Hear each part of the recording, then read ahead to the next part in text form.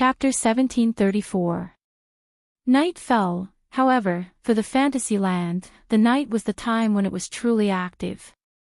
Because most of the creatures in the Fantasyland were monsters, fairies, and spirits. They were true nocturnal creatures. At the moment when night fell, perhaps all the humans in the human world had fallen asleep, but many monsters had just woken up at this time and were active in the Fantasyland at night. Today, many monsters were rushing towards one of the directions of the Fantasyland. The Monster Mountain. To be more precise, it should be the Red Devil Mansion at the foot of the Monster Mountain, beside the Lake of Fog. At the invitation of the head maid of the Red Devil Mansion, many monsters set off for the Red Devil Mansion to attend the banquet held by the Red Devil Mansion. The Fantasyland was a true paradise. At the very least, that was the case for the monsters and other races that possessed mysterious powers that resided here. Under the constraints of the rune card rules, there was no real struggle in the Fantasyland.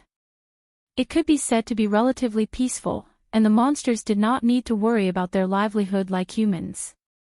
Therefore, in the Fantasyland, the monsters could be said to be very idle. Under such circumstances, the monsters in the Fantasyland liked banquets the most. Not only could they pass the time, but they could also eat and drink. More importantly, all kinds of interesting things would happen at the banquet. For the monsters in the Fantasyland, they liked to hold banquets the most, and they also liked to attend banquets. Even in the Fantasyland, every time there was a mutation and the mutation was solved by the witches of the Bully Shrine, they would hold a banquet as usual. Every once in a while, the Bully Shrine would also hold a banquet. It was a kind of celebration. Of course, now, the banquet that the Bully Shrine would hold every once in a while had not been held for a long time. The reason was simple. The witches of this generation were too poor to hold a banquet. As for the Red Devil Mansion, it was a place where banquets were often held in the Fantasyland. The master of the Red Devil Mansion was rich and liked to be lively. It was common to hold a banquet. So, the group of people who were invited entered the Red Devil Hall in a rather familiar manner. They were talking and laughing in the hall. It was very lively. In the hall of the Red Devil Hall, 4 long tables that were more than 10 meters long faced each other. They were placed in the 4 corners of the hall. On top of them were various kinds of steaming dishes, red wine, beer, rice wine, and other kinds of alcohol. They emitted an alluring aroma. At this moment, Wu Yan was wearing a formal attire prepared by the fairy maids of the Red Devil Mansion. He stood in a corner of the hall and looked forward, sizing up the people who had come to participate in the banquet. Wu Yan didn't know any of them, obviously. In the original work, these people were just a bunch of side characters who didn't even have a chance to appear. This made Wu Yan, who was looking forward to seeing some familiar figures from the original work, feel a little disappointed. He withdrew his gaze and became a little dispirited. However, his interest only lasted for a short while. After an unknown amount of time, a hand slapped Wu Yan's back fiercely, and a voice rang out. "So, you're here too." After being slapped heavily, Wu Yan almost spat out a mouthful of saliva. He tried his best to maintain his image. The corner of his mouth twitched, as if he didn't want to see the person who came. He muttered to himself. "Where's Fran?" After saying that, as if he was going to look for Fran, Wu Yan lifted his feet and walked forward. But after taking a few steps, a flustered and exasperated figure jumped in front of him. "Don't ignore me." The person who came was holding a broom in her hand, wearing a black and white apron with a wizard hat on her head. It was Marissa. "I say, little brother, we've met before. Although we haven't fought, can you not ignore me?" Marissa grabbed the broom in her hand and pointed at Wu Yan arrogantly. "Or is it that we'll only be familiar with each other after a fight? Then let's hurry up and do it." "Do it, my ass." Wu Yan knocked Marissa's head forcefully, so forceful that it made a banged sound. Marissa clutched her head in pain and squatted on the ground. If you want to find someone to do it with, go find Ling Meng. Don't come looking for me. And here I thought you were a man. I didn't expect you to be a coward.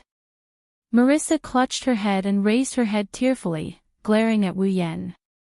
You actually rejected someone else's offer to do it with you. I misjudged you. Hearing this, Wu Yan clutched his head as if he had a headache.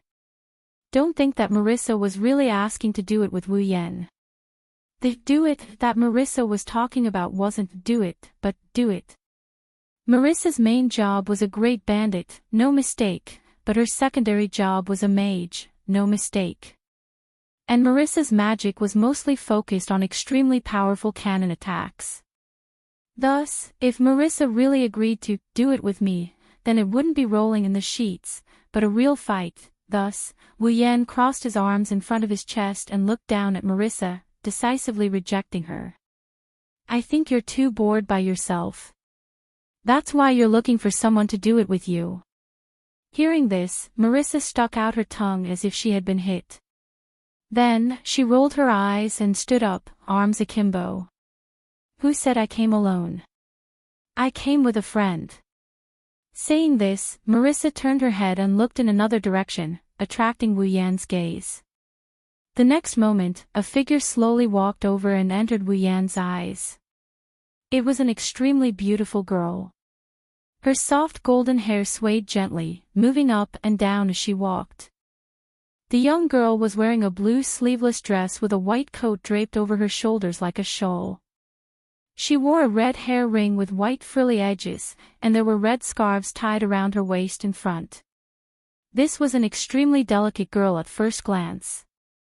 This was because the girl's skin color was very light, so light that it seemed to have lost its original color. However, it reflected circles of pearl-like light.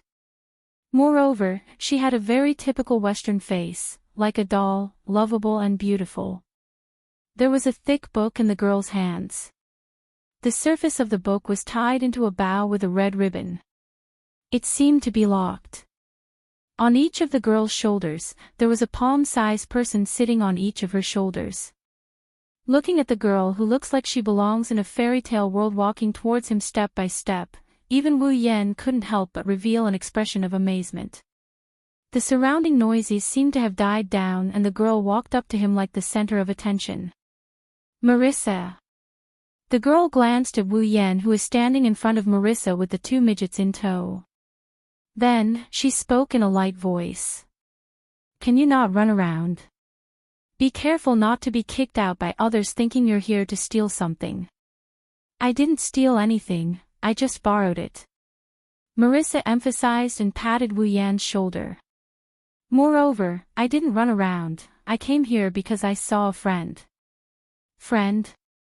As if only now seeing Wu Yan properly, the girl cast her gaze on Wu Yan and said with some surprise. You're a man. I'm a man. Wu Yan confirmed the girl's doubt with a resolute and decisive tone. Suspecting someone's gender on our first meeting, how should I react? I didn't mean that. The girl didn't apologize and only lightly shook her head. Her every movement revealed a kind of pleasing beauty. Outside of the human realm, the chances of meeting a man is very low. Some people can't even meet one in their entire life, so I'm a bit surprised. Indeed, in Fantasy Village, outside of the human realm, there are almost no men in other places. Let's not talk about other things. Even though Wu Yan has only been in Fantasy Village for 1 or 2 days, he still hasn't seen a single man. In the original work, very few men appear. It can be said that in Fantasy Village, apart from humans, men are the rarest national treasures. Well, it doesn't matter whether it's a man or a woman. Marissa continued to pat Wu Yan's shoulder and pointed at the girl. She's my friend, she's called Alice. Alice. Alice. Megatron. Alice. Margot Royd. The girl named Alice's clear voice finally raised a bit. Not Megatron. Is that so? Marissa scratched her head. Well, no matter who it is, it's Alice. Wu Yan and Alice didn't know what to say when they saw Marissa's nonchalant attitude. Chapter 1735. Ba. Yun. Bye. While Wu Yan, Marissa, and Alice were talking, an angry voice rang out from the other side of the hall. Hearing this voice, Wu Yan inwardly cursed. It had only been a day or two since he arrived at Fantasy Village. Although he had met many people, none of them gave Wu Yan the chance to introduce himself. Naturally, no one knew Wu Yan's name. The only person who introduced himself to Wu Yan was someone who used the name Ba Yun Bai. There was only one person, on the other side of the hall, near the door. A young girl wearing a red and white witch robe with a large bow on her head was angrily stomping towards Wu Yan. That's Ling Meng. Marissa looked at Wu Yan with an uncertain expression. She looked at Wu Yan with a shocked expression. What did you do to provoke Ling Meng, who is usually uninterested in anything, to such an extent? Alice seemed to be surprised as well. Seeing Ling Meng's angry appearance, her gaze towards Wu Yan was filled with curiosity. Wu Yan is the only one who can't say anything. He covered his face and once again, he couldn't say anything. Only he knew that there was only one reason for Ling Meng's anger. Ling Meng angrily arrived in front of Wu Yan and shouted at Wu Yan, "You bastard, what are you trying to do by disappearing for the whole day? Don't you know that you are a super troublesome person? Do you think you'll cause trouble wherever you go?" Sure enough, Ling Meng's anger was most likely not because she was worried about where Wu Yan went the whole day, but because she was worried about whether Wu Yan had caused any trouble. "I won't refute your super troublesome statement for now." Wu Yan rubbed his forehead and waved his hand impatiently. "Besides, even if I did cause trouble, I'll give you some money. You will forgive me too. What kind of person do you take me for?" Ling Meng shouted angrily. "Give me some money. Could a little money solve the problem? Shouldn't you at least give me more?" By the side, Marissa and Alice nearly fell down. Wu Yan's face was also twitching. Looking at the indignant Ling Meng, he did not even feel like ridiculing her. "Can you keep your voices down?" At this moment, a voice filled with displeasure entered the ears of the group of people. "Those who don't know might think that you're planning to fight. Would the banquet still be held then?" Hearing this voice full of displeasure, Lin Yiqian nodded. The group of people turned their heads. In the next moment, a young girl with long, straight purple hair and dressed like pajamas entered the line of sight. Impressively, it was Patrice. Looking at Patrice, who was standing there looking at them with a displeased expression, or more accurately, looking at Wu Yan with a displeased expression, Ling Meng, Marissa, Alice, and the others couldn't help but look at each other. "What did you do to incur the wrath of both men and gods?" The one who said that was Alice, whom he had just met. The way Alice looked at Wu Yan changed from disregard, to curiosity, and now, it's a weird look. It's one thing to make Ling Meng, who has never been angry before, so angry, but you actually made this family member who has no feelings for you so angry. Could it be that you really know how to stir up trouble? Angry? Marissa couldn't help but look at Patrice. Is Patrice angry? It was natural for Marissa to have such doubts. After all, from the perspective of others, Patrice, who was looking at Wu Yan with a displeased expression, didn't seem to be angry at Wu Yan. Instead, it seemed more like she hated Wu Yan. At the very least, that was what Marissa thought. However, Alice nodded with absolute certainty. This family member is indeed angry. My apologies for being a homebody. Patrice's displeased face turned towards Alice as she forced a smile that didn't reach her eyes. It's indeed incomparable to a doll. The corners of Alice's eyes twitched, and a fake smile appeared on her face. It's a banquet after all. As a doll player, I might have to go on stage to perform a play. It's different from a certain family member who only knows how to read books. That's unfortunate. There's no need for a doll player to embarrass herself in today's banquet. As the host, it's better for me to properly entertain you. Isn't it shameful for a certain family member to squat? Isn't it embarrassing for you to specially entertain us? If a certain family member collapses due to exhaustion, wouldn't that be troublesome?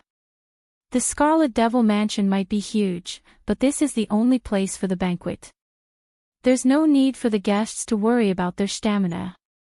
I'm more worried that due to the large number of people, a certain doll might be trampled to pieces. That would be our responsibility. That's not true. The Scarlet Devil Mansion is huge, how could anyone trample on a doll? Please don't say that. It's fine to trample on one or two, right? Otherwise, it would be too disappointing, right? In an instant, Patrice and Alice's eyes seemed to release electric currents as they clashed fiercely in midair. Sparks flew in all directions as the atmosphere turned tense. Seeing Patrice and Alice in such a state, Wu Yan, Soul Dream, and Marissa took a step back. Marissa's face was filled with fear and doubt. Patrice is no longer like Patrice, Alice is also no longer like Alice. Marissa said weakly. Patrice is very calm and Alice is very gentle. Why did they suddenly become like this? Hearing Marissa's words, Wu Yan wanted to laugh but couldn't. Why did Patrice become no longer like Patrice and Alice become no longer like Alice? It's simple. Because Patrice likes Marissa and so does Alice. They are both lesbians. They both like Marissa who loves cannons. Naturally, they are each other's love rivals. It is this inconceivable relationship that caused Patrice and Alice to become different from themselves. I don't know. Soul Dream turned her head away and spoke lazily. I am here to participate in the banquet, not to mediate. Bring me food. I'm talking to you. Marissa patted Wu Yan's shoulder decisively. As Soul Dream's husband, shouldn't you serve Soul Dream? Soul Dream's husband. Patrice and Alice, who were on the verge of breaking out into a fight, looked at Soul Dream and cried out in surprise. Have you learned from that crow who loves to take pictures? Princess Ling Meng listlessly opened her mouth. He's not my husband. Is that so? Wu Yan blinked his eyes at Soul Dream. Even if I give you a bag of gold coins every day, you won't admit that I am your husband. A bag of gold coins every day. Soul Dream's body trembled as she regained her spirit. Take out the gold coins first. I say. Marissa looked at Soul Dream with disdain. Just a few gold coins and you're willing to sell yourself out. I have misjudged you, is that so? Wu Yan turned his head and looked at Marissa. Then if I give you a few precious treasures every day, will you be willing to be my wife? Treasures. A certain black and white bandit's ears perked up. What treasures? Marissa. Alice raised her voice when she saw Marissa's face full of interest. You can't be intending to marry this man, right? Actually, you can come along. Wu Yan invited Alice, who he just met 5 minutes ago. If you and Marissa marry me together, we can roll in the sheets every night. WW Marissa, roll in the sheets. Alice's mind buzzed as her mind was in a mess. Traces of redness appeared on her face as her eyes wavered. Looking at Ling Meng, Marissa, and Alice, the three beauties who got knocked down by him, Wu Yan felt a bit of satisfaction in his heart. Suddenly, Wu Yan felt someone tugging at the corner of his clothes. At the same time, he felt a chill from his back. You actually have designs on Marissa. Patrice lowered her head and spoke in a low voice. This caused Wu Yan's heartbeat to quicken. However, when Patrice lifted her head, there was no trace of gloominess on her face. Instead, there was a trace of redness as though she was bashful. Is your wife lacking? Lacking. Wu Yan stared blankly before grabbing Patrice's hand without hesitation. Missing every day, every night, every minute, and every minute. If you have any cute girls, please introduce them to me too. Chapter 1736. Clap clap clap clap. On the platform of the Red Devil Mansion's main hall, a clapping sound suddenly echoed in the air above the mansion and entered the ears of everyone present. In the Red Devil Mansion's main hall, the demons that came to participate in the banquet all stopped talking. The entire hall became silent in an instant. Then, they raised their heads one by one and looked at the platform above the stairs. There, Remilia, who was wearing a cherry-colored goth loli outfit, was floating in the air. Her delicate body seemed to be floating on water. She was moving up and down with a faint frequency. She had a confident smile on her face. While clapping, she attracted the attention of everyone present. "Welcome everyone to the Red Devil Mansion." Her scarlet eyes slowly swept across everyone below. Remilia was like a king sitting on a throne. She raised her head and a childish yet majestic voice rang out clearly. "Today, I have invited everyone to my Red Devil Mansion to announce a joyous occasion." With that, Remilia raised a hand. In an instant, Zuyi, who was wearing a maid outfit, held the hand of Fran, who was looking down with excitement. They walked towards Remilia. Seeing this, whispers began to ripple from below. "Isn't that Fran?" Marissa, who had once sneaked into the Red Devil Mansion with the intention of borrowing something, coincidentally bumped into Fran. She had played bullet screen with Fran many times and could be considered to have gotten to know her through fighting. Now, she looked at Fran in a daze with a face full of surprise. Why did Fran come out? Didn't Remilia refuse to let Fran come out all this time? Marissa. Not only Marissa, even Alice, who knew more or less, frowned in surprise. Only Wu Yan, Ling Meng, and Patrice's expressions didn't change. They silently looked at Fran, who was approaching Remilia. Under everyone's gaze, Fran wasn't afraid of strangers at all. Zuyi led her to Remilia's side. Remilia landed on the ground and looked at Fran, who seemed to be excited because of the commotion. She couldn't help but smile. She took Fran's hand and faced everyone present. "This is my, Remilia. Scarlet's sister, Flandre." "Scarlet." Remilia sighed softly. "I believe that many people present know that my sister's health has always been poor. She has never left the Red Devil Hall, nor has she appeared in front of others." Hearing this, many demons looked at each other. Of course, they knew that Fran was in poor health. Her health was so poor that the people who played with her were in poor health. Some of them even lost their bodies. Since that was the case, why did Remilia let this evil girl come out? "Today, I would like to announce to everyone that from today onwards, my younger sister will no longer have to suffer." Remilia was overjoyed from the bottom of her heart. Fran's body has been completely cured. There won't be any more problems. In the future, she will be able to walk openly under the sun. She won't be cooped up in her room anymore. Hearing this, everyone present burst into an uproar. His body was cured. In other words, this bastard girl was no longer dangerous, and he could get along with her without any worries, right? "I'm so happy. I'm so happy." Remilia shifted her gaze to the crowd below and announced in a resounding voice. "That's why I hope that everyone can share this joyous mood with me. Please don't stand on ceremony. This banquet will not end until dawn. Enjoy the food and drinks here." Oh! In the blink of an eye, all the demons cheered, causing the Red Devil Mansion to become lively. Also, Remilia raised her voice once more, and the demons all quieted down in unison. But this time, there wasn't the slightest trace of a smile on Remilia's face. If one observed carefully, one could even see a trace of depression. She extended her hand and pointed in a certain direction in the hall. "Our Red Devil Hall will also have a new member. He will become the butler of our Red Devil Hall.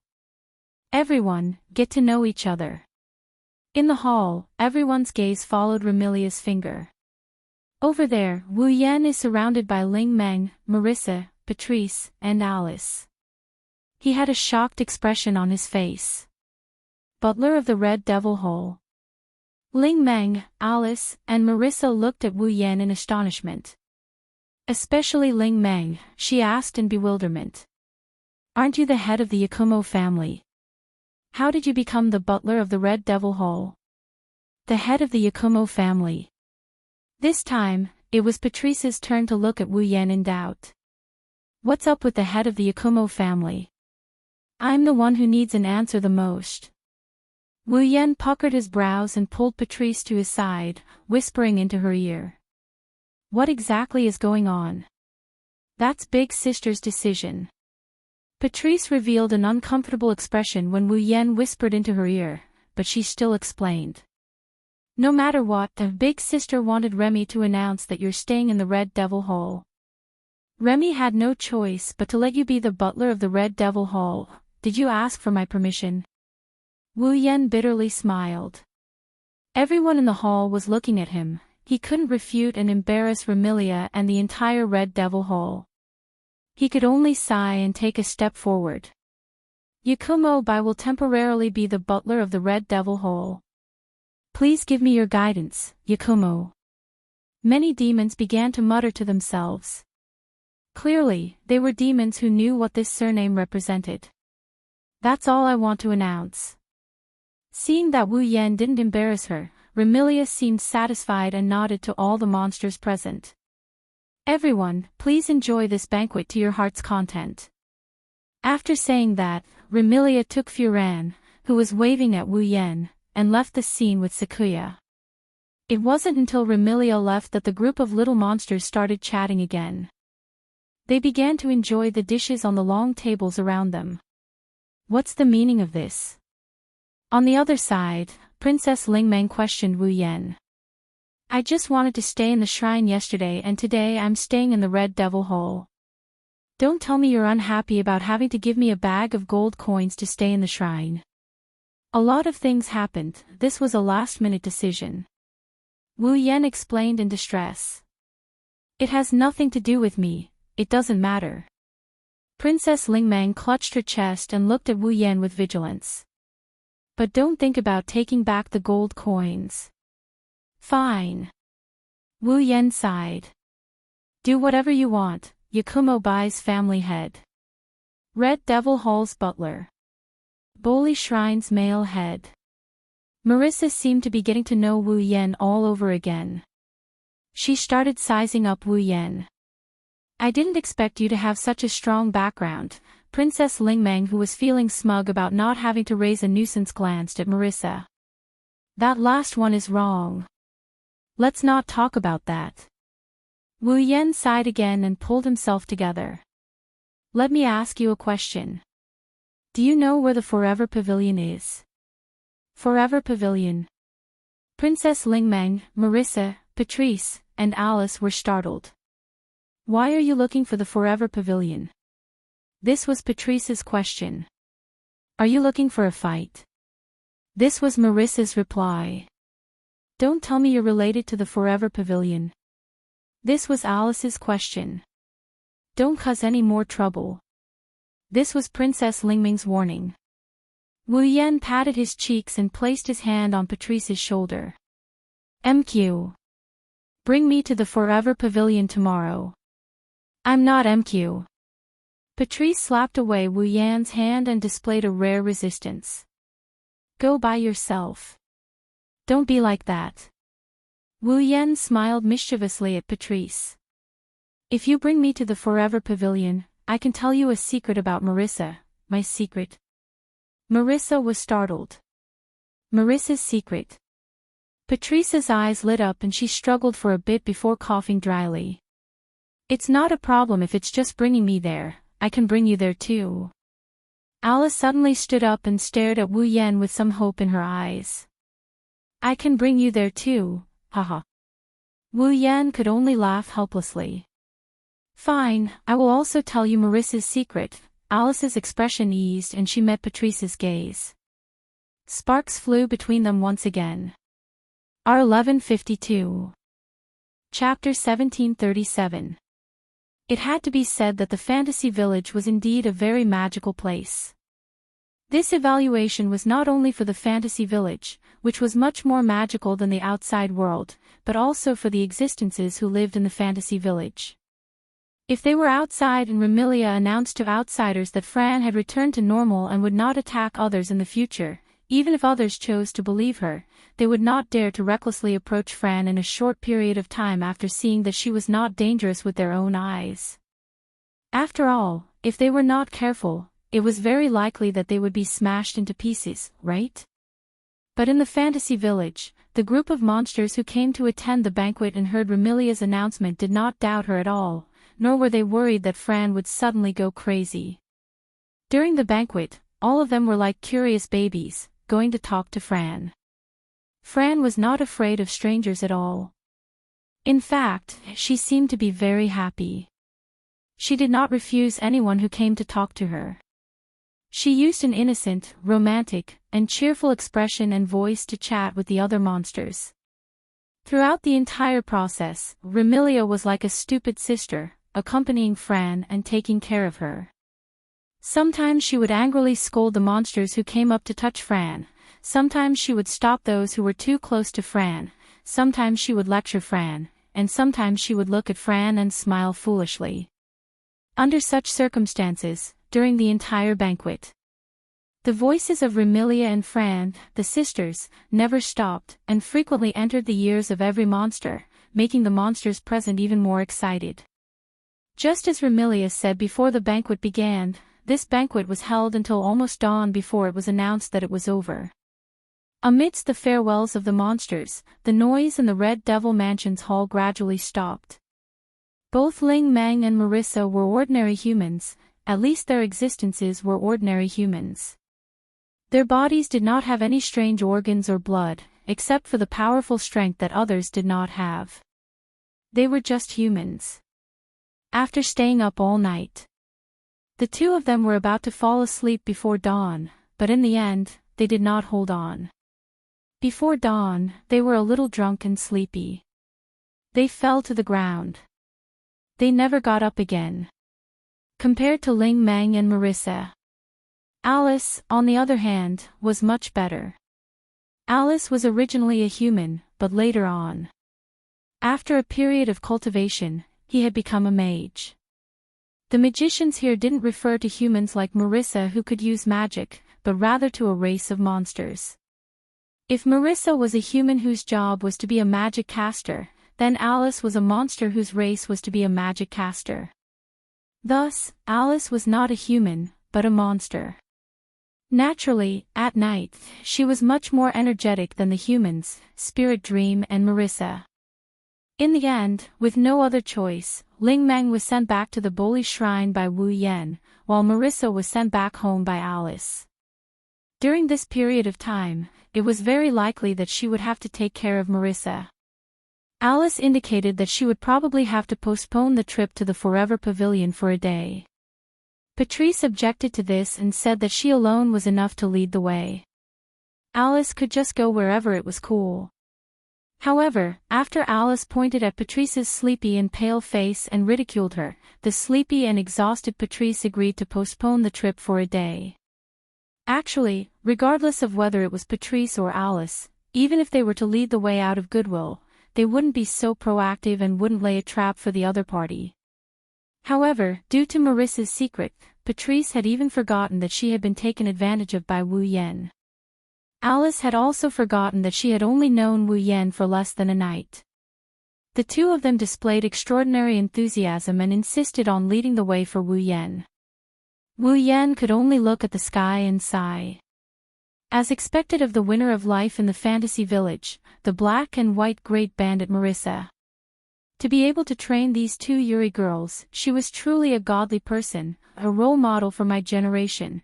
When dawn approached and the sky turned slightly white, the main hall of the Scarlet Devil Mansion was finally empty. All the monsters had left the mansion and returned home to sleep, leaving behind an extremely miserable scene. Wu Yan's current identity to the outside world was the butler of the Scarlet Devil Mansion. Regardless of whether this identity was real or fake, the work of cleaning and cleaning was not something he could do under the methods of the many fairy maids and capable head maids in the Red Devil Mansion. Therefore, when Patrice and the imp returned to the underground library to rest, Black Knight and the other servants were cleaning up the scene. Wu Yan also intended to leave. Unfortunately, even if Wu Yan was willing to leave, Fran wouldn't allow him to. Thus, in one of the luxurious rooms of the Scarlet Devil Mansion, Remilia's room, Fran stood on the bed and shouted in front of the dazed Remilia. "Fran wants to sleep with Big Brother." As soon as these words were spoken, Remilia was first stunned. Then, an incomparably shocked and furious roar resounded throughout the entire Red Devil Mansion. "Absolutely. Right. No. Fine. Why?" Fran seemed to have expected Remilia to say this. She tilted her head and looked at the shocked and furious Remilia with an aggrieved expression. Could it be that Big Sister wants Fran to sleep in the basement? Of course not. Of course not. Remilia replied without hesitation. She also glared at Wu Yan, who was enjoying the show. "Fran, you can sleep with Big Sister." "Okay." Fran immediately jumped up and down on the bed excitedly. Then, "Big Brother, Big Sister, come quickly." For an instant, Wu Yan and Remilia almost couldn't react. "Big Brother. Big Sister. Come quickly. Fran." Remilia looked at Fran with trepidation as though she thought of a possibility. "Don't tell me you want Big Sister and that guy too." "That's right." Fran's crisp voice echoed in the room. "Fran wants to sleep with Big Brother and Big Sister." Remilia froze and looked at the enlightened Wu Yan with a stiff expression. "Sleep with this guy? What kind of joke is this?" Remilia immediately flipped out. "Who wants to sleep with him?" Sigh. Fran's pretty face fell. "So Big Sister doesn't want to sleep with Fran.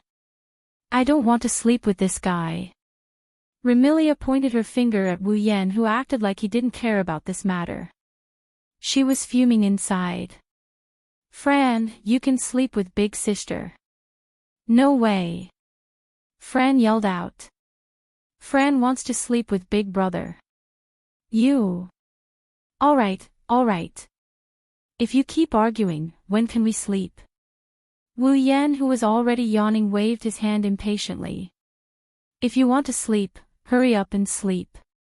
If you keep arguing, the prestige of the Red Devil Dojo's owner will drop by a few levels." Wu Yan ignored Remilia's angry shouts and sat on her bed. He picked up Fran and lay down on the bed. "Sleep early, Fran." "I know, Big Brother." Fran rubbed her head against Wu Yan's chest with a blissful expression. She then looked at Remilia expectantly. "Big Sister." Seeing Wu Yan lying on her bed and Fran looking at her with a hopeful expression, Remilia opened and closed her mouth. She couldn't bring herself to say no. She wanted to cry but had no tears. Remilia had lived for 500 years and had never shared a bed with a man before. Now, she had to share a bed with a man she had only known for a day or two, and even hated a little. Of course, Remilia wasn't willing. However, when she saw Fran's expectant expression, Remilia, who felt guilty for what she did to Fran, could only struggle for a while. She then gave up and shouted, "Forget it." With a flap of her wings, Remilia flew into the air. She glided in a perfect arc and landed beside Flan. She laid down beside Flan and she glared at Wu Yan with a warning look in her eyes. "If you dare while I'm sleeping." Before she could finish her sentence, Wu Yan coldly retorted, "Go back. To me, you're more of a disobedient little sister than a member of the opposite sex." "Who's your little sister?" Before Remilia could retort, Wu Yan closed his eyes and kissed Fran's forehead. "Good night. Good night, Big Brother." Fran also kissed Wu Yan's cheek. When Remilia couldn't hold it in anymore, Fran turned around and kissed Remilia's cheek. "Good night, big sister." Remilia touched her cheek in a daze. When she saw Fran's happy expression, something in her heart melted. She couldn't help but hug Fran. "Good night, little sister." Chapter 1738. Whether it was because they had gone too far or because everyone had burned themselves out, the entire Red Devil mansion had been quiet since the end of the banquet. Not a single sound could be heard. Almost everyone was immersed in their dreams and did not wake up for a long time.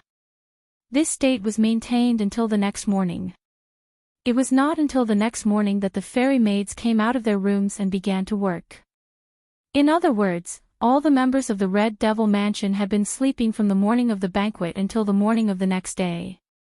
They had slept for an entire day and night. Because the owner of the Red Devil mansion was a vampire, and a vampire who was afraid of light and water, the Red Devil mansion was very large, but there were not many windows. They were closed all day, and it was very difficult for natural light to shine into the Red Devil mansion. And Remilia's room did not even have a window. The entire room, except for a door, was filled with walls. In such a room, if the lights were turned off, it would be dark, even during the day. Therefore, Wu Yan, Fran, and Remilia were not disturbed by other factors in their sleep. They slept comfortably for a very, very long time. However, this sleep was destined to be unable to sleep. In his sleep, Wu Yan suddenly felt a strong murderous aura rushing towards him. And it was directed at him. That undisguised murderous aura. It directly stimulated Wu Yan, who had fallen into a deep sleep, to the point that his mind was clear. His consciousness returned to his mind in an instant. His eyes opened abruptly, and he turned his head to look at the source of the murderous aura. However, when the source of the murderous aura became a scene and entered Wu Yan's field of vision, Wu Yan was stunned. He saw that the source of the murderous aura, which was so strong that it seemed to have been trained in a slaughterhouse, came from a tall and slender figure. The tall and slender figure stood at the door of the room. A decent-made uniform seemed to be spread out. It was worn without a single wrinkle. A pair of blue eyes flickered like starlight in the dim room, as bright and dazzling as her silver hair. Unfortunately, at this moment, that pair of bright and dazzling blue eyes were surging with a strong murderous aura. Like arrows, they were released in the room at a strong frequency that was enough to sting one's skin. No. It should be said that it was released on Wu Yan's body. The person who came was 16 Knights, Black Knight. Seeing that Black Knight had no intention of hiding his murderous aura and was staring straight at him, as if he could attack at any time, Wu Yan frowned. No one would be in a good mood when they were awakened by murderous aura. What's more, the one releasing murderous intent towards Wu Yan is someone who lives under the same roof as him to a certain extent, so there shouldn't be any hostile relationship between them. That was even worse. At least, Wu Black Knight. Wu Yan frowned as he looked at Sakuya. Black Knight? Black Knight took a deep breath and restrained his murderous aura in the face of such an unkind remark. He returned to his calm appearance. I'm sorry, Master Eight Clouds, I just didn't expect that as a housekeeper, you would sleep in the same bed with the person you serve, so I'm a little surprised. Your surprise is really shocking. Wu Yan looked at Black Knight as if he wanted to see through his thoughts. His frown loosened, and he waved his hand lazily. If it was an ordinary person, I'm afraid he would have been frightened by your surprise. Although I don't think so, allow me to ask. Black Knight ignored Wu Yan's teasing. Perhaps he knew that he couldn't win against Wu Yan with words, so he stared at Wu Yan and asked straightforwardly. Lord Ba Yunbai, could it be that you didn't get into the first Mrs. bed without her permission? When he said this, Sakuya once again released a dense killing intent. It's clear that if Wu Yan's answer isn't correct, even if he can't beat him, Sakuya will still fight him to the death. It turned out that this smart and capable head maid thought that Wu Yan secretly slept in Remilia's bed, so she had such a big reaction. This perfect head maid could do everything properly, but when it came to Remilia, it seemed that she would become very irrational. However, Wu Yan didn't do anything wrong, so he didn't need to be afraid of Sakuya's threatening questioning. He ignored Sakuya's murderous aura and glanced at her. Do you think I have any reason to sleep in two children's beds without permission? Little children. Xiao Ye's overflowing murderous aura immediately froze. Indeed, Remilia and Fran looked like children, but they had lived for 500 years and 495 years respectively. They were almost 20 times longer than Wu Yan. Who would treat these two vampire lords as children? This was the first time Black Knight heard someone say this about Remilia. If Remilia heard it, she would definitely go berserk. Wu Yan couldn't possibly know about Sakuya's weird thoughts, he's just telling the truth. Perhaps Remilia and Fran had lived for a long time, but they were just children in Wu Yan's heart. One looked dignified, but was actually very childish. The other looked dangerous, but was even less intelligent than a 10-year-old child. A pair of sisters like this, no matter how long they live, in Wu Yan's heart, they're just two kids. Wu Yan couldn't go back to sleep after Sakuya's ruckus. He yawned and crawled out of bed.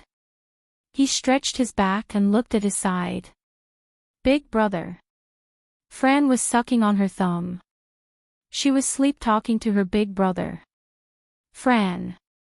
Remilia was hugging Fran. She was also sleeping, but she was sleep-talking to her little sister. Looking at the cute sleeping posture of the two girls who don't look more than 10 years old, Sakuya couldn't help but soften her expression and reveal a faint smile. Not to mention, Wu Yan's heart is filled with pampering. He gently let go of Flan, who was grabbing onto his clothes. Then, he tucked Remilia, who kicked the blanket away under the blanket. Wu Yan got up from the bed and covered the two girls with the blanket. Sweet dreams. Wu Yan rubbed Furan's head and he kissed her on the forehead. Then, he chuckled at Remilia, who is still pouting. You're so cute when you're sleeping. Why are you so clumsy normally? Wu Yan also touched Remilia's head and kissed her forehead. Watching the scene unfold, Shi couldn't help but take a step forward, but he immediately stopped. That's because Sakuya saw that Wu Yan's eyes don't have any evil intentions. Instead, there's only the kind of doting that he would treat his own sister. This caused Sui Ye's blue eyes to gradually lose focus as she looked at Wu Yan. The man in front of him really treated Remilia as his little sister from the bottom of his heart. And he seemed to be very concerned about Remilia. What was going on? It was fine if he treated the second young lady like this, but the first young lady had only known him for less than 3 days and had many conflicts with him. Why did he still have such love in his eyes? These questions piled up in Black Knight's heart, causing his calm heart to fluctuate a little. At the same time, he wanted to know more about the man who suddenly broke into the Scarlet Devil Mansion's life. Perhaps, only by understanding him could she know what he was thinking. How did he sign a contract to share his life with the second miss? How did he think of the first miss? Hiding these thoughts in his heart, Sakuya looked at Wu Yan, who was walking over, and he bowed slightly without any ripples. Breakfast is ready, Lord Bai. Do you want to eat? Ready? Wu Yan flinched for a second. Shouldn't I be the one to prepare breakfast? Maids like us usually do the rough work. Sui Yi answered expressionlessly. Lord Bai is the steward of the Scarlet Devil Mansion. You only need to guide us. It seems that my position in the Scarlet Devil Mansion is quite good. Wu Yan shrugged. Did you make breakfast? I'm in charge of breakfast for the two young ladies and Lord Bai. Then I'll eat. This time, Black Knight was stunned. Is he not going to eat if I don't make it? Unfortunately, as soon as Black Knight asked this question, Wu Yan lazily walked out of the room, leaving Black Knight alone. He looked at his back for a long time without saying anything. Chapter 1739. In the Red Devil Mansion, the one with the highest position was Remilia. After all, Remilia was the master of the Red Devil Mansion. Be it internal or external, her position was naturally the highest. And behind Remilia, the second Miss, Fran, was the one with the highest position in the Red Devil Mansion. If there was anyone in the Scarlet Devil Mansion that could faintly compare to Remilia and Fran, it would be Remilia's friend, the owner of the underground library of the Scarlet Devil Mansion, Patrice. Remilia, Fran, and Patrice were the three most unshakable existences in the Red Devil Mansion. Apart from Remilia, Fran, and Patrice, Sui was the person with the highest position in the Red Devil Mansion. Next would be the fairy maids working in the Red Devil Mansion. And at the bottom of the hierarchy was the gatekeeper, Hong Meiling. A pitiful character that made one sympathize with her.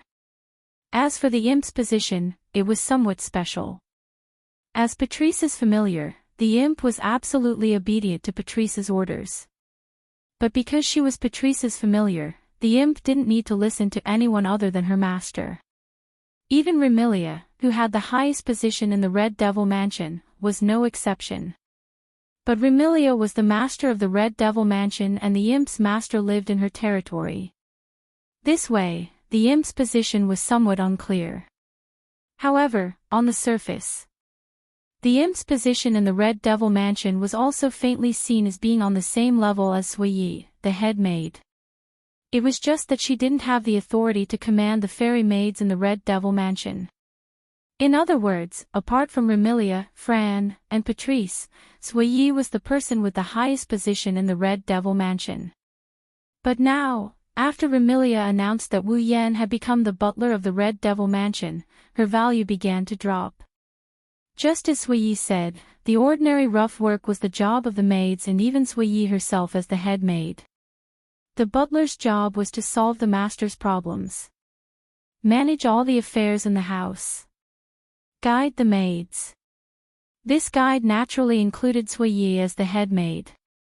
Thus, in the past, Sui was only in charge of Remilia and Fran's basic necessities. But now, he also needed to serve his boss in name.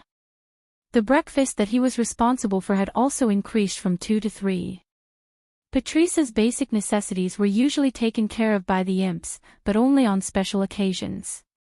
For example, when Remilia invited Patchouli over for dinner, Nagaya was in charge. During breakfast, Sui acted like a proper head maid. While Wu Yan was eating, she explained some of the rules of the Scarlet Devil Mansion to him. For example, characters like Wu Yan and Sui who served their masters, as well as the maids in the Red Devil Mansion, had to have breakfast before Miss Remilia and Miss Fran woke up. Then, they had to wake the two ladies up and serve them to get up, wash up, and eat. Although Wu Yan really wanted to tell Sui that he didn't want to be the butler of the Red Devil Hall, he was just forcing a duck onto a perch. But when he saw Sui's neither servile nor overbearing attitude as she continued to explain the affairs of the Red Devil Mansion without changing her expression, Wu Yan was stunned and couldn't say these words. Because from Sui's words, Wu Yan clearly knew how much this head maid cared about the affairs of the Red Devil Mansion. Obviously, Sui liked the affairs she did as the head maid in the Red Devil Mansion from the bottom of her heart. This way, Wu Yan couldn't say, "I'm just a butler in name and won't care about the affairs of the Red Devil Mansion," which was equivalent to denying the things that Sui valued. With no other choice, Wu Yan could only choose to listen to Sui's instructions obediently. Anyway, Fran was also here. Being the housekeeper of the Red Devil Mansion could be considered as taking care of Fran. At the same time, he could also take care of that fake dignified young lady. Apart from these two, his position in the Red Devil Mansion was considered the highest. Why not? Of course, if those who knew Wu Yan's true identity knew about this matter, they would definitely laugh their heads off. As a true ancestor, the king of vampires, he was actually the butler of two little vampires who were still wet behind the ears. Wouldn't others laugh their heads off? Sui seemed to have thought of this as well, so when explaining the rules and affairs of the Red Devil Mansion, she had been paying attention to Wu Yan's performance. Only after confirming that Wu Yan didn't have any adverse reaction did she let out a sigh of relief.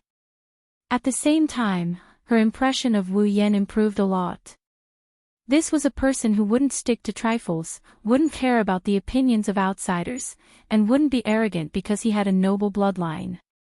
In addition, this person treated two little vampires whose bloodlines were much weaker than her as younger sisters. Sui Yi truly felt that she should really get to know this person. One had to know that in the values of vampires, bloodline determined everything. Vampires with a higher bloodline should naturally have a higher status than vampires with a weaker bloodline. Just like the Dragon Clan, they regarded bloodline as a standard, and this standard was deeply ingrained and unshakable. Even if the one with a weaker bloodline was stronger than the one with a higher bloodline, it was the same. It was also because of this that Remilia had more than once been distressed by the low level of her bloodline. There was even a period of time when she tried her best to find a way to improve her bloodline, only to give up helplessly in the end. To be honest, Remilia's bloodline wasn't considered low. Otherwise, in the era when the true ancestor of vampires disappeared, Remilia wouldn't have become more and more high-profile. To put it bluntly, excluding the true ancestor, even if Remilia's bloodline wasn't at the peak of the vampire's bloodline, it was still at the top. Unfortunately, compared to the true ancestor, it was still far inferior. Compared to the nobles who stood at the peak of the vampire's bloodline, it was still a bit lacking. Even someone like Remilia was distressed by her bloodline. It was clear how much importance vampires placed on their bloodline. Thus, while Sui Yi was surprised that Wu Yan didn't become arrogant because of his true ancestor bloodline, his impression of Wu Yan improved significantly. What Sui Yi didn't know was that Wu Yan didn't start off as a true ancestor. He only became a true ancestor after exchanging for a true ancestor bloodline with the system. He didn't have the deep-rooted bloodline values of vampires.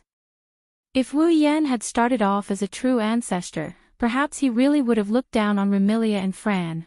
Time passed quietly during Sui Yi's explanation. In other words, setting aside the empty breakfast tray, Wu Yan sat down and crossed his arms in front of his chest. My job is to guide your work in the Scarlet Devil Mansion every day and receive your reports.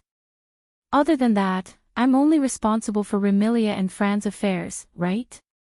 Yes. Yes. Sui Yi didn't bother correcting Wu Yan's way of addressing the first miss and second miss of the Scarlet Devil Mansion. However, I'm in charge of the first miss and second miss daily necessities. Lord Bai, you only need to take care of the first miss and second miss while guiding us, then I have a general idea of what I should do. Wu Yan turned around and looked at Sui Yi. Smiling, he extended his hand to Sui Yi. In addition, I'm a newcomer after all. There are many things that I can't take care of. When the time comes, you have to lend me a hand, my head maid. Sakuya froze on the spot when she heard that. She looked at Wu Yan's unguarded smile and the hand that was extended towards her. She only reacted after a while and she started panicking inside. Taking a deep breath, Sui Yi suppressed the panic in her heart. Keeping her perfect image as a head maid, she bowed slightly and extended her hand to shake Wu Yan's hand. It's my duty. Sui Yi will naturally do her best. The soft touch passed from the slender hand to Wu Yan's nerves. Feeling the white and smooth touch in his hand, Wu Yan couldn't help but exclaim in admiration for a moment. In the Scarlet Devil Mansion, Sui Yi's workload could be said to be the heaviest. However, her hand was still so smooth without any calluses. It was not surprising that people who didn't know would think that Sui Yi didn't work hard at all. In fact, almost everyone in the fantasy village knew that Sui Yi was shrewd and capable. A perfect and chic head maid. It wasn't just a saying. These thoughts only lingered in his heart for less than a second before disappearing.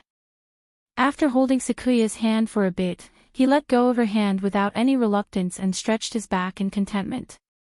It's almost time. Sui Yi, go and wake the first miss and second miss up. Got it.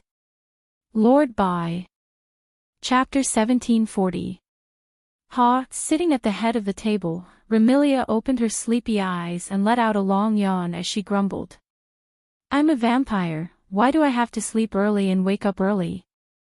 Why do I have to eat 3 meals as usual? No one answered Remilia's question. Even Zai, who was loyal to Remilia, calmly placed Remilia's breakfast in front of her and ignored her complaints. Come to think of it, Remilia must have grumbled about this matter many times. Zhongyi also knew that it was useless to explain to Remilia, so he could only force Remilia to wake up and eat on time. Just because Zai was loyal to Remilia didn't mean that he would do whatever Remilia said. If it was something that didn't benefit Remilia, not only would Zai refuse to do so, he would even force Remilia to do as he said. Remilia was troubled by this, but she knew that Zai was doing this for her own good, so she could only do as he said. From this point of view, Remilia was indeed a good person. On the other hand, Fran kept rubbing her eyes listlessly. However, she didn't complain as much as Remilia did. She looked at the breakfast placed in front of her and turned around to look at the other side. There, Wu Yan, who was dressed as a deacon, was staring at the black tea in his tray. His brows twitched from time to time as if he was surprised. Seeing this, Fran couldn't help but ask curiously. Brother, what's wrong? Remilia and Zai also looked at Wu Yan when they heard Fran's voice. They also became curious when they saw him staring at the black tea in his tray. Lord Bai, what's wrong? Zai asked with a troubled tone. Is there a problem with the black tea I made? Impossible. Before Wu Yan could answer, Remilia warned. Zhuiye's black tea is of the highest grade. Moreover, it's impossible for Zhuiye to make a mistake in a small job like making black tea. Although you're the butler of the Red Devil Mansion, I'm warning you, don't try to make things difficult for Zhuiye. Am I that kind of person in your mind? Wu Yan retracted his gaze from the tea set and rolled his eyes at Remilia, not behaving like a deacon at all. I'm just a little surprised by the composition of the black tea. Accident? Remilia, Fran, and Zhuiye all had doubtful expressions on their faces. If I'm not mistaken. Placing the tray in his hand on the table, Wu Yan looked at Zhuiye. There should be blood in this black tea, right? I've neglected my duty. Upon hearing Wu Yan's words, Zhuiye bowed on the spot. I forgot to tell Lord Bai that Miss likes to add type B blood in her black tea. It's normal for Lord Bai to feel that there's a problem. Well, I'm not trying to punish you for this. Seeing Zhuiye bow and apologize, Wu Yan waved his hand with a bitter smile. It's just that I rarely see people adding blood to their diet, so I'm a little surprised. Rarely. Remilia tilted her head, the confusion on her face deepened. Although it's my hobby to add blood to my black tea, it shouldn't be rare for vampires to add blood to their diet, right? Indeed, many vampires like to add their favorite blood to their red wine. For some vampire nobles, this tendency is a kind of enjoyment. However, compared to red wine, Remilia prefers black tea. That's why she added blood to her black tea. As for Wu Yan, since he's the noblest vampire ancestor, he should have his own preferences in this regard. For example, adding blood to his favorite food, right? Unfortunately, Remilia forgot one thing. Unlike ordinary vampires, ancestors don't need to rely on blood to survive. Wu Yan reminded her. That's why I don't usually drink blood. No, I should say that until now, I've never sucked anyone's blood, nor have I purposely drank blood. Never drank blood. Remilia and Zhuiye both stood up in shock. Can you still be considered a vampire like this? Remilia's face was full of contempt. Don't you know what it means for vampires to not drink blood before? For vampires, a vampire who hasn't drunk blood is like a human who hasn't drunk milk. They're both immature and half-baked. If Wu Yan, the king of vampires, really hasn't drunk blood before, Remilia wouldn't mind mocking him for being a brat. Unfortunately, Remilia had miscalculated. Since there's no need to drink blood, there's nothing wrong with eating like a normal person, right? Wu Yan glanced at Remilia as if he could read her mind. He grinned as if he didn't know what she was thinking. Besides, to you, I am indeed a brat. After all, I'm not even 30 yet. What did you say? The disdain on Remilia's face was replaced by shock. You're not even 30 yet. If I count, I'm about 27 this year, right? Wu Yan scratched his cheek and shrugged. What? Is there a problem? A big problem. This is a huge problem. Remilia slammed the table and stood up. Doesn't that mean you're a few hundred years younger than me? I'm being abused by someone a few hundred years younger than me. The primogenitors disappeared in the river of history. Even if it wasn't 100 or 200,000 years, it wasn't 10 or 20,000 years. It was at least a few thousand years. Thus, Remilia assumed Wu Yan was one of the missing primogenitors. She assumed he was one of the missing primogenitors. Who would have thought that this primogenitor was so young and possessed strength she could only look up to? Wasn't that a problem? Not just Remilia, even Sakuya is looking at Wu Yan with surprise and even a bit of suspicion. Do I need to lie to you? Wu Yan shook his head with a smile. Well, just think of me as a new primogenitor. Even if I'm young, a primogenitor has great strength. It's not strange that I'm stronger than you, right? Damn it. Remilia pursed her lips unwillingly. Why can't I be a primogenitor? If you were a primogenitor, you might have mysteriously disappeared like the others before you. Wu Yan teased.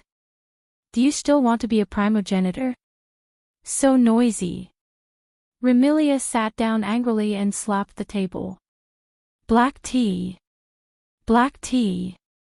Suiyi suppressed his laughter at Remilia's childish behavior. Even Wu Yan couldn't help but smile.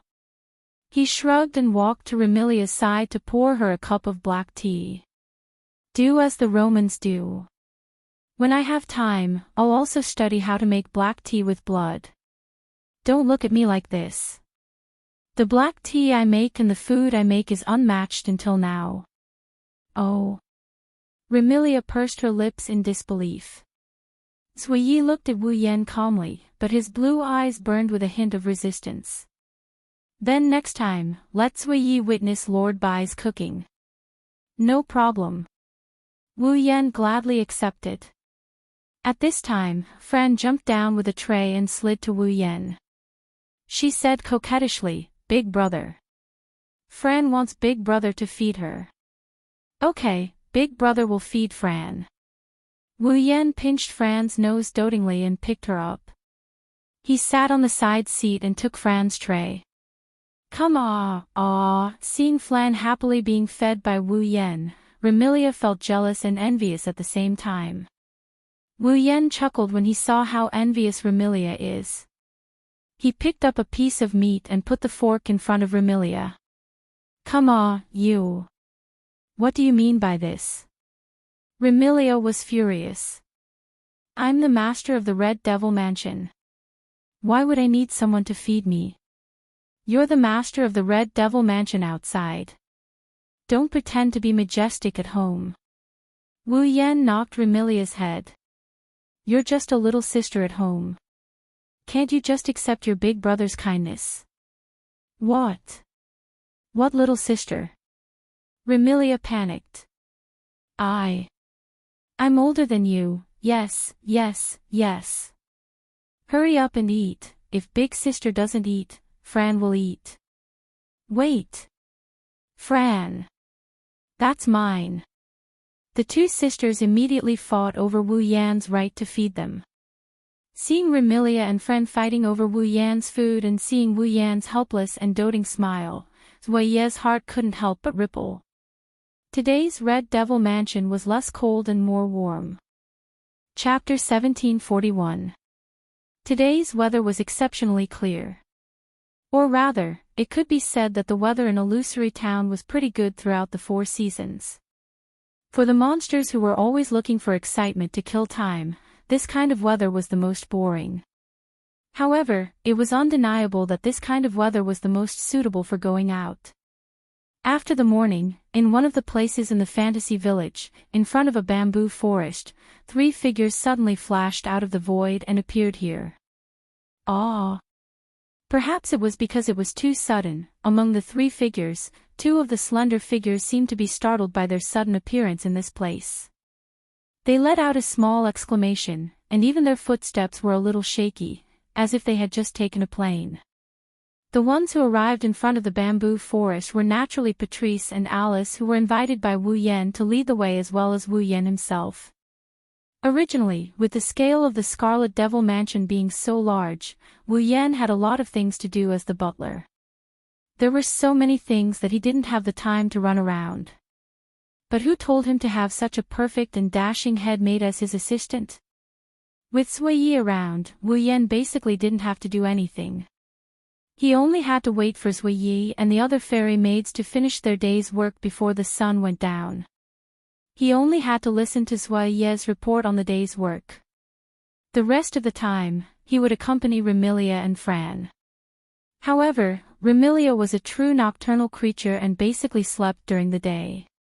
Fran also didn't have much energy because she had too much fun at the last banquet. Following Remilia, the 2 sisters went back to their room to sleep. Thus, Wu Yan decided to go to the underground library with nothing to do. Patrice, who was a little unwilling, was dragged out. He had Patrice lead the way and arrived here. As for Alice, the moment Wu Yan and Patrice went out, she rushed out from a corner like the wind. Evidently, Alice had been waiting for this moment for a long time. What should I say? Marissa. Is there really such a thing as yours? Phew. Standing in front of the bamboo forest, Alice patted her chest as if she was shocked. She looked at the bamboo forest that appeared before her eyes. Traces of astonishment could be seen on her charming face. So fast. Indeed. Patrice looked at Wu Yan in a new light. The effective range of spatial teleportation is so wide. Your attainments in spatial magic are much stronger than I imagined. Yes. After dragging Patrice and meeting up with Alice, Wu Yan asked for the direction of the place he wanted to go and used spatial teleportation to arrive here. Therefore, the entire process of teleporting from the Scarlet Devil Mansion to here didn't even take a second. Although there is quite a distance between here and the Red Devil Mansion, the effective range of teleportation is proportional to the amount of mana consumed. Wu Yan has so much mana that he has yet to find a worthy opponent. He can easily teleport from one end of Jinsokyo to the other end of Jinsokyo. Of course, the effective range of spatial teleportation was also related to the user's understanding and attainments in spatial magic. Without a certain level of understanding and attainments in spatial magic, even if one had sufficient mana, they wouldn't be able to expand the effective range of teleportation. Wu Yan, on the other hand, had both. Nah. Patrice looked at Wu Yan with her bright purple eyes. She seemed to be tempted by him. Can you teach me spatial magic? Although Patrice was a witch with profound attainments in magic, she only had a smattering of knowledge in spatial magic. She didn't know spatial magic, at least not high-level spatial magic. For Patrice, who was physically weak, if she could learn spatial teleportation magic, it would save her a lot of trouble. Do you have any grimoires related to spatial magic in your library? Wu Yan scratched his cheek in puzzlement. Why do you need me to teach you? I do have grimoires related to spatial magic. Perhaps I can use them to cast spatial magic. But without the grimoires, I won't be able to do so. Patrice felt vexed. Perhaps I don't have much talent in spatial magic. I'm more proficient in the 7 elemental magic. Elemental magic. Elemental magic borrowed the powers of fairies and elves. It only required a small amount of mana to produce a huge effect. In this world, magicians generally believed that nature was controlled by fairies and elves. Thus, elemental magic was considered to be magic that borrowed the powers of fairies and elves. Elemental magic was divided into 7 types. The metal element represented fruits and harvest. The wood element represented life and awakening. The water element represented silence and purification. The fire element represented transformations and activity. The earth element represented foundation and immobility. The sun element represented mobility and attack. The moon element represented passivity and defense. The 7 elemental magic was collectively known as the 7 elemental magic. Patrice was a magician who could cast all 7 elemental magic. Not only that, apart from being able to cast 7 elemental magic, Patrice could also combine 2 or more elemental magic and cast powerful multi-elemental magic. For example, in order to strengthen her attacks, she could combine fire and wood elemental magic. In order to conceal her weaknesses, she could combine fire and earth elemental magic. In terms of mastery of 7 elemental magic, if Patrice said she was second, no one would dare to say they were first. However, Patrice didn't seem to be satisfied with it. Alice shot a glance at Patrice and turned her head away.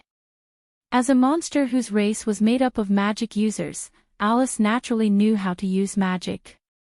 However, compared to magic, Alice was more proficient in using magic to create dolls and use them in battle. The 2 little figures sitting on Alice's shoulders were her dolls.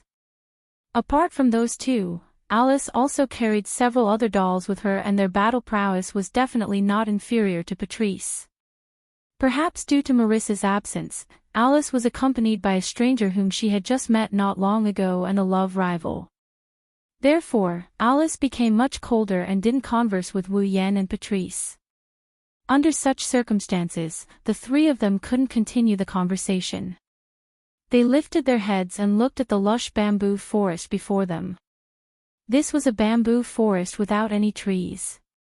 It was completely made up of bamboo trees. This bamboo forest was located in the opposite direction of the Demon Mountain in the human realm. The surroundings were filled with dense fog that wasn't inferior to the fog lake. The path in the bamboo forest had a certain slope, and if one were to enter, one would most likely get lost.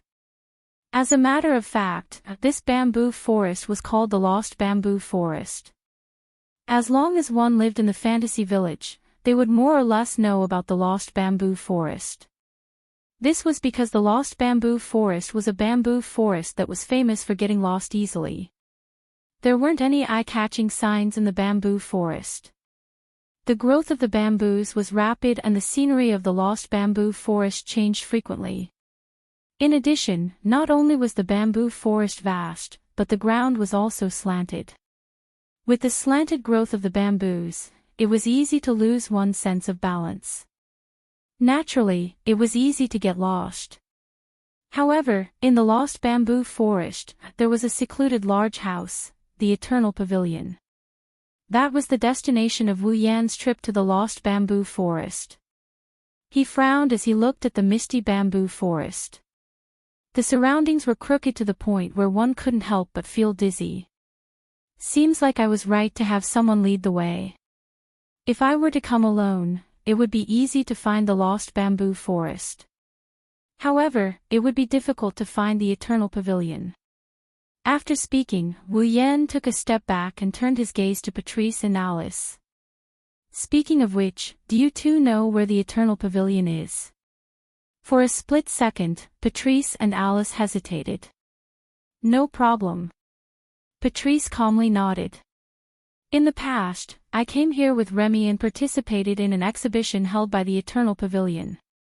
I also participated in that exhibition. Alice immediately spoke up, unwilling to be outdone. In that instant, Patrice and Alice's gazes met and sparks were ignited. The one who can obtain the secret of the Marissa must be me. No. It's me. Looking at these 2 beautiful girls who are willing to risk their lives for the sake of another girl, Wu Yan is at a loss. Could it be that he couldn't obtain the secret together? Chapter 1742. Fantasy Village, Lost Bamboo Forest. An hour has passed since Wu Yan, Patrice, and Alice entered the Lost Bamboo Forest. In this hour, the dense fog that pervaded the lost bamboo forest didn't disperse. Instead, it became more restrained. Looking from the outside of the lost bamboo forest, perhaps one could only see that the fog in the lost bamboo forest was gradually shrinking towards the inner part of the forest. However, if one was inside the forest, one would discover that as the fog shrank back, the fog in the forest became thicker. The lost bamboo forest was originally a place where it was extremely easy to get lost. In addition to this thick fog, it was extremely difficult to determine the direction in this lost bamboo forest. Even those who had entered the lost bamboo forest and found their way would find it difficult. That's right, even those who had entered the lost bamboo forest and found their way would find it difficult.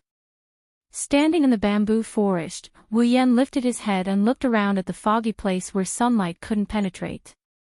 He then looked at Patrice and Alice who were pretending to be calm in front of him. After a moment of silence, he opened his mouth. I participated in the Forever Pavilion's exhibition with Remilia. Patrice's delicate body trembled. A certain someone also participated in that exhibition. Alice's delicate body trembled. A certain someone declared that she would definitely obtain Marissa's secret. Patrice's delicate body trembled again. A certain someone also declared that she would be the one to obtain Marissa's secret. Alice's delicate body trembled again. Wu Yan stayed silent for a while, but it was only for a short while. After a short while, he asked a question. I need an explanation. Patrice and Alice remained silent. Sigh. Wu Yan sighed towards the sky. Why did we get lost? That's right. Wu Yan, Patrice, and Alice. I got lost. Moreover, Patrice and Alice swore that they wouldn't get lost. Sigh. Wu Yan sighed for the second time. I'm lost. What can we do? Patrice could no longer remain silent under Wu Yan's nagging. He shouted in an attempt to cover it up. The bamboo trees in the lost bamboo forest grow very quickly, which causes the environment to change very quickly. Even people who come here often get the wrong way because of this MSQ. Patrice's explanation sounded logical and logical, but the fact that she had even exposed her habit was enough to show how guilty Patrice was. It wasn't just Patrice. Even Alice, who had been so confident in obtaining Marissa's secret before entering the lost bamboo forest, turned her head away with an awkward expression on her face. That's true. The environment has changed too quickly. I've almost forgotten how to walk. Seeing Patrice and Alice finding excuses for themselves, Wu Yan couldn't help but facepalm. In other words, before you came in, you didn't consider the fact that the lost bamboo forest's environment could change at any time, and you led the way for me? Patrice and Alice remained silent once again, but this time, they acknowledged Wu Yan's words. Sigh. Wu Yan sighed after the day's worth of frustration. He turned around and walked away without looking back. I'm such a fool for relying on you. I think you don't need Marissa's secret anymore. I might as well tell Marissa about your love for Marissa. Wah! Patrice and Alice sucked in a deep breath of cold air and pounced on him without hesitation. They leaped behind Wu Yan and grabbed onto Wu Yan's hands. No. No. No. Patrice stuttered and her face was filled with panic. How can you talk about that? MSQ. I don't know what you're talking about. Alice's pretty face was also completely red. But unlike Patrice, who had her nature exposed by the Book of Souls, Alice feigned ignorance and said this. What love for Marissa? I don't know what you're talking about. Oh. Is that so? Wu Yan looked at Alice with a spurious smile. Then why are you so nervous? Can't you just let me talk about it? How can that be? Alice also started to stutter. She looked so strong on the outside, and she was acting so cold just now, but now she was acting very timid. What if someone misunderstands? how can there be a misunderstanding? Wu Yan revealed a radiant smile. With the monsters in the fantasy village who don't have any common sense, they'll definitely treat this as a joke, especially Marissa. Alice was speechless. No. Anyway, no means no. Contrary to Alice, who looked strong on the outside, this time she acted timidly. Although Patrice looked weak on the outside, she was surprisingly strong-willed. Why, if you dare to speak of it, how about it? Wu Yan raised his brows. He spoke in a mocking tone. Do you intend to use the Book of Spirits to trick me again? Patrice's face was as red as Alice's. Of course. This time, Patrice's face was red because she recalled the fiery ripples in the library from Wu Yan's mocking tone. She felt her body heating up as she was embarrassed and angry. One has to admit, Wu Yan can be considered Patrice's nemesis to be able to make the calm and collected sage Patrice blush so many times in a short span of 2 to 3 days. In a way, Wu Yan can be considered Patrice's nemesis. Seeing how Patrice and Alice were struck down by his words, Wu Yan shook his head, not knowing whether to laugh or cry. He wanted to walk forward, but his hands were held by Alice and Patrice with astonishing strength. The two delicate ladies exerted astonishing strength to hold on to Wu Yan's hands while staring at Wu Yan with their beautiful eyes. It was as though they didn't intend to let go for the rest of their lives. From an outsider's perspective, they would definitely misunderstand that Wu Yan intended to abandon the two ladies. Only Wu Yan knows what that pair of eyes meant when they stared at him. He choked on his own saliva. All right, I'm just joking. I won't really go and blabber nonsense to Marissa, yes, no. Patrice and Alice had a conflicted expression on their faces after being judged by others. However, they also let out a sigh of relief. Then, Wu Yan calmly reminded them. Although I don't mind if you two hold on tighter, but for the sake of walking, shouldn't you let go of me? Only then did Patrice and Alice realize that in order to hold on to Wu Yan, they had already held on to Wu Yan's hands tightly. Even their plump breasts were pressed against his hands. Ah! Patrice and Alice let go of Wu Yan's hand as if they got electrocuted. They jumped away as if they were running for their lives. Since when did you guys become so strong? Wu Yan bitterly laughed as he flexed his numb arms. He then praised them in a praising tone. But I have to say, the two of you are the type that looks skinny in clothes. I can't see anything from the outside, but your sizes aren't small. After saying that, Wu Yan lowered his eyes and swept his gaze across Patrice and Alice's chest, telling them where he was referring to. Immediately, Patrice and Alice's face flushed even redder. An indescribable trace of panic appeared in their hearts.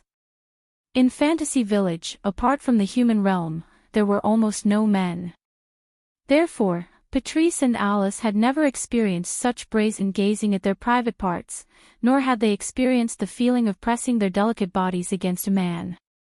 At this moment, it was hard for them not to panic.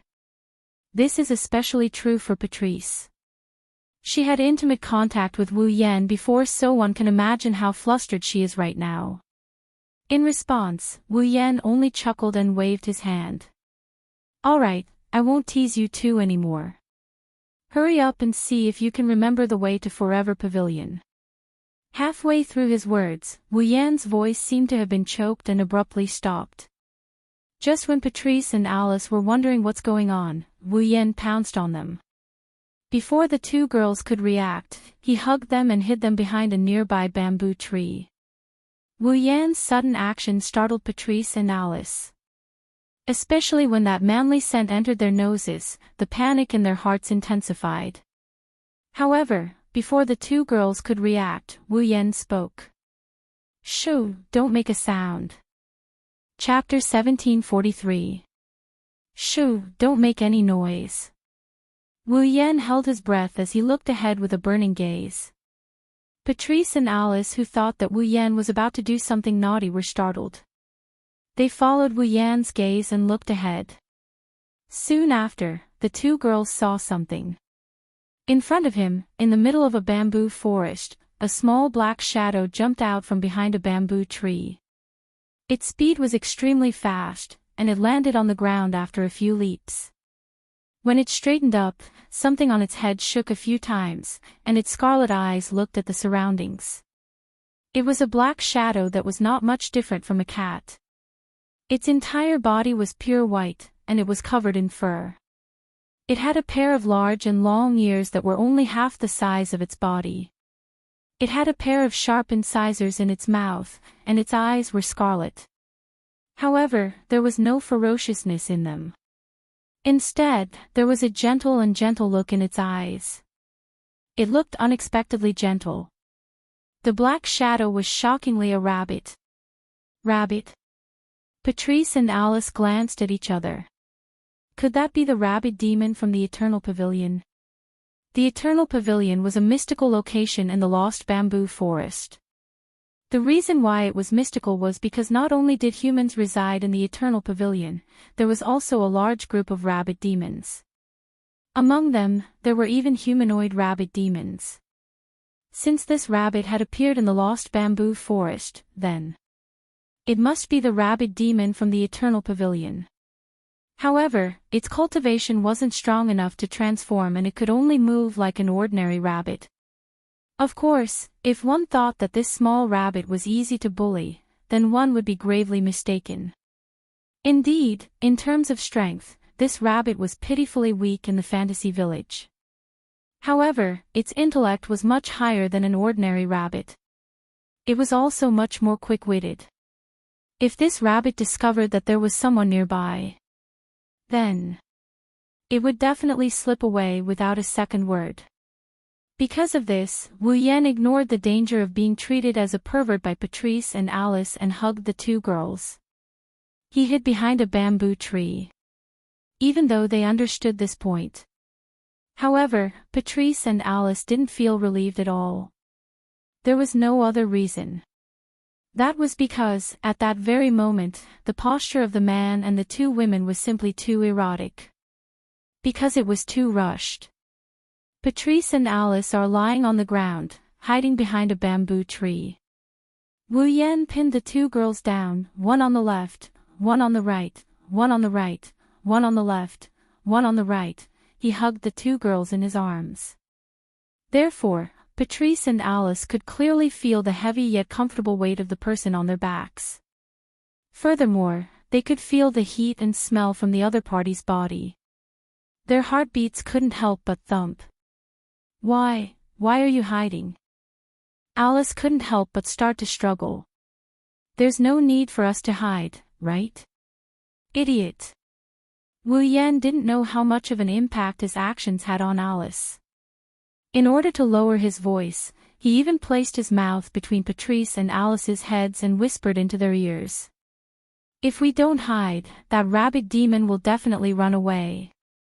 If it runs away, then so be it. Wu Yan's warm breath on her ears caused Patrice's ears to redden. Her purple eyes were filled with nervousness. What use does that rabbit demon have? It's going to be very useful. Wu Yan grinned as he stared at the rabbit gnawing on something under a bamboo tree in the forest. That must be the Forever Pavilion's rabbit demon. Furthermore, it might have gotten separated. Someone will either come looking for it or it will run back. So that's how it is. While Alice was still struggling uncomfortably, Patrice had unexpectedly calmed down. You want to follow that rabbit and find the person in the Forever Pavilion or find the Forever Pavilion? Smart. Retracting his gaze from the rabbit, Wu Yan lowered his head and looked at Patrice's fiery red ears. He licked his lips and let out an extremely lustful voice. Seeing how smart you are, do you need me to give you a reward? Wu Yan's hand on Patrice's waist slowly moved upwards as he spoke. His target is obvious, there is only one thing he wants to do. Thus, Patrice's calm facade crumbled as she shook her head like a rattle drum. No. No need. I don't need any reward. Mama, don't say that. Wu Yan continued to whisper into Patrice's ear. His hand continued to move upwards until he finally reached the top of one of her boobs. He grabbed the boobs that his hand can only cover half of. He rubbed his fingers on them. It's not like I haven't tried.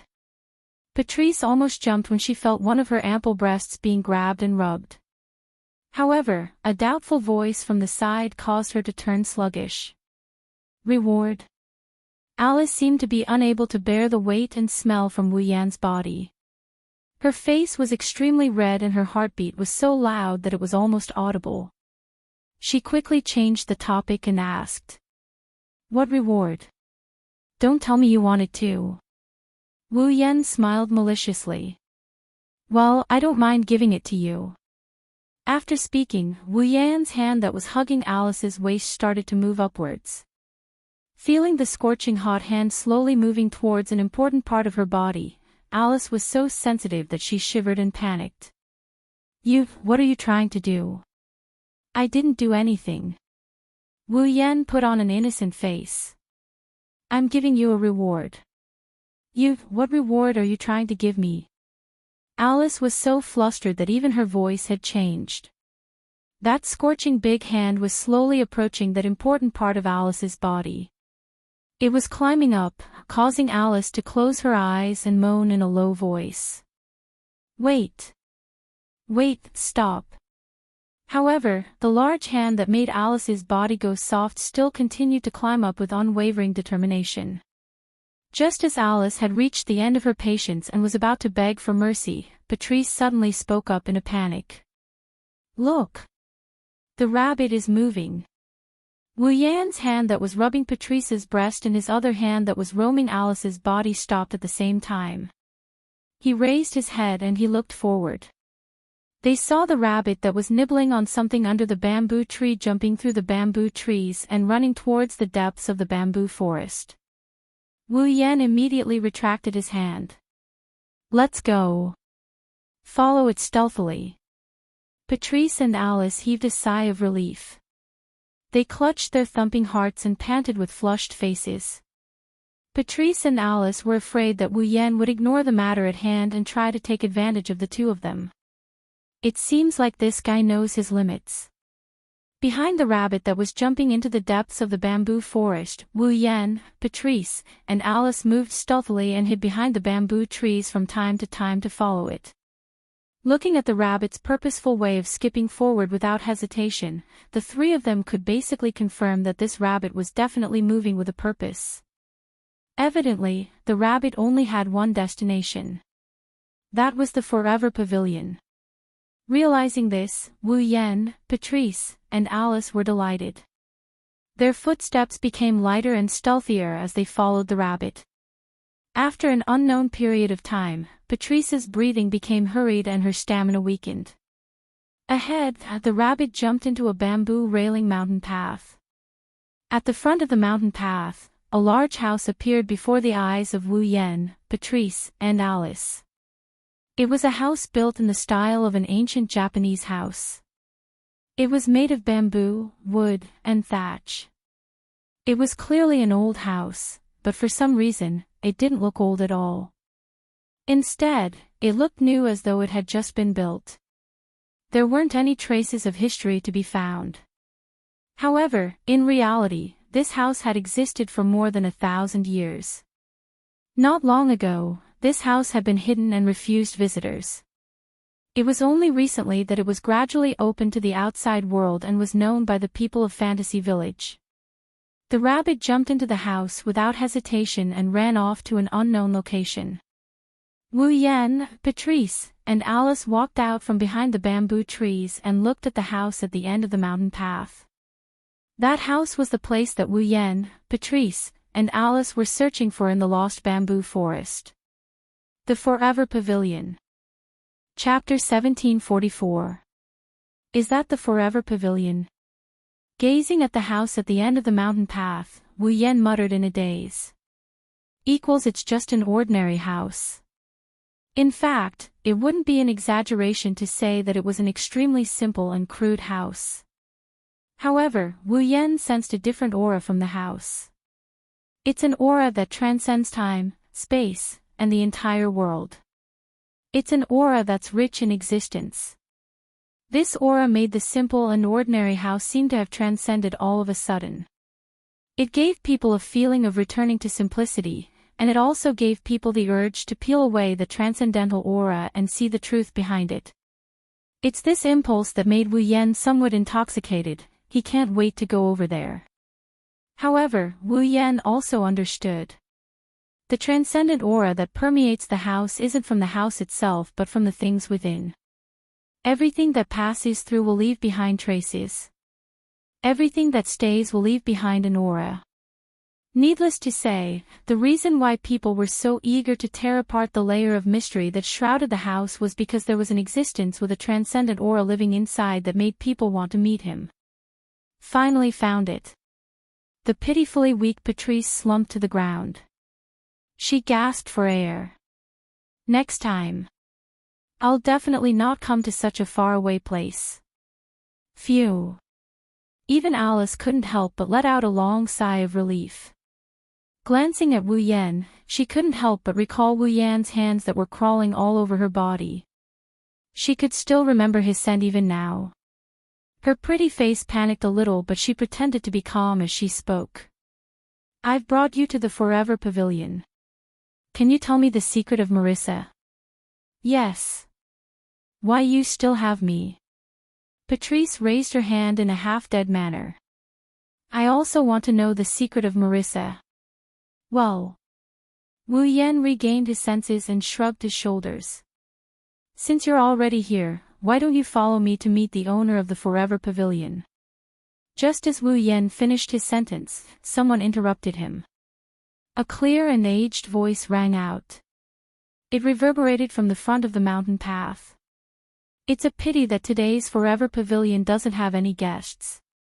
Go back to where you came from. Following the voice. A gust of wind blew through the lost bamboo forest. The surrounding bamboos rustled in the wind. Leaves fluttered in the wind and covered the vision of Wu Yan, Patrice, and Alice. When the wind stopped. The fluttering leaves dissipated. When Wu Yan, Patrice, and Alice regained their vision, a figure that seemed to have been there since the beginning entered their vision. The owner of the figure was a young girl. At the very least, from the looks of it, she was indeed a young girl. However, this young lady's attire was rather strange. She was wearing a nurse's cap on her head and a cheongsam dress that was half purple and half red on her upper body. Her lower body was also the same color, but the colors on both sides had been switched, making her look like a cheongsam. The dress was embroidered with constellations and the cap was embroidered with the constellation Lyra. The upper right half had the constellation Cassiopeia, the upper left half had the constellation Big Dipper, the lower right half had the constellation Sagittarius, and the lower left half had the constellation Andromeda. All sorts of constellations were put together and it looked very strange. Even the dress had an 8 trigrams pattern revolving around it. However, it was precisely such a strange dress that no one could find the slightest bit of incongruity when worn by that young girl. Instead, they felt that it was how it should be and that it was extremely suitable. Her long silver hair swayed slightly in the wind that had already dissipated. One could clearly see that the long silver hair that reached her waist had been tied into a braid that hung down behind the young girl's back. The ends of the braid were casually spread out, and a hair band was tied around a little above the braid. The appearance of this young lady could only be described with one word. It was truly shocking. Even when compared to Patrice and Alice who are beside Wu Yan, he's not inferior. Due to the vicissitudes of life he exuded, he gave off a mature vibe. Yonglin, level 95. Level 95. Demigod. This young lady who seemed to be in her 20s was actually a demigod expert. Moreover, he wasn't just any ordinary demigod.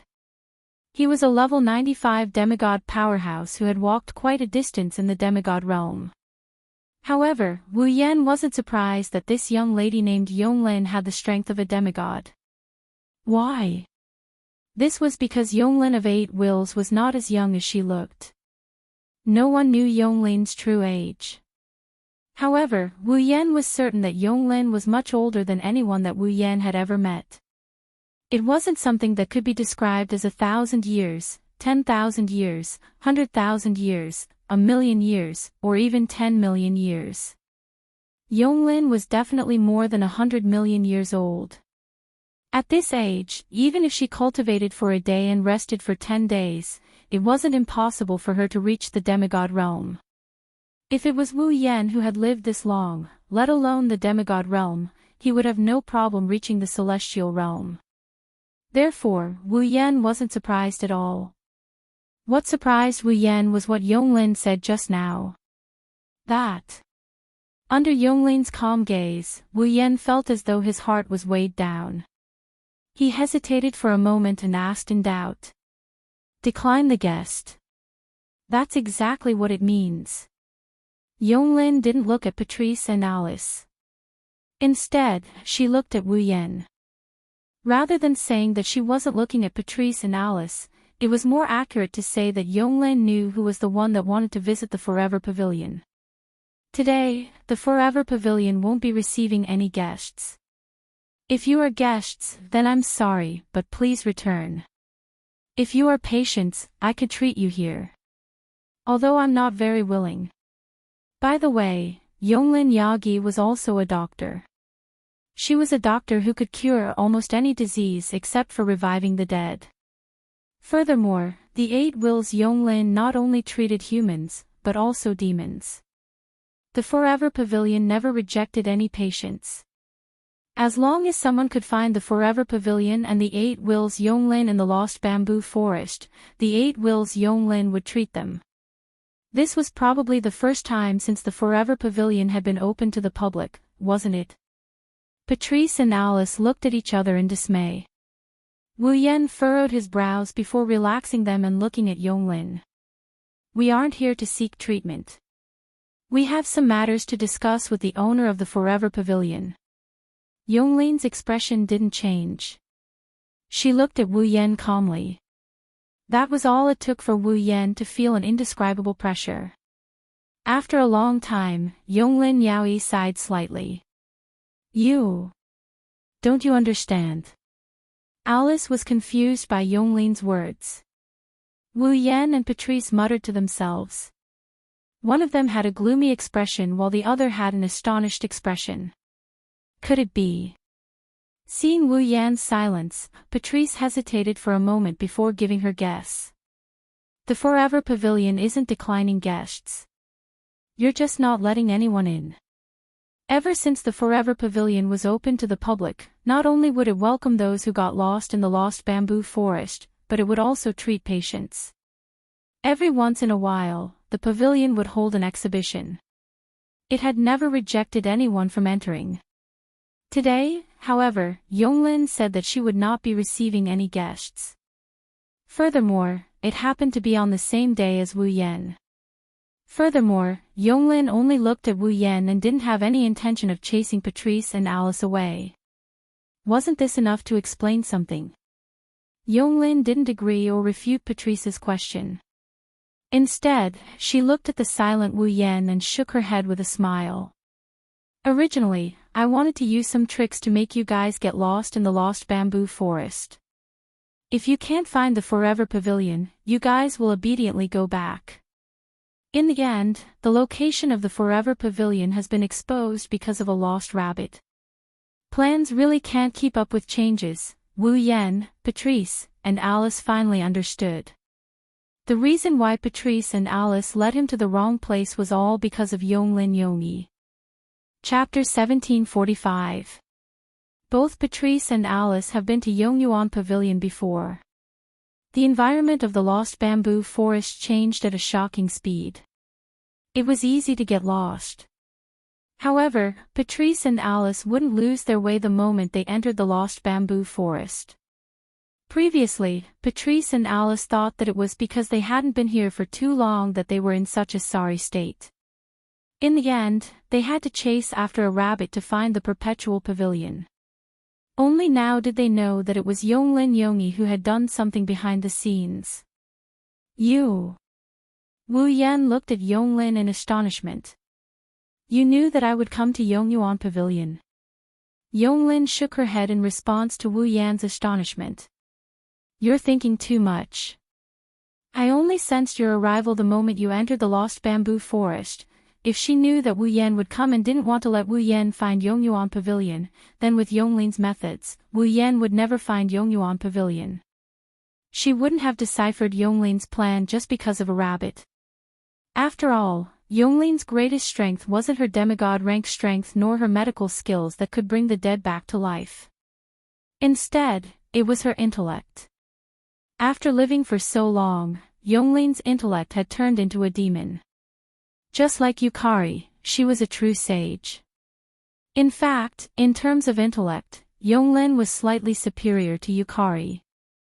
Yukari was a great demon with the title of Demon Sage. Yonglin was also a person from the moon with the title of Brain of the Moon. So you did something in the Lost Bamboo Forest at the last minute to prevent me from finding the Forever Pavilion? Wu Yan frowned deeply. Why? I don't think I have offended Yongyuan Pavilion in any way, right? You are overthinking this, the reason isn't as great as you think it is. Yonglin looked at Wu Yan with a meaningful look. She had a half-smile on her face. I didn't let you enter Yongyuan Pavilion because of the unpleasant aura on you, an unpleasant aura. Patrice and Alice looked at Wu Yan in disbelief. An unpleasant aura. Wu Yan was also at a loss. He had no idea what was going on. I can sense that guy's aura from you. Yonglin glanced at Wu Yan. Yakumo Violet. Yakumo Yukari. Patrice and Alice paused for a moment. Purple. Wu Yan paused for a moment before he recalled. Yonglin Hachiai wasn't originally a resident of Fantasy Village. Neither were they natives of Earth. It was the people of the moon who lived on the moon. In the past, there had been 2 wars on the moon. It was a war between the forces of Fantasy Town led by Purple and the forces of the moon.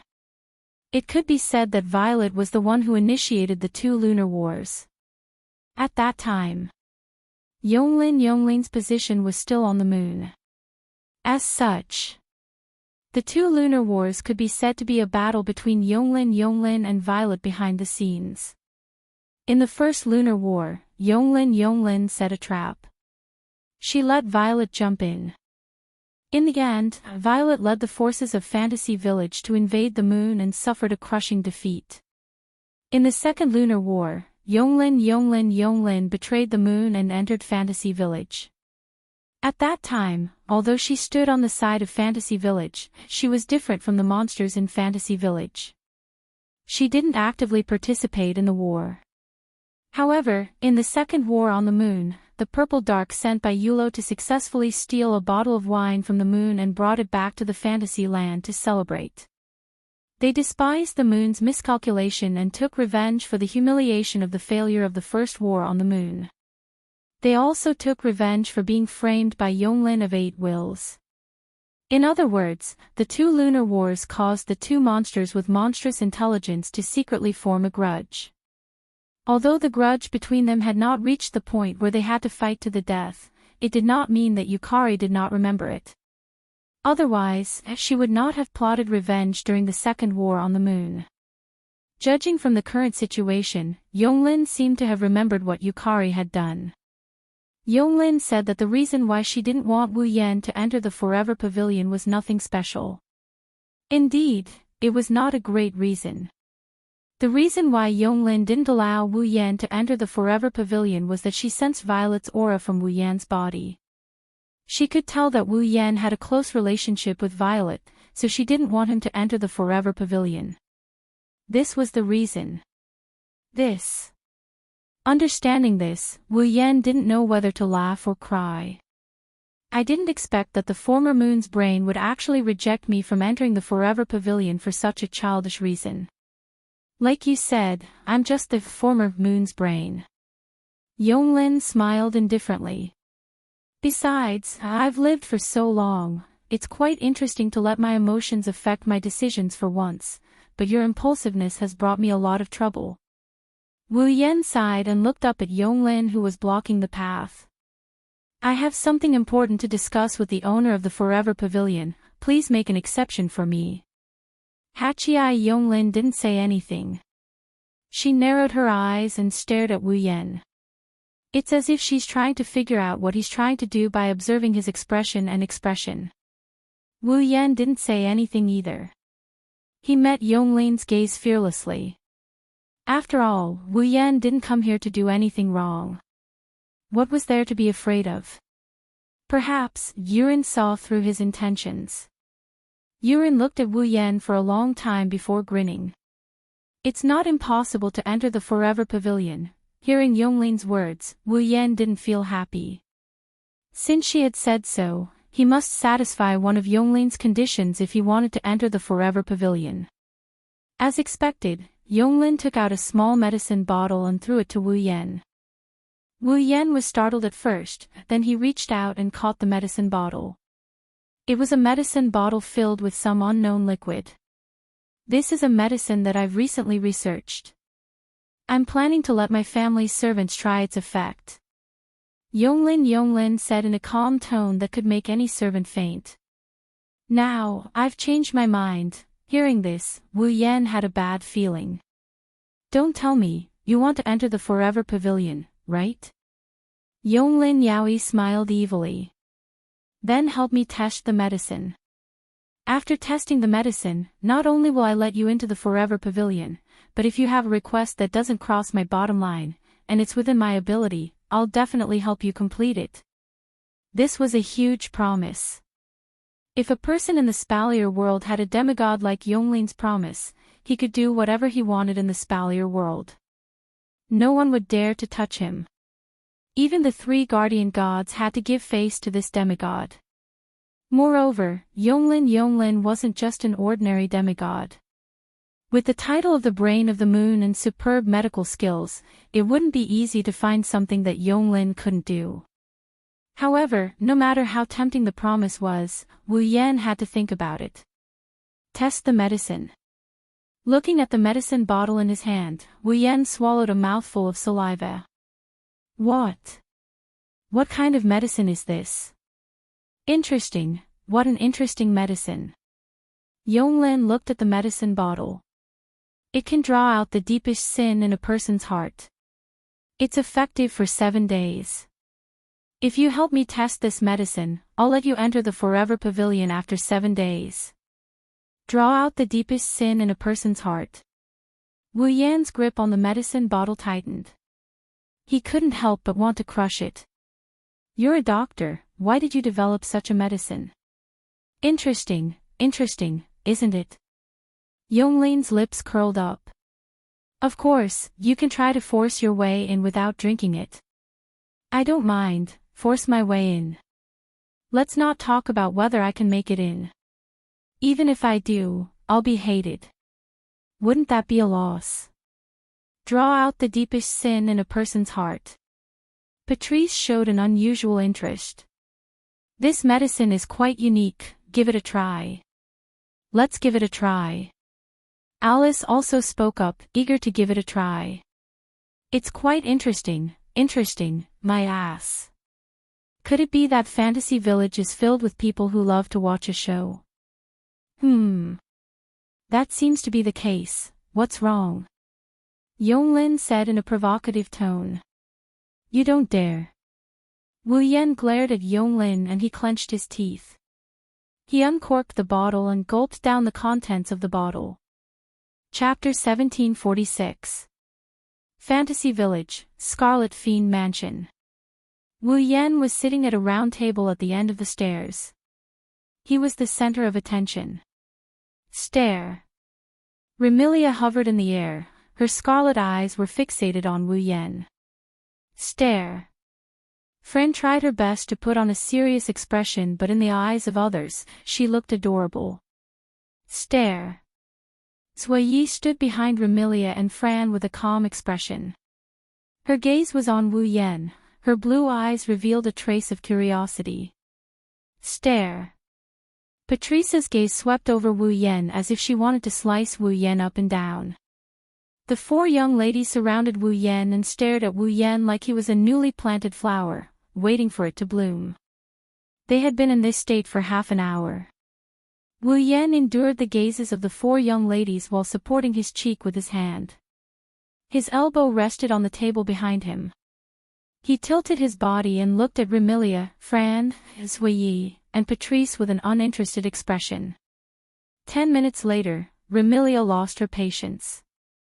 What? Remilia pursed her lips and said disappointedly.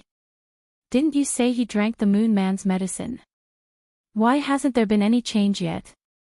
You guys are just here to watch the show. Wu Yan's lips curled into a bitter smile. Let me tell you guys first. That isn't a medicine that can turn humans into animals. It's also not a medicine that can make humans explode like fireworks. Even if you want to watch the show, you won't be able to see anything. Or rather, if it's a drug that can turn humans into animals, or maybe a drug that can make humans explode in the sky like fireworks, Wu Yan would be happier. After all, even if he turned into an animal, Wu Yan could use a small magic trick to turn himself back to his original form. If he exploded like a firework, the pain would be excruciating. But Wu Yan was a true ancestor. He wouldn't die and would only feel pain. Wouldn't that save him a lot of trouble? However, the medicine of 8 Wills Yonglin was something that could draw out a person's most instinctive evil. To be honest, Wu Yan is also very nervous right now. He was worried that he wouldn't be himself anymore.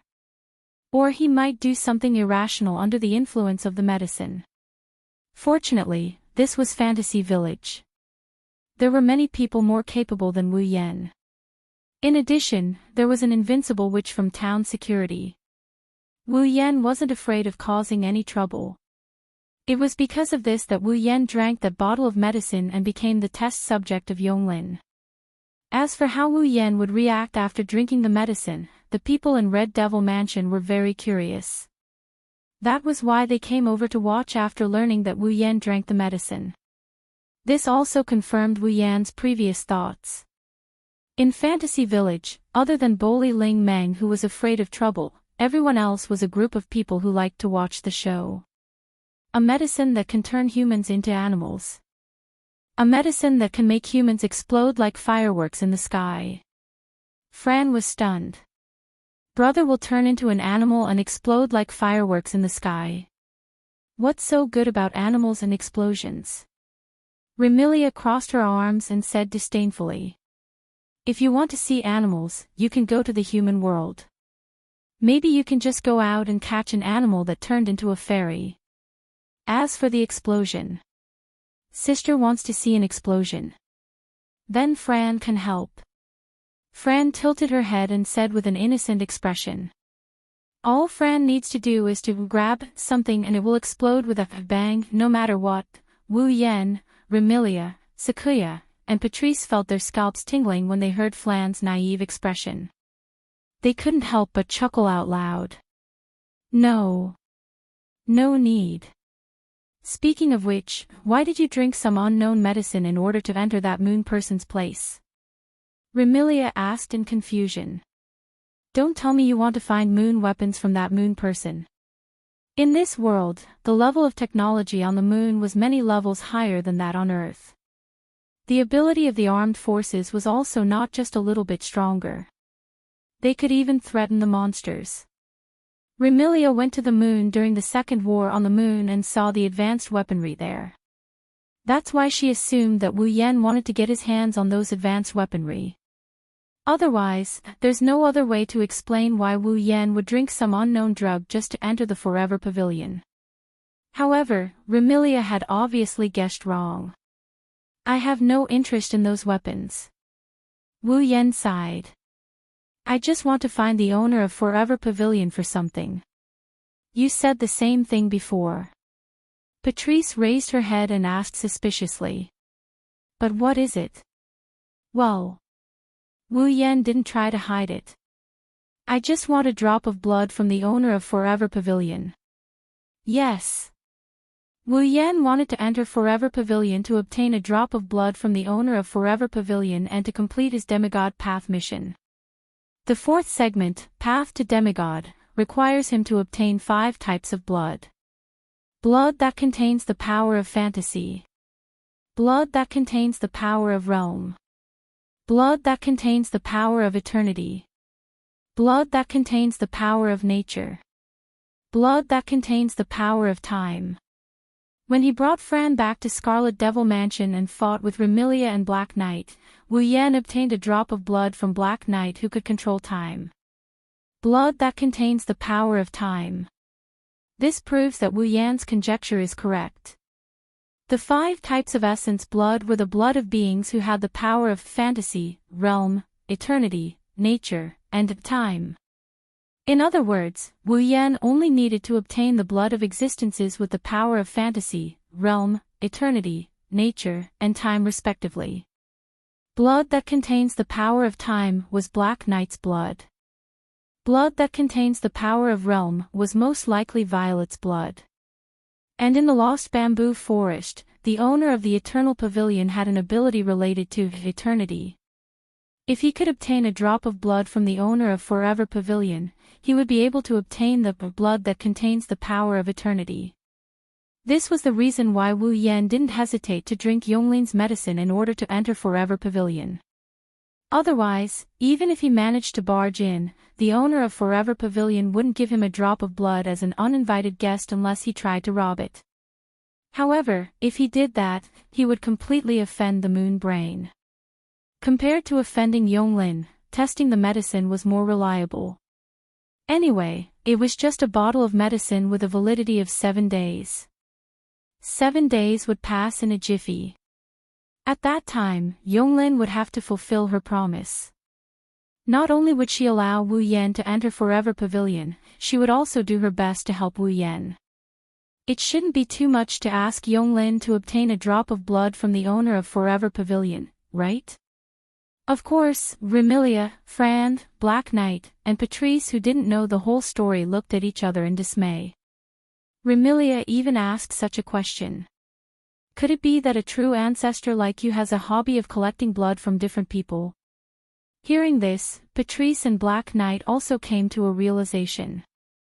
Unfortunately, they forgot that Wu Yan once said that he never drinks blood, and he won't collect other people's blood for his own hobby. Well, just think of it as my hobby. Wu Yan didn't bother explaining himself as he stood up. It's getting late, let's go back to sleep. I just woke up. Remilia grumbled. Besides, it's already night time, why are we still sleeping? No. Normally, we should sleep at night, right?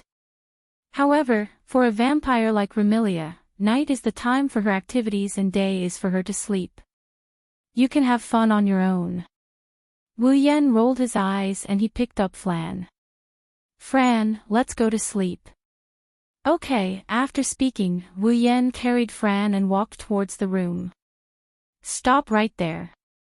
Remilia was stunned for a moment before shouting. Don't look for Fran when you're sleeping. Also, you're walking towards my room. Bye. Looking at Wu Yan's departing figure, Patrice uttered those words out of sheer inexplicable coincidence. If you feel anything strange about your body, remember to tell us. Got it. After leaving those lazy words, Wu Yan's figure disappeared from the hole. Chapter 1747. The next morning. Since Remilia usually moved around at night and slept in the morning, even if Remilia was unwilling, Wu Yan still slept in her room with Fran. When he woke up, Wu Yan slowly opened his eyes. He yawned and he got up from his bed. He gently removed Fran's limbs from his body and he stretched his back. Ugh! Wu Yan suddenly felt a wave of dizziness, he felt nauseous like he was going to vomit. He clutched his head and groaned. However, the dizziness and nausea disappeared as quickly as it came. In less than 2 to 3 seconds, the nausea receded like a receding tide, disappearing without a trace. Wu Yan's consciousness finally awoke from the hazy state brought on by his sleepy state. His body quivered slightly as he jolted awake. He examined his body and moved his shoulders and limbs around. After finding nothing wrong with his body, he scratched his cheeks. Could it be that I got up too quickly, so I feel dizzy? With that in mind, Wu Yan closed his eyes and sensed his body's condition. Body, nothing out of the ordinary. Magic, operating freely. Consciousness, very clear. Strength, as usual. Whether it was his own body or the power he controlled. Nothing out of the ordinary made Wu Yan feel strange. However, Wu Yan didn't dare to be careless.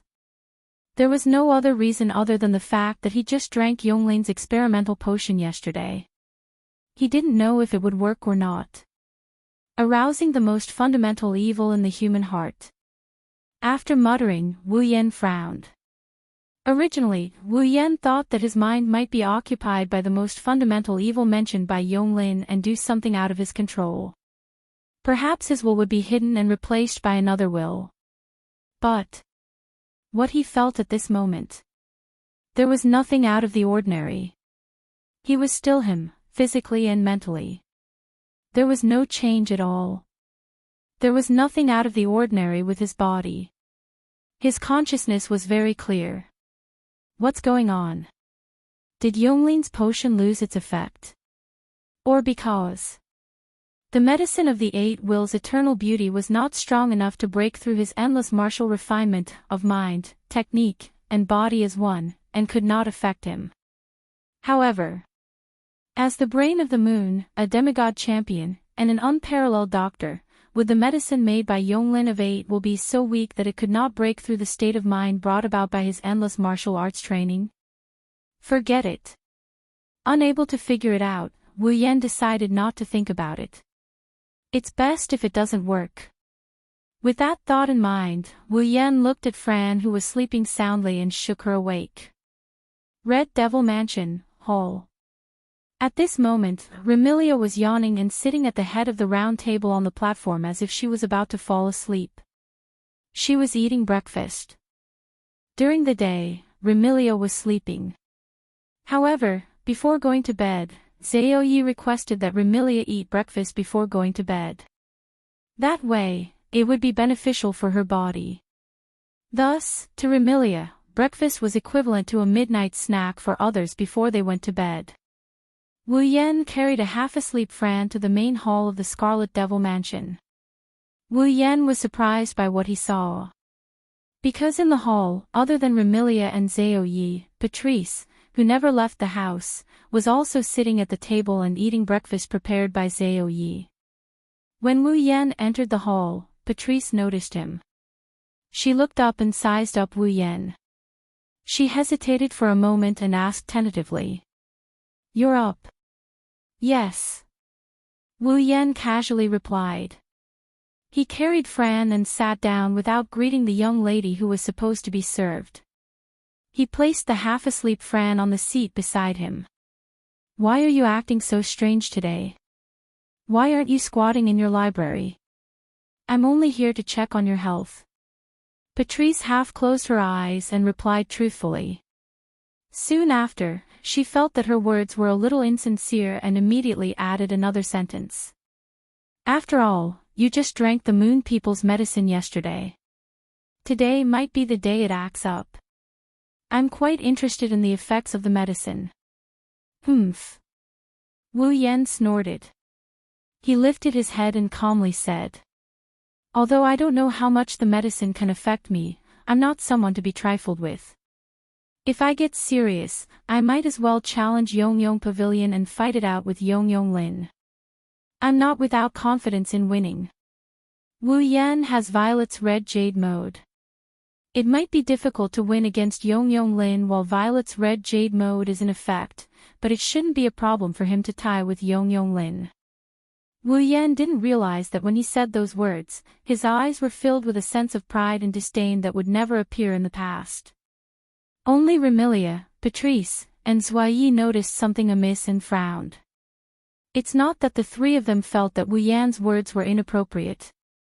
It's because the three of them knew that Wu Yan was hiding a lot of secrets. No one in Scarlet Fiend Mansion had a thorough understanding of him. Therefore, the three of them didn't dare to say that Wu Yan wouldn't be able to do what he said. After a few days of interaction, Remilia, Patrice, Sui, and the others didn't know much about Wu Yan's secrets, but they did have a better understanding of Wu Yan's personality. To put it simply, Wu Yan is a casual person. He won't be bound by rules and regulations. Even if his every action seems to have a purpose, he still lives a free and easy life. He won't force himself to do anything. How could such a casual person display such obvious arrogance and disdain towards others? Remilia, Patrice, and Zhuyi weren't idiots and immediately had such a thought. Wu Yan seemed to have changed. Hey! Remilia put down her utensils and frowned at Wu Yan. Don't you feel that something is wrong with you? Wrong? Wu Yan casually replied. I don't feel that anything is wrong with me. You really don't feel that you're different from usual? Patrice's purple eyes were filled with seriousness as though she wanted to see through Wu Yan. I think you should take a closer look at your body to see if there's anything wrong. I already said I'm fine. Remilia, Patrice, and Zhuyi looked at him as though he was a problematic child. Wu Yan knitted his brows and his eyes revealed obvious impatience. The so-called moon's brain is just that. It's too early for a mere bottle of medicine to cause problems for me. No. Patrice's eyes flashed with a wisp of wisdom as she spoke in a deep voice. I feel that the moon's medicine has already taken effect. Following this sentence, a heavy atmosphere suddenly surrounded everyone at the scene. Wu Yan narrowed his eyes. He glanced at Patrice and then at Remilia before laughing out loud. Who do you think I am? Useless like you guys. Patrice, Zhuyi, and Fran were stunned by his arrogant words. Remilia was enraged and just as she was about to stand up, Zhuyi held her back. Perhaps he felt that there was no more common topics to talk about. He stood up and without looking at the girls, he turned around and left the scene. Zhuyi. Remilia glared at Zhuyi. Why did you stop me? Young mistress. Zhuyi bowed apologetically. I'm really sorry, but Zhuyi feels that Master Bai's condition is a little strange. If young mistress were to clash with Master Bai now, it might blow things up. So be it. Remilia's anger had yet to dissipate. Do I, Remilia, need to be insulted by others? Remy, don't be angry. I also feel that something is amiss. Patrice consoled Remilia before turning to Zhuyi. Zhuyi, pay more attention to Master Bai today and see if you can discover anything. Yes, young Mistress Patrice. Fran bit on a spoon and gazed at Wu Yan who was gradually walking away. She muttered worriedly. Big brother. Chapter 1748. Wu Yan was in a bad mood, very bad mood. Wu Yan couldn't pinpoint exactly why he was upset. However, when Remilia, Patrice, Zhuyi and the others looked at him strangely, Wu Yan felt restless. That feeling was as if his pride had been hurt. It was very unpleasant. Yonglin is indeed strong but I'm not weak either, right? Wu Yan sneered and he spat out those words in an arrogant manner. If it weren't for the demigod path of quest, I would have reached the demigod level a long time ago. I might have even reached a higher level than Yonglin. I've never lost to anyone of the same level. That was the truth. Let alone being at the same level, even if his level is lower than his opponent's, as long as the difference isn't due to the difference in levels, Wu Yan is confident that he won't lose or even win. Moreover, I'm not fighting Yonglin right now. I only drank a bottle of potion. Why are they treating me like an idiot? Wu Yan curled his lips. If I knew, I would have fought Yonglin yesterday. Those who don't know might think I drank Yonglin's potion because I'm afraid of her. It was true that he didn't want to offend Yonglin, but that didn't mean that Wu Yan was afraid of her. He just didn't want their relationship to be strained. After all, Yonglin wasn't an annoying person. At most, she had a bad personality. That was why she rejected Wu Yan when she sensed Yukari's aura.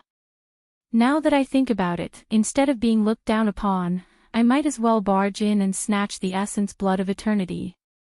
Wu Yan was displeased. As for straining our relationship, so be it. Thinking this way, he didn't realize that his words have gone beyond the scope of indignation, they have turned into true arrogance and rudeness. Yonglin is stronger than Wu Yan right now, but Yonglin is still stronger than Wu Yan. Even if she wasn't as strong as Wu Yan. If it was in the past, Wu Yan wouldn't look down on someone because of their strength. But now, Wu Yan was using his strength to evaluate others. He even had a status. Those who were as strong as him. At least they could get along. Those who weren't as strong as him. What right did they have to talk to him? As for those who were stronger than him, that was only temporary. Once he completed the demigod path mission, who would be his opponent? Humph. Wu Yan's mood improved a lot. Suddenly, a figure appeared behind Wu Yan. There was no sign of the person's presence, not even the slightest bit of aura. Lord Bai. Who is it? Wu Yan turned around abruptly. He saw a silver-haired girl in a maid uniform with an indifferent expression on her face. Yukari. I'm sorry, Lord Bai. Yukari bowed respectfully. But if one looked closely, Yukari's expression was still calm. Yukari is used to moving like this. I'm sorry for scaring you. Time stop. Just now, Cui Yi must have used this ability to sneak up behind Wu Yan without leaking any of her aura. Wu Yan didn't notice her until she appeared. Scared? Do you think I would be scared? Wu Yan glanced at Yukari. But I don't like people appearing behind me silently. If there's a next time, I can't guarantee that I won't treat you as an attacker. Yukari paused for a moment and then nodded. Yukari understands. That's good. Wu Yan nodded with satisfaction. Why are you looking for me? Did Lord Bai forget? Sakuya frowned when she saw Wu Yan's nonchalant expression. He didn't seem to want to talk to her at all. She quickly recovered her composure. Yesterday, you said that you wanted to personally cook a meal and let Bai experience your cooking skills. Cook? Wu Yan was stunned. He seemed to have remembered this. However, Wu Yan didn't show any sign of understanding. Instead, he showed a hint of reluctance. That's what a servant should do, not what I should do. When he heard this, it was Xun Ye's turn to be stunned, and his beautiful blue eyes were filled with a strong sense of discomfort. What a servant should do. Does Lord Bai really think so? Yukari couldn't help but think back to the conversation with Wu Yan yesterday morning. I'm a newcomer. There are many things I can't take care of. With a knowing and gentle smile, Wu Yan reached out his hand to the stunned Yukari. When the time comes, you have to help me, my head maid. At that time, Wu Yan didn't reject the position of butler because of his identity as a true ancestor. Instead, he said that there were many things he couldn't take care of. He didn't think it was shameful at all. Moreover, at that time, Wu Yan didn't treat Sakuya as a servant at all. He extended his hand and shook Sakuya's hand. Frankly speaking, that was the first time Yukari shook hands with someone in her life. Therefore, Yukari didn't believe that Wu Yan was the kind of person who looked down on other people's work. Sure enough, something happened to Lord Bai that we didn't know about. Thinking this, Yukari decided to test it. But the first and second young ladies seemed to be looking forward to Lord Bai's cooking. Yukari looked straight at Wu Yan. Since Lord Bai is the butler of the Scarlet Devil Mansion, it shouldn't be a problem for him to serve the first and second young ladies, right? Butler. Wu Yan was stunned. The smile on his face widened. In the end, he couldn't help but laugh out loud. Did I hear wrong? Yukari didn't say anything. She just stared at the laughing Wu Yan with a serious expression. You don't really think I'll be the butler, do you? Wu Yan snickered and he continued with a look of disdain. I just think that Remilia announced that I'm the butler in front of so many people. It's not bad to embarrass her. Who would really be the butler? Now, Yukari was finally sure. The medicine of Yonglin of 8 Wills had definitely taken effect. Yukari was sure that before today, Wu Yan didn't have any thoughts of looking down on his position as the butler. Otherwise, Wu Yan wouldn't have put on the uniform of a deacon yesterday. He wouldn't have personally poured black tea for Remilia or squatted down to feed Remilia and Fran. At that time, Wu Yan didn't have any dissatisfaction with the position of the butler. He only looked at Remilia and Fran with love and care. There was definitely no contempt like now. Yukari was immersed in her thoughts when suddenly, a hand wrapped around her waist and pulled her into a warm embrace. It was Wu Yan. A cold glint flashed in Sakuya's eyes. She lifted her head and looked at Wu Yan, who was looking at her with an evil grin while hugging her. Her voice sounded like an ancient well. Lord Bai, please respect yourself. Unfortunately, Wu Yan didn't listen to her. Instead, he stretched out his other hand and lifted Yukari's chin. Hey, Yukari, why don't you be my maid? Lord Bai. Hey Osama. Sakuya met Wu Yan's fiery gaze without any fear. She raised her voice a bit. I won't betray the young mistress. Am I not as good as Remilia? Wu Yan smiled disdainfully and slowly moved his lips closer to Yukari's. I'm stronger than Remilia. Although I'm younger than Remilia, I'm definitely more knowledgeable than Remilia. I can even let you see a wider world and let your strength surpass Remilia's. Don't you want to consider it? Yukari. Yukari didn't say anything. She just looked at Wu Yan calmly. Even the cold light in her eyes disappeared.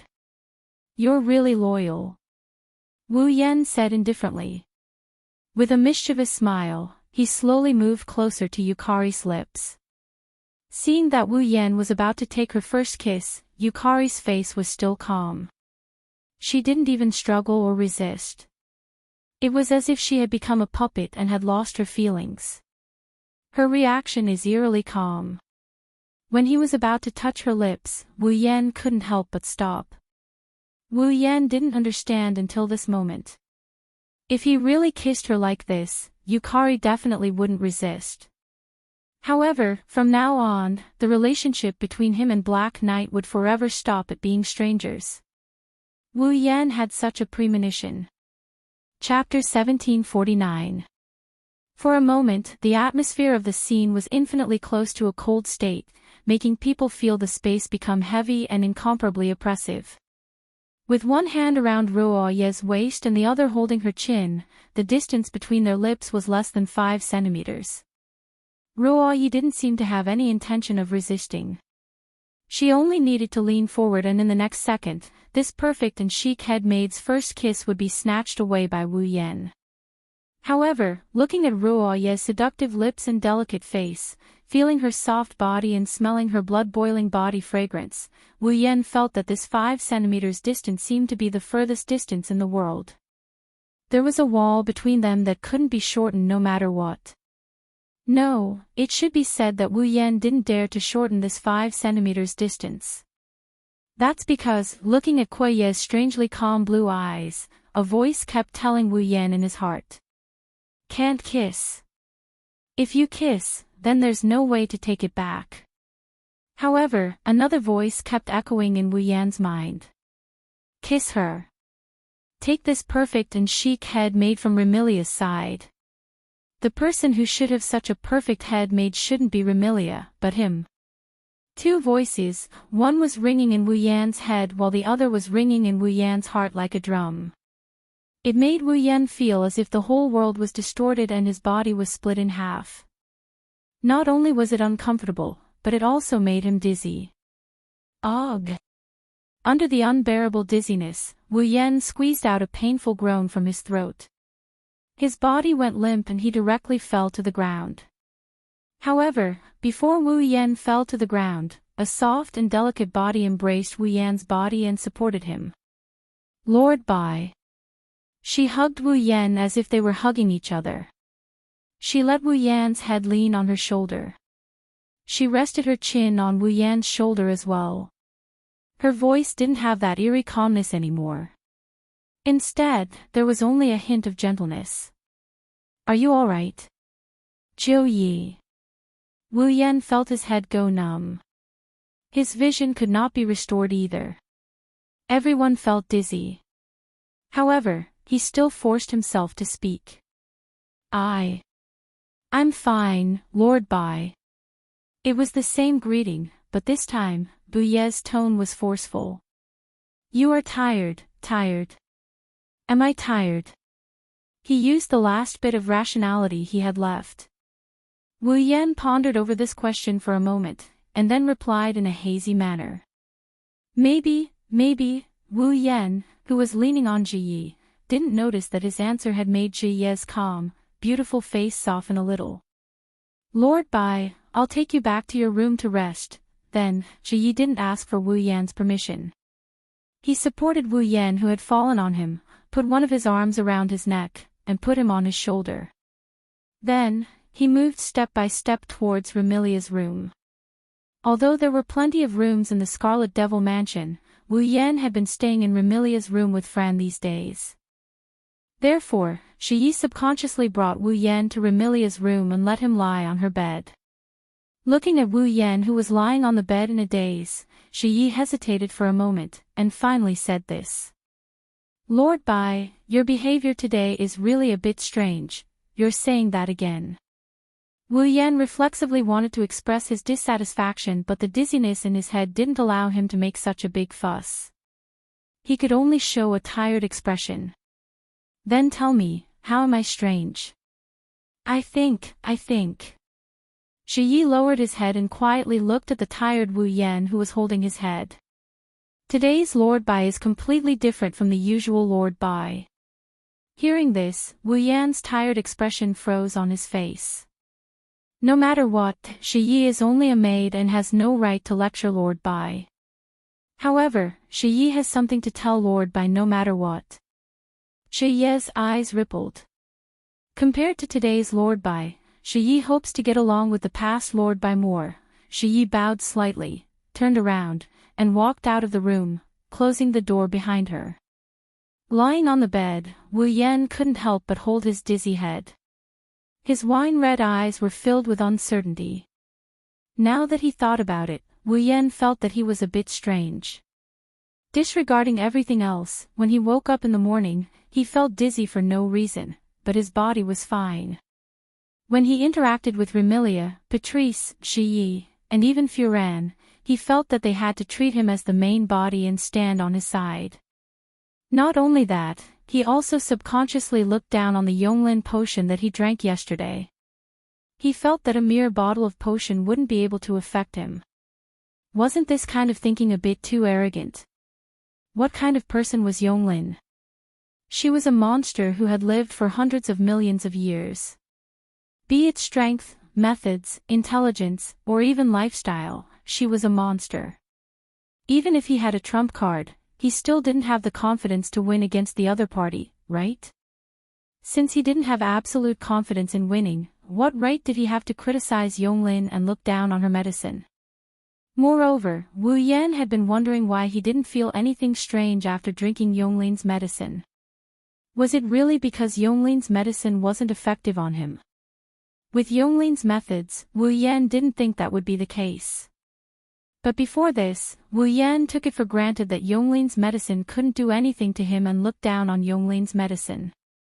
In fact, he even looked at Yonglin with contempt. After thinking about it, Wu Yan frowned. His head hurt even more and he couldn't help but rub his forehead. Thinking back, Wu Yan realized that his attitude today is very different from how he used to be. He was too arrogant and conceited. Moreover, his arrogant attitude, mental activity, and even his words were expressed so naturally. There was nothing wrong with it at all. Even at this moment, Wu Yan still had a certain degree of arrogance. In Wu Yan's mind, he had the ruby mode as his trump card, which allowed him to have the same level of strength and ability as Yukari for a short period of time. He also had powerful and mysterious trump cards such as familiars. He was also the king of vampires. Everything about him was far superior to others. Even in this fantasy land blessed by the gods, other than a few existences, everyone else was just a pile of trash with a combat strength of 5 compared to him. Wasn't that arrogant and conceited? What was even more terrifying was that this arrogance came directly from Wu Yan's heart. Even he didn't feel that there was anything wrong with it. Could it be that Yonglin's medicine really worked? His train of thought stopped here. In the next moment, the negative effects of dizziness assaulted him. Fatigue suddenly assaulted Wu Yan's mind, causing Wu Yan to feel drowsy and fall asleep. On the other side, Ziyi walked out of Remilia's room and closed the door. He then walked to the corridor. At the corner of the corridor, Patrice was standing there. "How is it?" Patrice glanced over when she saw Zhao Yi walking over. "Is he all right?" From her words, it can be seen that Patrice was present the whole time. "He should be fine." Zai shook his head, but his brows were tightly knitted. However, just as Madame Patrice said, the medicine that Lord Bai drank should have taken effect. Otherwise, there wouldn't be such a huge change. Indeed, compared to 2 days ago, his behavior today was too abnormal. "I almost thought that this was his true nature," Patrice said in vexation. "However, if his nature is that arrogant, there's no need for him to stay in Scarlet Devil Mansion as a housekeeper, right?" "Madame Patrice." Zai hesitated for a moment before asking. "What do you think we should do?" "Give me some time." Patrice muttered to herself for a moment before giving an answer. "I will go back and look for information to see what the most fundamental evil in his heart is." Zai nodded and turned to look at Remilia's room. His eyes flickered with an indescribable light. Chapter 1750. Just like that, a whole day passed, until the next morning, the 2 voices that had been lingering in Wu Yan's heart and mind, causing Wu Yan to feel dizzy and tired, slowly dissipated. Wu Yan, who was sleeping, let out a comfortable sigh and woke up from his dream. Wiping the sweat that covered his forehead, Wu Yan smiled bitterly. "This is probably the first time that I feel that sleeping is not a good thing. Under the torment of dizziness and exhaustion, rather than saying that he was sleeping, it would be more accurate to say that he was in a nightmare." He felt as if something heavy is pressing down on his body, making it hard for him to breathe. He couldn't turn over, he couldn't open his eyes, he couldn't move. It's a torment. However, now that he woke up, Wu Yan felt refreshed all over. It wasn't just because he was freed from this torture, nor was it because the 2 voices that kept colliding in his mind and heart disappeared. It was also because he faintly felt that something was wrong yesterday. Now, Wu Yan dared to say that there was definitely something wrong with him yesterday. Because, at this moment, the arrogance that came from the bottom of his heart had disappeared without a trace along with the 2 voices. The medicine of Yonglin of 8 senses has indeed taken effect, causing a change in my state of mind. A few wisps of haze appeared in Wu Yan's eyes. Drawing out the most fundamental sin in one's heart. Could it be that the most fundamental sin in my heart was what happened yesterday? Of course, compared to this. What made Wu Yan more confused was that Yonglin of 8 senses clearly said that the medicine would last for 7 days, but now only 1 day had passed. How did he return to normal? At least now, Wu Yan didn't feel that he looked down on Yonglin of 8 senses in his heart at all. He also didn't feel how strong he was in Fantasy Village at all. His mentality and thoughts had completely returned to normal. Could it be that the medicine of Yonglin of 8 senses didn't take effect? But the effect was weakened. After all, Yonglin of 8 senses said that this medicine was just an experimental product. She originally planned to use it for the servants of Yongyong Pavilion before the medicine test was completed. No one knew whether this medicine could produce the expected effect. But on second thought, Wu Yan rejected again. Yesterday, I thought that Yonglin of 8 senses medicine didn't work. In the end, I was tricked. This time, I can't be careless. Otherwise, it's very likely that not only will I be a sinner, but I will also faint again. Wu Yan finally understood the essence of the voice that collided with the voice in his head and in his heart. These two voices, one of them was his own heart, and the other was the mentality caused by Yonglin of 8 senses medicine. Yesterday, Cui Ye's calm and strange performance aroused Wu Yan's disapproval of his behavior at that time. It awakened Wu Yan's heart that was covered by arrogance and conceit. If it was the original Wu Yan, he would definitely not have done such a rude thing and said such arrogant words. It almost broke the relationship that he had established with Cui Yi. And of course, Wu Yan absolutely didn't want the relationship that he had established with Cui Yi to be broken. Therefore, Wu Yan's heart was awakened and collided with the mentality caused by the medicine. As a result, under the collision of two different states of mind, Wu Yan's head couldn't bear the burden of two spirits and suddenly crashed. This was the fundamental reason why Wu Yan suddenly felt dizzy and tired. I have to be careful today. Wu Yan was a little vigilant and said to himself with guilt. Also, I have to apologize to Remilia and Cui Yi. With that, Wu Yan lifted the blanket, got off the bed and walked out of the room. Scarlet Devil Mansion. Today, Patrice wasn't in the main hall like yesterday. Remilia, Fran, and Cui Yi weren't in the main hall either. Instead, they went to the balcony on the second floor of Scarlet Devil Mansion. On the balcony, there was a small round table with all kinds of tea sets on it. Remilia and Fran were sitting opposite each other. In front of them was a pure white teacup filled with scarlet liquid. Their expressions were somewhat absent-minded. Especially Fran, her wine-red eyes were filled with apprehension and uneasiness.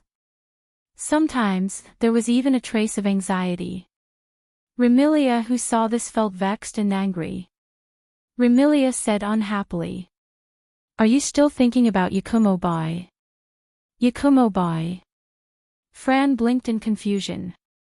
Then, she remembered that this name was Wu Yan's current alias. She couldn't help but nod.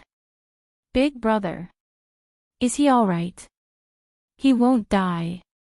Remilia's tone turned sour after getting the answer. I'm clearly your biological sister, but I don't see you being this concerned about me. Hearing this, Fran tilted her head and suddenly smiled. Big sister, are you jealous? Ha! Remilia widened her eyes and flipped out like a cat whose tail was stepped on. Who would be jealous of that bastard? Big sister, aren't you jealous? Furan's face was filled with confusion. She continued to speak until she was shocked to death. Then, big sister, do you like Fran? I. Remilia stammered in embarrassment. Big sister. Of course big sister likes Fran. Isn't big sister jealous of big brother because Fran is so concerned about him? Fran immediately beamed with joy and said such a sentence. What? So big sister is really a siscon. What? Remilia almost fell to the ground. She looked at Fran in disbelief and said with a trembling voice. Who taught you to say that? Big brother. Fran answered honestly. It's big brother. That bastard vampire true ancestor. Remilia exploded. What did he teach Fran? What? Fran had a doubtful look on her face once again. Isn't a siscon someone who likes their own sister a lot? Remilia's roar came to an abrupt halt. She rolled her eyes and hurriedly nodded. That's right. It means liking your own sister. What? Fran puffed up her cheeks. Then big sister likes Fran. Isn't that a siscon? Remilia's face turned red and white. She couldn't explain anything. Her expression was strangely sullen. Looking at Remilia's sullen expression, Ruoyi couldn't help but shake his head with a chuckle. He casually glanced at the balcony entrance and was stunned. Wu Yan, who was looking for something, happened to pass by. Cui Yi saw him. Cui Yi inadvertently called out when Wu Yan was about to walk over. "Lord Bai." Remilia and Flan turned around when they heard Sakuya's voice. Wu Yan, who was about to leave the balcony, stopped and he turned around to look at them. "You're here." Wu Yan let out a sigh of relief. "Finally found you, big brother." Fran stood up from her chair and jumped toward the balcony entrance. She crossed several meters and threw herself into Wu Yan's arms. "Fran was so worried about you." "Flan." Wu Yan hugged the petite girl who jumped into his arms. He rubbed Flan's head in a doting manner. "Sorry for making you worry." Remilia and Sakuya exchanged glances when they saw the adoration in Wu Yan's eyes and his apologetic tone. "You?" Remilia hesitated for a moment before asking. "Are you okay?" Wu Yan looked up at Remilia and Cui Yi with a bitter smile. "I don't know when I'll get a cramp, but I'm really sorry about yesterday. I went a little too far. Yesterday, not only did Wu Yan call them useless in front of Remilia and the others, he also tried to force Sakuya to become his maid. That wasn't just a little too far, it was very far." Wu Yan's apology eased Remilia's expression, and she turned her head away. "Looks like you've really recovered." When Sakuya saw the usual indulgence and clarity in Wu Yan's eyes, her heart unknowingly calmed down. She told Wu Yan, "Lord Bai, if you feel that something is wrong, please remember to tell us." "I will." Wu Yan looked at Sakuya. "She's neither servile nor overbearing. She's confident and cool." He praised her in his heart. No one could find any fault with this maid. Another idea popped up in his mind after thinking about it for a bit. Why would such a perfect being be Remilia's maid and not his? Chapter 1751. Why couldn't she be his maid? When such a thought appeared in Wu Yan's mind, it was like a spark that quickly burned through every corner of Wu Yan's heart, causing a dark and negative emotion to emerge in Wu Yan's heart. Driven by this negative emotion, Wu Yan actually developed a sense of rejection, hostility, and even a trace of killing intent towards Remilia. Remilia, who was about to drink tea, keenly felt a sense of hostility and killing intent lock onto her at the same time. She even felt a sense of danger in her heart, causing her hand that was holding the teacup to tremble violently. She turned her head abruptly and looked over. Thus, Remilia saw it. The pair of wine-red eyes kept turning. Sometimes it's the usual wine-red color, other times it's the gold color that represents a noble bloodline. There's hostility and killing intent in those eyes as he stared at Wu Yan. Seeing the hostility and killing intent in Wu Yan's eyes, Remilia seemed to have suffered a blow, and her expression was abnormally ugly. It was because Remilia no longer hated this inexplicable true ancestor of vampires as much as before. Instead, she truly treated him as someone close to her. It couldn't be helped. Not only did this man in front of her sleep in the same bed as her, but he also treated her as a younger sister. He doted on her, took care of her, and even fed her. On the surface, Remilia disdained this kind of behavior, but in fact, she enjoyed it very much. Fran stayed in the basement for hundreds of years and tasted loneliness. What about Remilia? She had almost ruled the entire fantasy land. She even had the idea of invading the moon. Attempting to invade the moon did seem awe-inspiring on the surface, but hadn't Remilia never enjoyed the feeling of kinship? Not only did she have no parents, but she also had to personally lock her only sister in the basement. Although this behavior was a bit extreme. However, Remilia's desire for kinship was also unconcealable. Now, her biological sister had recovered. She could live with her openly, and she even had a brother who talked to himself. Remilia had never admitted it, but in her heart, she had indeed developed a trace of dependence towards Wu Yan. This trace of dependence was still very weak, but if it continued to develop, sooner or later, Remilia would be like Fran and treat Wu Yan as her own kin. Under such circumstances, seeing Wu Yan develop hostility and killing intent towards her for no reason, Remilia's heart felt a little uncomfortable. Her eyes flashed with a trace of sadness, but more than that, her anger towards Wu Yan. You. Remilia's eyes met with Wu Yan's eyes that constantly alternating between red and gold. As she withstood the faint pressure from her bloodline, she spoke. What is the meaning of this? Lord Bai. Sui also noticed the change in Wu Yan. Unknowingly, he appeared beside Wu Yan and pressed down on Wu Yan's shoulder. Please calm down. Wu Yan was already somewhat awakened by Remilia's scolding, but now that Sui spoke, Wu Yan's heart immediately surged with more negative emotions, causing his eyes to completely turn gold. For Remilia. Sui stopped me for Remilia's sake, right? Why is she so nice to Remilia? Am I not worthy of being treated well by her? Such thoughts continuously emerged from the depths of Wu Yan's heart, causing the surface of Wu Yan's body to begin circulating with a faint magical light. Brother. Fran subconsciously felt that something was wrong and hugged Wu Yan tightly. Lord Bai. Sui couldn't help but raise his voice. Don't forget, you've always treated Miss as your younger sister. This sentence was like a basin of cold water splashing into Wu Yan's heart, causing Wu Yan's heart to turn cold and his expression to clear up. He finally understood what he had just done. At the same time, just like yesterday, two completely different voices in his mind and heart collided once again, allowing Wu Yan to instantly understand. The medicine of 8 Will's eternal beauty was still in effect. His heart was confronting the mentality triggered by the medicine's effect. The moment he understood, Wu Yan's head exploded and buzzed. Ah!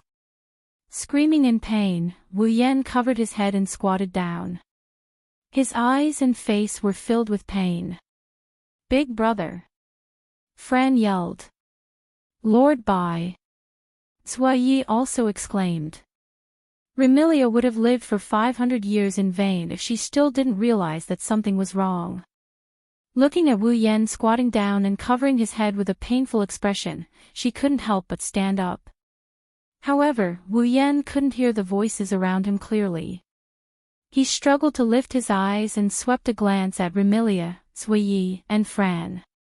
Enduring the dizziness and pain, he flashed and used space teleportation, disappearing from the scene. Brother, Lord Bai. Fran and Sui knew that something was wrong when they saw the magical waves emanating from Wu Yan's body. They pounced on him, but in the end, they missed. Remilia stared at the place where Wu Yan disappeared.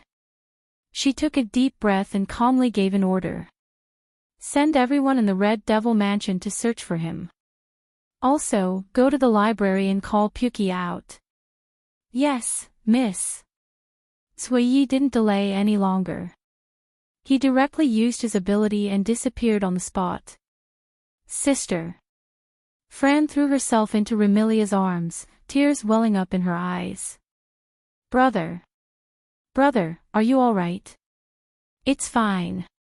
It'll be fine. Remilia comforted Fran while looking at the sky outside and gritting her teeth. Despicable people from the moon, feeding people unnecessary things. Don't let me catch you, otherwise, I'll definitely destroy your bamboo forest. In the fantasy village, there was an extremely large forest.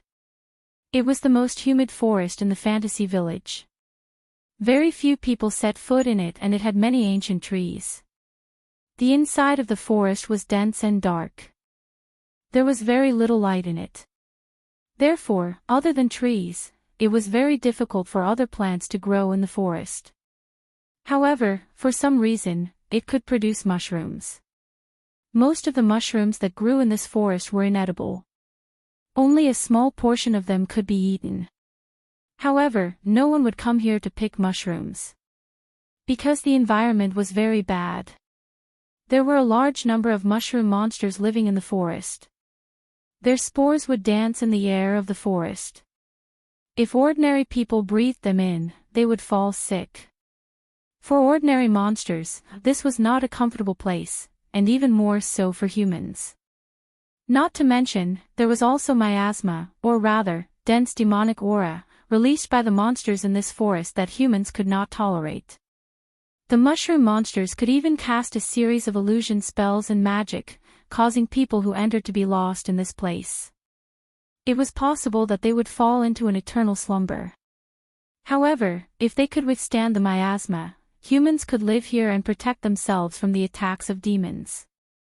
In addition, although the mushroom monster's spores could bring about hallucinations, they could also increase a human's magic power to a certain extent. Therefore, humans who were determined to become magic envoys would usually come here to live. Since those who could live here could rely on these mushrooms to increase their own magic power, it was assumed that those who lived here were magic users. Hence, this forest had such a name, the Magic Forest. Regardless of whether it was the human by profession, Misty Rain demon Risa, or the demon by race, magic caster Alice, who was a human by profession, magic caster Margaret Lloyd lived in this magic forest. At this time, Alice was bringing her two dolls, Shanghai Humanoid and Penglai Humanoid, to pick some edible mushrooms in the magic forest. Regarding these mushrooms, Marissa, who also lived in the magic forest, ate them 3 times a day. As for Alice, who was a magic user, she only ate them when she needed them. For example, when she wanted to increase her magic power. Eating these mushrooms directly can also increase her magic power. Moreover, it was much more useful than absorbing the spores. Of course, the further she progressed, the more limited the amount of magic she could gain from eating these mushrooms. For Alice, the amount of magic she could gain from eating these mushrooms was less than the amount of water dripping out of a faucet, but it was better than nothing. While Alice was picking the mushrooms, suddenly, not far away, a magic fluctuation was transmitted over. Alice looked towards the source of the magic fluctuation. In the next moment, she was stunned. Not far away, there was a person lying on the ground. Chapter 1752. Heavy. Incomparably heavy. The heaviness that assaulted him made it hard for him to breathe in his sleep. He groaned in pain, his consciousness is like a small boat, tossing and turning under the battering of the storm. It's like he's in the middle of a tidal wave, he can't control his body and he's in great pain. Of course, it was very simple to be immune to this pain. As long as Wu Yan allowed his heart to follow the negative mentality caused by Yonglin's medicine and vend it wantonly, there would be no pain. However, rather than being a completely different person, Wu Yan would rather continue to suffer. Maybe, even Yanggrin didn't expect Wu Yan's willpower to be strengthened by the influence of the important people around him. That's how he resisted the evil that came from the depths of his heart. That's how things turned out this way. He didn't know how much time had passed, and he didn't know who won in the end. At a certain moment, the heavy feeling that attacked him all the time began to recede, and the dizziness and pain also disappeared like a receding tide. Wu Yan slowly opened his eyes.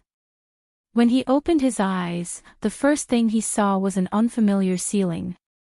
After struggling in the heavy feeling for such a long time, Wu Yan's consciousness was slightly chaotic. He looked at the unfamiliar ceiling in front of him. For a moment, he was at a loss. Where am I? Red Devil Mansion. However, the walls of the Red Devil Mansion were red, but the ceiling in front of him was white. Boli Shrine. However, the ceiling of the Boli Shrine was made of wood. Not to mention the ceiling, even the floor was made of wood. The ceiling in front of him was obviously made of stone bricks. Since it was not the Red Devil Mansion or the Boli Shrine, there was no other place for him to stay in the fantasy village, right? As he thought about it, Wu Yan finally remembered. He had escaped from the Red Devil Mansion. He had escaped. His eyes instantly widened to the limit.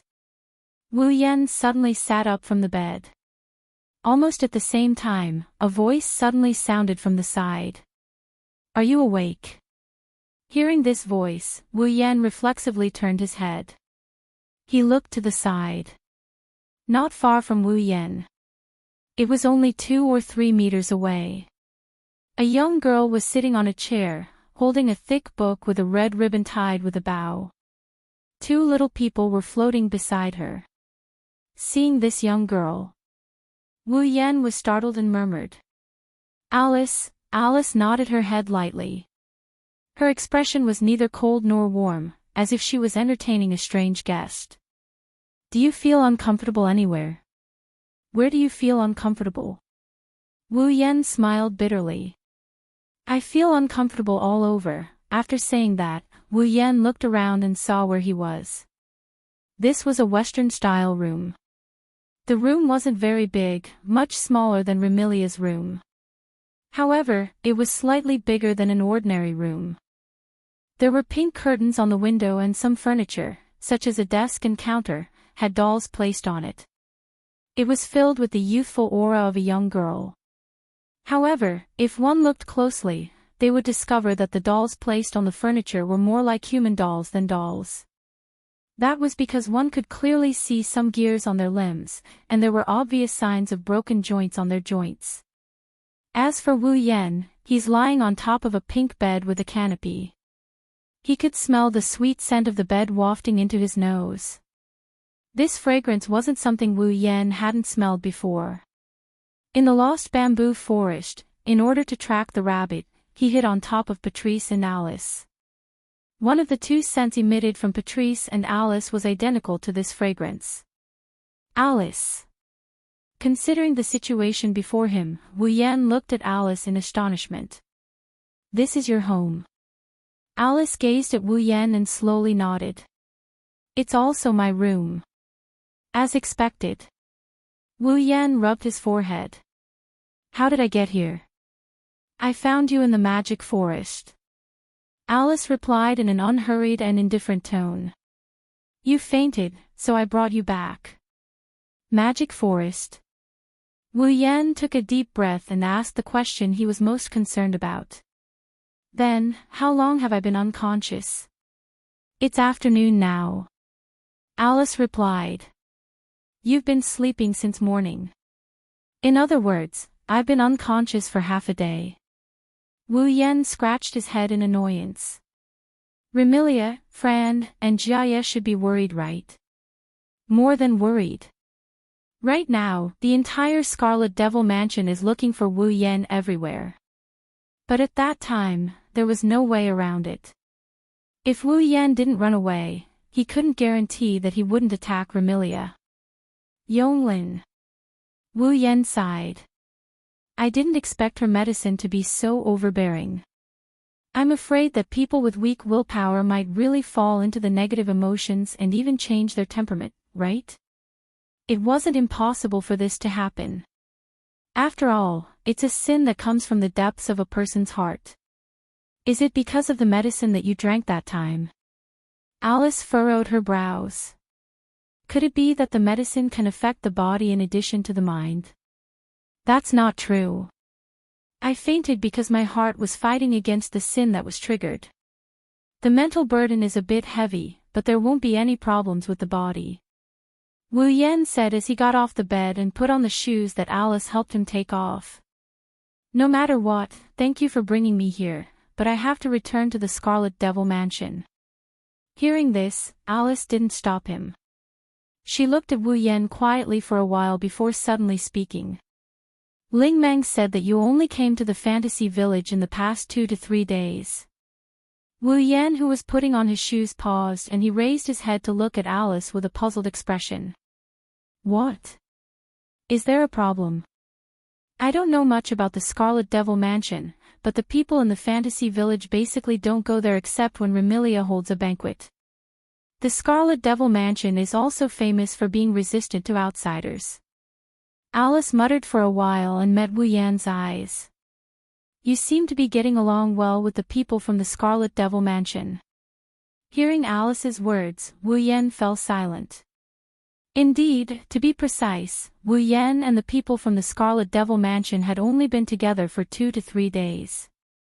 However, in these short 2 to 3 days, the relationship between Wu Yan and Remilia seemed to be incompatible on the surface.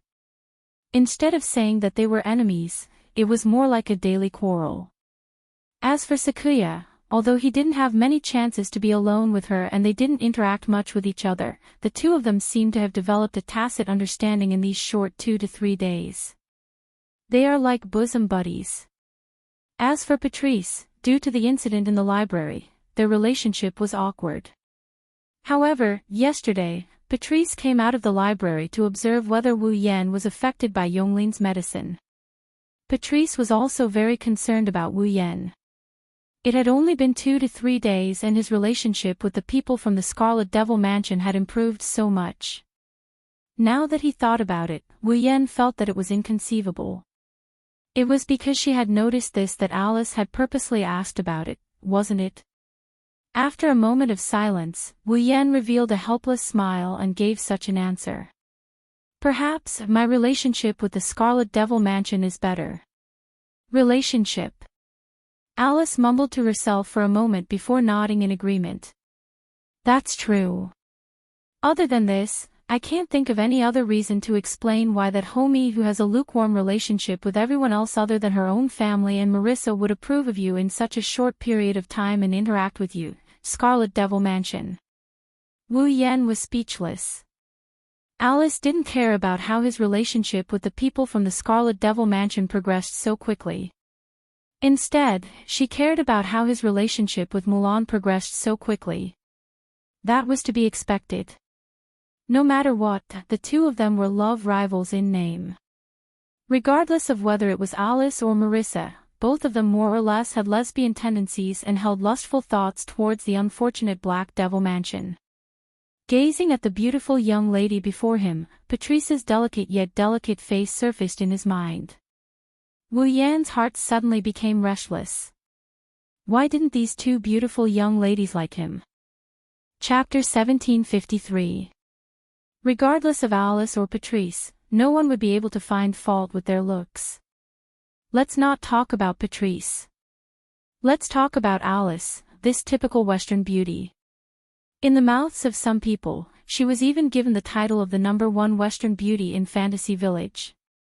In other words, among all the girls in the Fantasy Village series, most people believed that Alice was the prettiest in terms of appearance. For such a young lady, as long as one was a man, he would more or less have some unconventional thoughts. As for Patrice, due to her frequent hiding in the Scarlet Fiend Mansion's underground library, not many people in Fantasy Village knew of her. Those who had met her were even fewer. Sometimes, Patrice's figure might not even be seen in large-scale banquets. Therefore, most of the people in Fantasy Village only knew of Patrice as a member of the Scarlet Fiend Mansion. Some had only heard of her name, and there were even some who had never heard of her name before. However, who could say that Patrice's looks weren't good? Although not many people knew or had seen Patrice, in terms of looks, Patrice wasn't inferior to Alice. Facing these two absolute beauties, Wu Yan couldn't help but ponder. Why didn't they belong to him? Such a thought. Without any warning or reason, it suddenly burst forth from the depths of Wu Yan's heart. A trace of haze flashed across Wu Yan's eyes as resentment towards Marissa rose in his heart. This situation was exactly the same as when he faced Remilia in the Scarlet Fiend Mansion. If there was anything different, it would be that this time, Wu Yan had finally discovered the uncontrollable resentment towards Marissa that burst forth from the depths of his heart. Immediately, Wu Yan understood. The sin induced by Yonglin's medicine. It still persisted. Damn it. Clutching his aching head, Wu Yan's eyes were filled with haze of resentment towards Marissa. He was vexed at his inability to control this negative emotion. Ahead. He clearly saw this scene. Alice, who had clearly seen the haze and vexation in Wu Yan's eyes just now, was stunned for a moment before she hurriedly asked. Are you all right? Ah. Wu Yan could only give an ugly smile, but he did not dare to assert that he was fine. With one hand on his forehead and the other on his chest, he carefully felt the restless negative emotions in the depths of his heart before he spoke softly. "Looks like I'm jealous of Marissa, jealous Marissa." Alice froze on the spot when she heard these sudden words. She was not surprised at all. "I can't help it." Perhaps he did not have the strength to explain or conceal it, or perhaps he did not have the intention to explain or conceal it at all. Wu Yan could not help but laugh. Alice and Patrice are so beautiful, yet they treat that black and white bandit so well. So, I must be jealous. Beautiful. Beautiful. This was definitely not the first time she heard this evaluation from others. Alice, who used to be calm and indifferent, felt her heartbeat uncontrollably speeding up this time. Looking at Wu Yan's laughing expression, Alice's thoughts uncontrollably returned to the day when they went to Lost Bamboo Forest together. Wu Yan pressed her down and caressed her body with a hand. Alice's heart beat faster, and her eyes were more or less filled with a little panic. Without thinking, she retorted such a sentence. I didn't treat Marissa well." Looking at Alice's flustered expression, Wu Yan thought that Alice is behaving like this because he hit the nail on the head. The restless negative emotions in his heart increased all of a sudden, giving Wu Yan a scare. Okay, I understand. But don't mention Marissa again." Wu Yan clutched his throbbing head and hurriedly explained. "My current state isn't right. If you mention Marissa again, I might really be tormented by my jealousy to the point of losing my wolf." "Tormented to the point of losing your wolf?" Alice also noticed that something was wrong. She calmed down and pondered for a moment. She then asked in an uncertain tone. "Could it be the medicine of that doctor in Forever Pavilion?" Wu Yan suppressed the negative emotion surging from the depths of his heart while nodding weakly. Alice fell into deep thought. That doctor said that the medicine can trigger the most fundamental evil in a person's heart. That is to say, it triggered your jealousy and made you jealous of Marissa. Yes, it could also be that I am jealous of Marissa. In the end, my jealousy was amplified by the effects of Yonglin's medicine. Wu Yan didn't push all the blame onto the medicine. He openly admitted to it and even joked around. "If the person Alice likes is me, perhaps I will chop myself up out of jealousy." Don't talk nonsense." Alice's heart started to beat faster again. She shook her head hard and changed the topic. "Then what do you plan to do now?" "Return to Scarlet Devil Mansion." Wu Yan hesitated for a moment before nodding. "Even though it might bring trouble to Scarlet Devil Mansion, I want to go back and find Muck." "Muck?" Alice tilted her head to one side, not knowing what was going on. "Muck is Patrice." Wu Yan reminded Alice when he saw her confused expression. "You see, sometimes, Patrice has the habit of adding the word M when she speaks, right? So, you call that squatting girl Muck?" Alice smiled knowingly. However, she frowned in the next moment. She spoke in a displeased tone. "Why are you looking for that squatting girl? That girl reads books all day, perhaps she might have a solution." Wu Yan's tone turned displeased. "Actually, compared to Muck, I want to look for Yukari more. She might be able to give me some ideas." But for some reason, after coming to Fantasy Village, she didn't seem to have any intention of looking for me.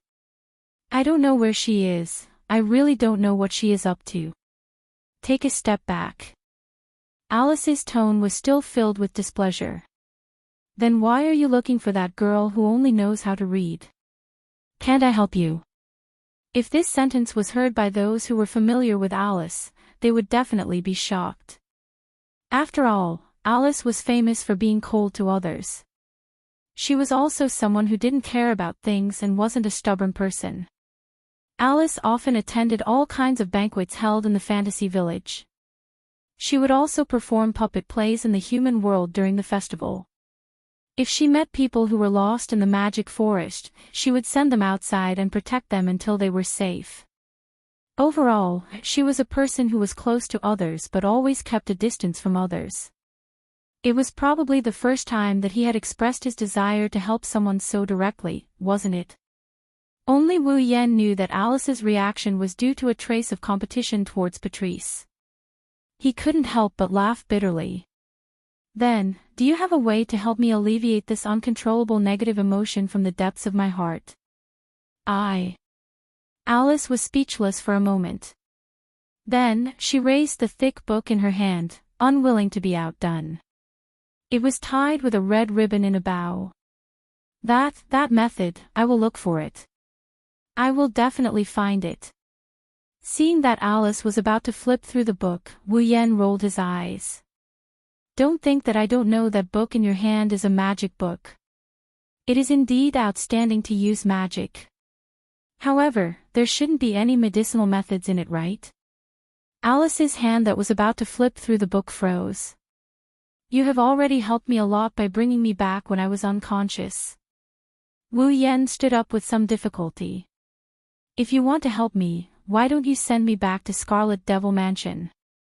In my current state, I don't wish to use spatial teleportation. Spatial teleportation required extreme concentration in order to sense the surrounding space and find the coordinates of the destination.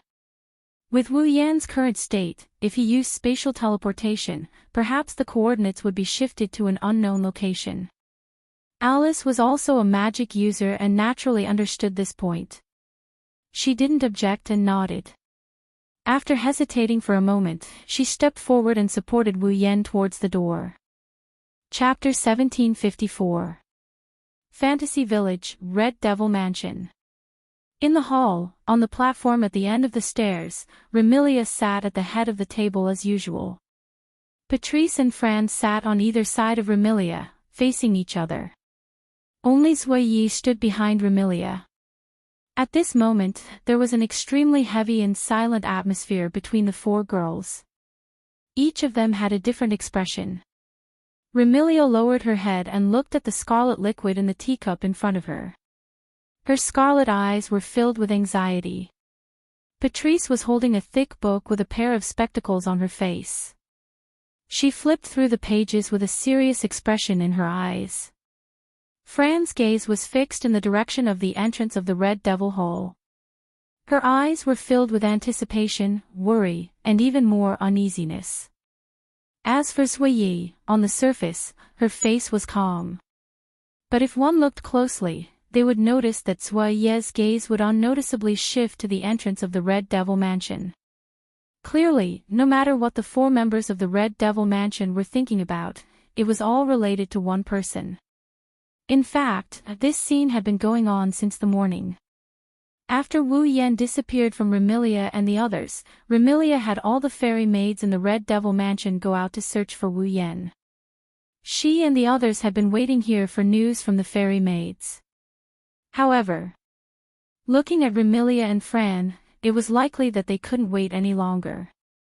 As time passed, the heavy and deathly silent atmosphere grew thicker and thicker.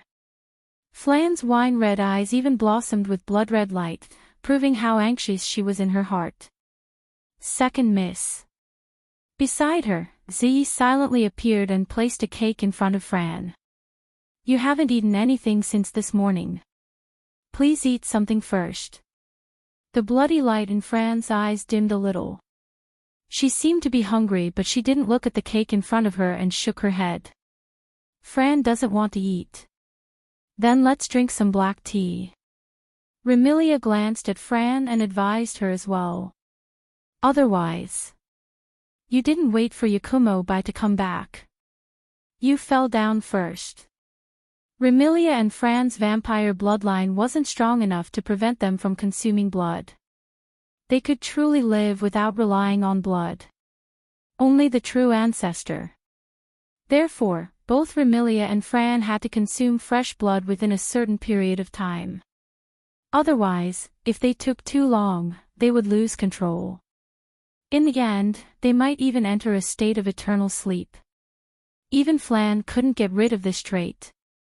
Back in Silveria, she had to consume the blood that Wu Yen bought from the system to maintain her mental state of being at 100 times more energetic than before. Flan understood what Remilia meant, but there was nothing she could do. She had no appetite at all, whether it was the cake or the black tea with blood. In the end, Fran shook her head unhappily. Fran doesn't want to eat. Remilia turned to Patrice, who was flipping through her book. Puki, how are things on your side? I have some ideas. Patrice replied without raising her head. But I don't think we can successfully remove the effects of the medicine that affected Haku. Why? Remilia asked. Don't tell me you can't remove the effects of the medicine. This is merely the effect of a single medicine. Although I don't know if it will be effective, I can think of many ways to remove it. Patrice faintly sighed.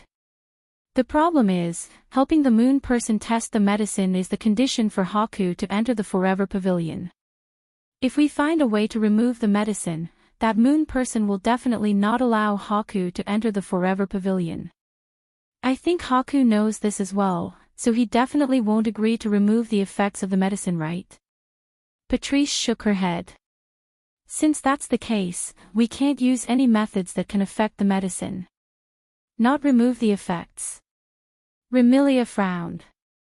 Doesn't that mean there's no solution? No matter what, according to the moon person, the medicine will only last for 7 days. Patrice said concisely. That's why we don't have to find a way to remove the effects. Can't we just endure the 7 days? 7 days. Remilia felt a headache coming on. It hasn't even been 2 days and Scarlet Fiend Mansion has to send everyone out. How are we going to survive the next 5 days? Upon hearing Remilia's words, Patrice lifted her head from the book in her hand and gazed at Remilia with a deep gaze. Remilia, you've changed. Remilia looked at Patrice doubtfully. What changed? 2 or 3 days ago, didn't you hate Haku? Patrice looked at Remilia as though trying to decipher something from Remilia's expression. Besides, other than Scarlet Fiend Mansion's members, you used to be indifferent to everyone. This time, you've sent everyone out for a person you've only known for 2 or 3 days. Isn't that enough to prove that you've changed? How is this considered a change? Remilia's expression was unnatural. You said it yourself. I'm only indifferent to Scarlet Fiend Mansion's members. That person is now a member of Scarlet Fiend Mansion. Is that so? Patrice nodded in agreement. Then let's just treat it that way. If that's the case, Patrice, haven't you changed as well? Remilia didn't want to be outdone, so she added. You've only known that person for 2 or 3 days. Haven't you been hiding in the library since yesterday to find a way to help him? Hearing this, Patrice was taken aback and fell silent. At the side, Suiyi sighed in his heart when he saw this scene. Remilia and Patrice weren't the only ones who changed. Didn't Suiyi change as well? Although she didn't say it out loud, Suiyi couldn't help but admit it. Right now, she's worried about the person she's only known for 2 or 3 days. At this moment, a flustered figure ran in from outside. Young Miss. Young Miss. Panicked shouts resounded throughout the hall, startling everyone who had fallen into silence. A cold light flashed in Suiyi's blue eyes. Without hesitation, he pulled out a throwing knife and threw it out with all his might. The flying dagger flashed through the air, drawing a long arc of light. With a soft sound of breaking through the air, it cut through the atmosphere and fiercely stabbed into the head of the figure who ran in a panic. Puchi, ah! Along with a tearing sound, a blood-curdling scream was heard. The figure who ran in a panic fell to the ground. Blood spurted out from his head. With a trace of blood, he fell to the ground. China, I didn't expect you to not guard the door properly and leave your post without permission. You even dared to scare the young lady. Suiyi grabbed the second flying knife with a calm face. I'll deduct your salary for the next year. My name is Hong Meiling, not China. The corpse on the ground jumped up and covered her bleeding forehead as she cried out pitifully. Also, young Miss Sui, you've already deducted my salary for the next 10 years. Is that so? Sui sneered. Then this time, I'll deduct your salary for the next 20 years. No. Miss Sui. Hong Meiling cried out. I didn't leave my post and didn't mean to scare the young miss. I just have something to report. Something to report. Remilia waved her hand impatiently. Don't tell me it's that black and white rat again. And no, it's not the black and white rats that sneaked in, but I'm back. Hong Meiling was just about to explain when a weak voice interrupted her and entered everyone's ears. Brother. Fran was the first to react. Her eyes were filled with joy as she stood up. At the same time, Wu Yan, who was supported by Alice, walked in from the main entrance. Raising his head, he looked at the girls on the platform and he smiled helplessly. Sorry for making you guys worry, Remilia, Patrice, and Zui came to Wu Yan's side. Hi Sama. Sakuya supported Wu Yan's other hand when she saw how weak he looked. You should return to your room first, Wu Yan nodded. Zui and Alice supported him as well as Remilia, Fran, and Patrice accompanied him to his room. Chapter 1755. Scarlet Devil Mansion, Remilia's room. Looking at Wu Yan lying on the bed with Alice and Sakuya's help, Flan climbed onto the bed and came to Wu Yan's side. She asked him with a worried expression. Big brother, are you alright? Turning around, Wu Yan saw the worry on Fran's delicate face. He stretched out his hand and rubbed her head. Big brother is fine, it just looks serious. Actually, I'm just a little dizzy. Apart from that, I'm fine. Hearing that, Fran's worried expression eased a little. Remilia and Patrice couldn't help heaving a sigh of relief. Then, after heaving a sigh of relief, Patrice turned her head and looked at Alice. Her purple eyes were filled with unwelcome. Why did you come here? He fainted in the magic forest and I found him. I'm just sending him back. Alice didn't even look at Patrice. She patted her wrinkled clothes from supporting Wu Yan and straightened her body. Moreover, I'm not squatting at home. Is it strange for me to come here? Of course it's strange. Patrice calmly replied. I thought you only know how to play with dolls. So you know how to send people home. Not only do I know how to send people home, I also know how to play in other people's homes. Alice looked at Patrice with a mischievous smile. I have an appointment with Marissa. We'll have a meal together. Patrice's brows twitched slightly. Seems like you're quite free. I am. After all, I don't have to stay at home to read, right? Is that so? Don't you need to take some time out to fix those moldy dolls that you left there because you were too free? That's true. Otherwise, I'll get Marissa to help me repair my puppet. That way, I'll have more time to play with Marissa, right? Hee hee. A thick ancient book suddenly appeared in Patrice's hand. Boundless magic power surged from it. Recently, I've just developed a new spell. Since you're so free, why don't you give it to me? Why don't you test the power of this spell with me? What a coincidence. I have also recently practiced a new formation with Shanghai and Penglai. Alice crossed her arms in front of her chest and spread her fingers. Traces of magic power also appeared on her slender palms, condensing into the shape of a thread. And connected out.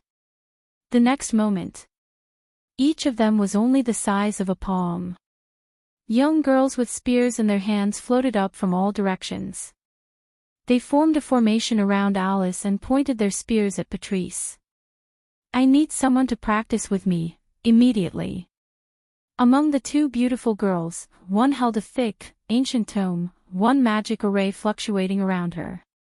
The other had threads extending from her fingers and connecting them to tiny girls. Tiny figures hovered around her, similarly radiating a large amount of mana. Seeing that a fight was about to break out between Patrice and Alice, Night Eye spoke up. "Lady Patrice, Lady Alice, Lady White still needs to rest. Do you intend to fight here?" Remilia spoke up with an unfriendly expression. "This is my room. You are not allowed to fight when Big Brother is resting." Fran stood up and shouted angrily. "Otherwise, Fran will kick all of you out first." The magic surging from Patrice and Alice's bodies paused for a moment. They looked at each other and snorted at the same time before withdrawing their magic. However, none of the girls noticed that Wu Yan was staring at Patrice and Alice with a gloomy expression. "Are you guys fighting over Marissa again?" When everyone quieted down, Wu Yan's gloomy voice echoed. "I really don't know what's so special about that black and white mouse that the two of you, who are as calm as water, would make such a fuss every time you meet." Hearing Wu Yan's gloomy voice, everyone was stunned. When they turned to look at Wu Yan, they were shocked. Wu Yan, who was lying on the bed, sat up. He tilted his head as he looked at Patrice and Alice. His wine-red eyes were filled with a dense haze that ruined his deep and beautiful eyes. Remilia shuddered, and her voice became nervous. "Don't tell me he's acting up again. Big Brother. Lord White." Both Fran and Zaoi extended their hands, but before they could touch Wu Yan, they were stopped by Wu Yan. "The two of you aren't the type who would easily quarrel with others. Neither are you the type who would mindlessly attack others. Why would you quarrel and even fight when you meet?" Wu Yan looked at Patrice and Alice and sneered. "Isn't it because of Marissa?" This. Seeing Wu Yan's gloomy expression, Patrice felt uncomfortable. At the same time, she was puzzled. Even though Yonglin's medicine seemed to have taken effect since yesterday, compared to the arrogant Wu Yan from yesterday, Wu Yan didn't seem as arrogant as before. Instead, it made her shudder. If the arrogant Wu Yan from yesterday was disgusting, then the gloomy expression of Wu Yan today was frightening. It seemed that even Alice felt a little uncomfortable. She took a small step back. Then, as if she had thought of something, her expression changed. "Don't tell me you're jealous of Marissa again." Jealous of Marissa? Remilia, Patrice, Zaoi, and Fran were stunned. As for Wu Yan, it was as though his thoughts were pierced. The gloominess in his eyes intensified and his voice was filled with resentment. "What? Am I not allowed to be jealous of Marissa? Do you want to fight me because of Marissa?" Let alone Patrice and Alice, even Remilia, Furan, and Sakuya felt uncomfortable when they saw Wu Yan's gloomy and resentful appearance. Even though Wu Yan isn't exactly a sunny person, at least the girls feel comfortable and relaxed when they get along with him. They don't feel any pressure at all, and sometimes, they would even feel a trace of happiness when they see Wu Yan's every move in action. How could the current Wu Yan give them such a feeling? "What's going on?" Patrice lowered her voice and asked Alice. "How did you know Haku was jealous of Marissa?" "He said it himself." Alice found it hard to speak, but she knew it wasn't the time to hide the truth. She explained hesitantly. "He said that he felt that I were both very beautiful, yet he treated Marissa that way. That's why he felt a bit jealous of Marissa. But because of that Forever Pavilion's doctor's medicine, that trace of jealousy in his heart expanded and became a negative emotion of jealousy." "You said he said we were beautiful?" Patrice was stunned and her face blushed a little. "In other words, he was jealous of the black and white mouse because of the two of you." Remilia frowned. "Then, this morning, he suddenly became hostile towards me. Could it be because of jealousy?" "Jealousy." Zaoi seemed to have thought of something. In the morning, Wu Yan was normal at first, but after talking to Yakuya, he inexplicably developed hostility towards Remilia. He even developed murderous intent towards her. Could it be that Lord Haku is jealous of the young mistress because of me? Thinking of this, Sui Yi was no longer calm. "What's wrong?" You have nothing to say. Wu Yan thought Patrice and Alice had nothing to say. He clenched his fists and he spat out in a hateful tone. Since all of you like that black and white mouse so much, I shall get rid of her. Wu Yan vanished into thin air in a flash. What? Patrice and Alice turned pale with fright. This is going to be troublesome. Remilia felt a headache coming on, but she was also taking pleasure in his misfortune. That black and white mouse is in trouble. Patrice and Alice glanced at each other and ran towards the door without saying a word. Big sister. Fran grabbed Remilia's hand. Let's go find Big Brother. It seems like I'm in trouble too. Remilia grumbled. Really, it's daytime now. Chapter 1756. Fantasy Village, Magic Forest. In the air above the magic forest, Marissa rode her broom and leisurely flew above. After circling around for a bit, she landed on the ground. The moment Marissa was about to land on the ground, the broom automatically flew out from under her and floated behind her. Marissa was hugging a large pile of items. A pile of junk. It was truly a piece of junk. In this pile of junk, not only were there books that were starting to rot, boxes that were missing a corner, toys that were scattered all over the place, and herbs that were mixed together with weeds. This was a pile of junk that no one would be willing to pick up. However, while hugging this pile of junk, Marissa's face was filled with joy. Great harvest! Great harvest! While walking through the misty fog of the magic forest, Marissa laughed heartily. I didn't expect Soul Dream's warehouse to have so many things. These must have been thrown in from the outside world, right? After hearing these words, there was no one who didn't understand. These things were originally in the warehouse of the Bori Shrine. Marissa, on the other hand, used her special ability to borrow all of them. Bori Shrine was connected to the outside world. Thus, from time to time, some things from the outside world would coincidentally flow into Bori Shrine in Fantasy Village. For these things, if they were useful, Soul Dream would throw them into the warehouse and wait for the time to use them. If they were useless, Soul Dream would directly throw them away. Without a doubt, Marissa borrowed the things that Soul Dream casually threw into the warehouse. Moreover, she definitely didn't get Soul Dream's permission, and it wasn't the first time she did this. But, Marissa said regretfully while holding the pile of junk in her hands, although these things are very rare, but they are useless to me. Or Patrice's books are useful to me. Marissa frequently went to Scarlet Devil Mansion's underground library to borrow books. It wasn't just for her collection.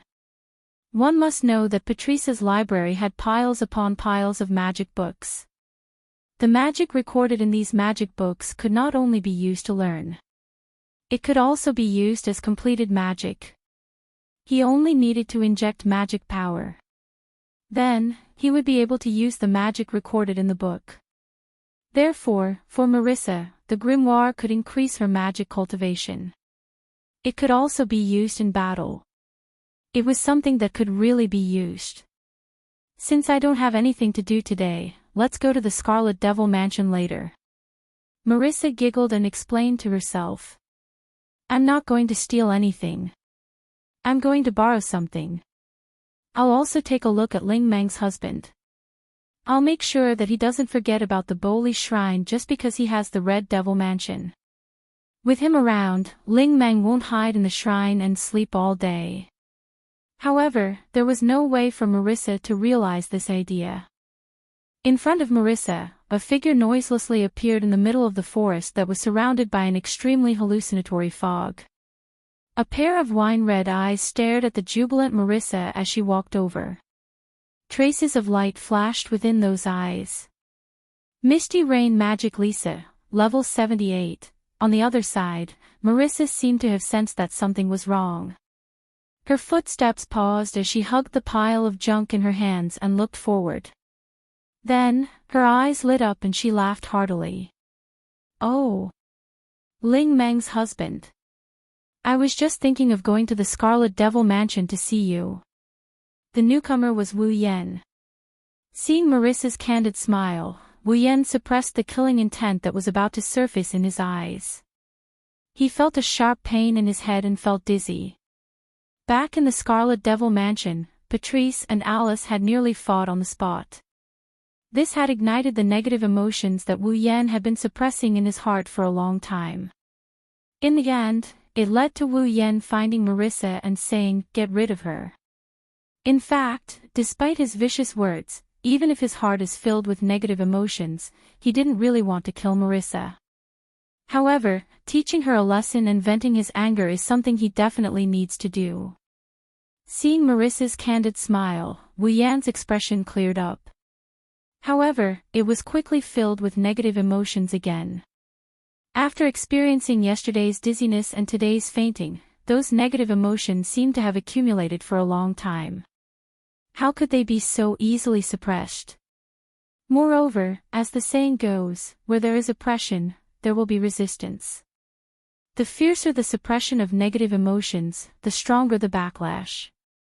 Thus, Wu Yan covered his head with his hand while looking at Marissa with his one eye exposed outside of the hand covering his head. The corner of his lips curled up.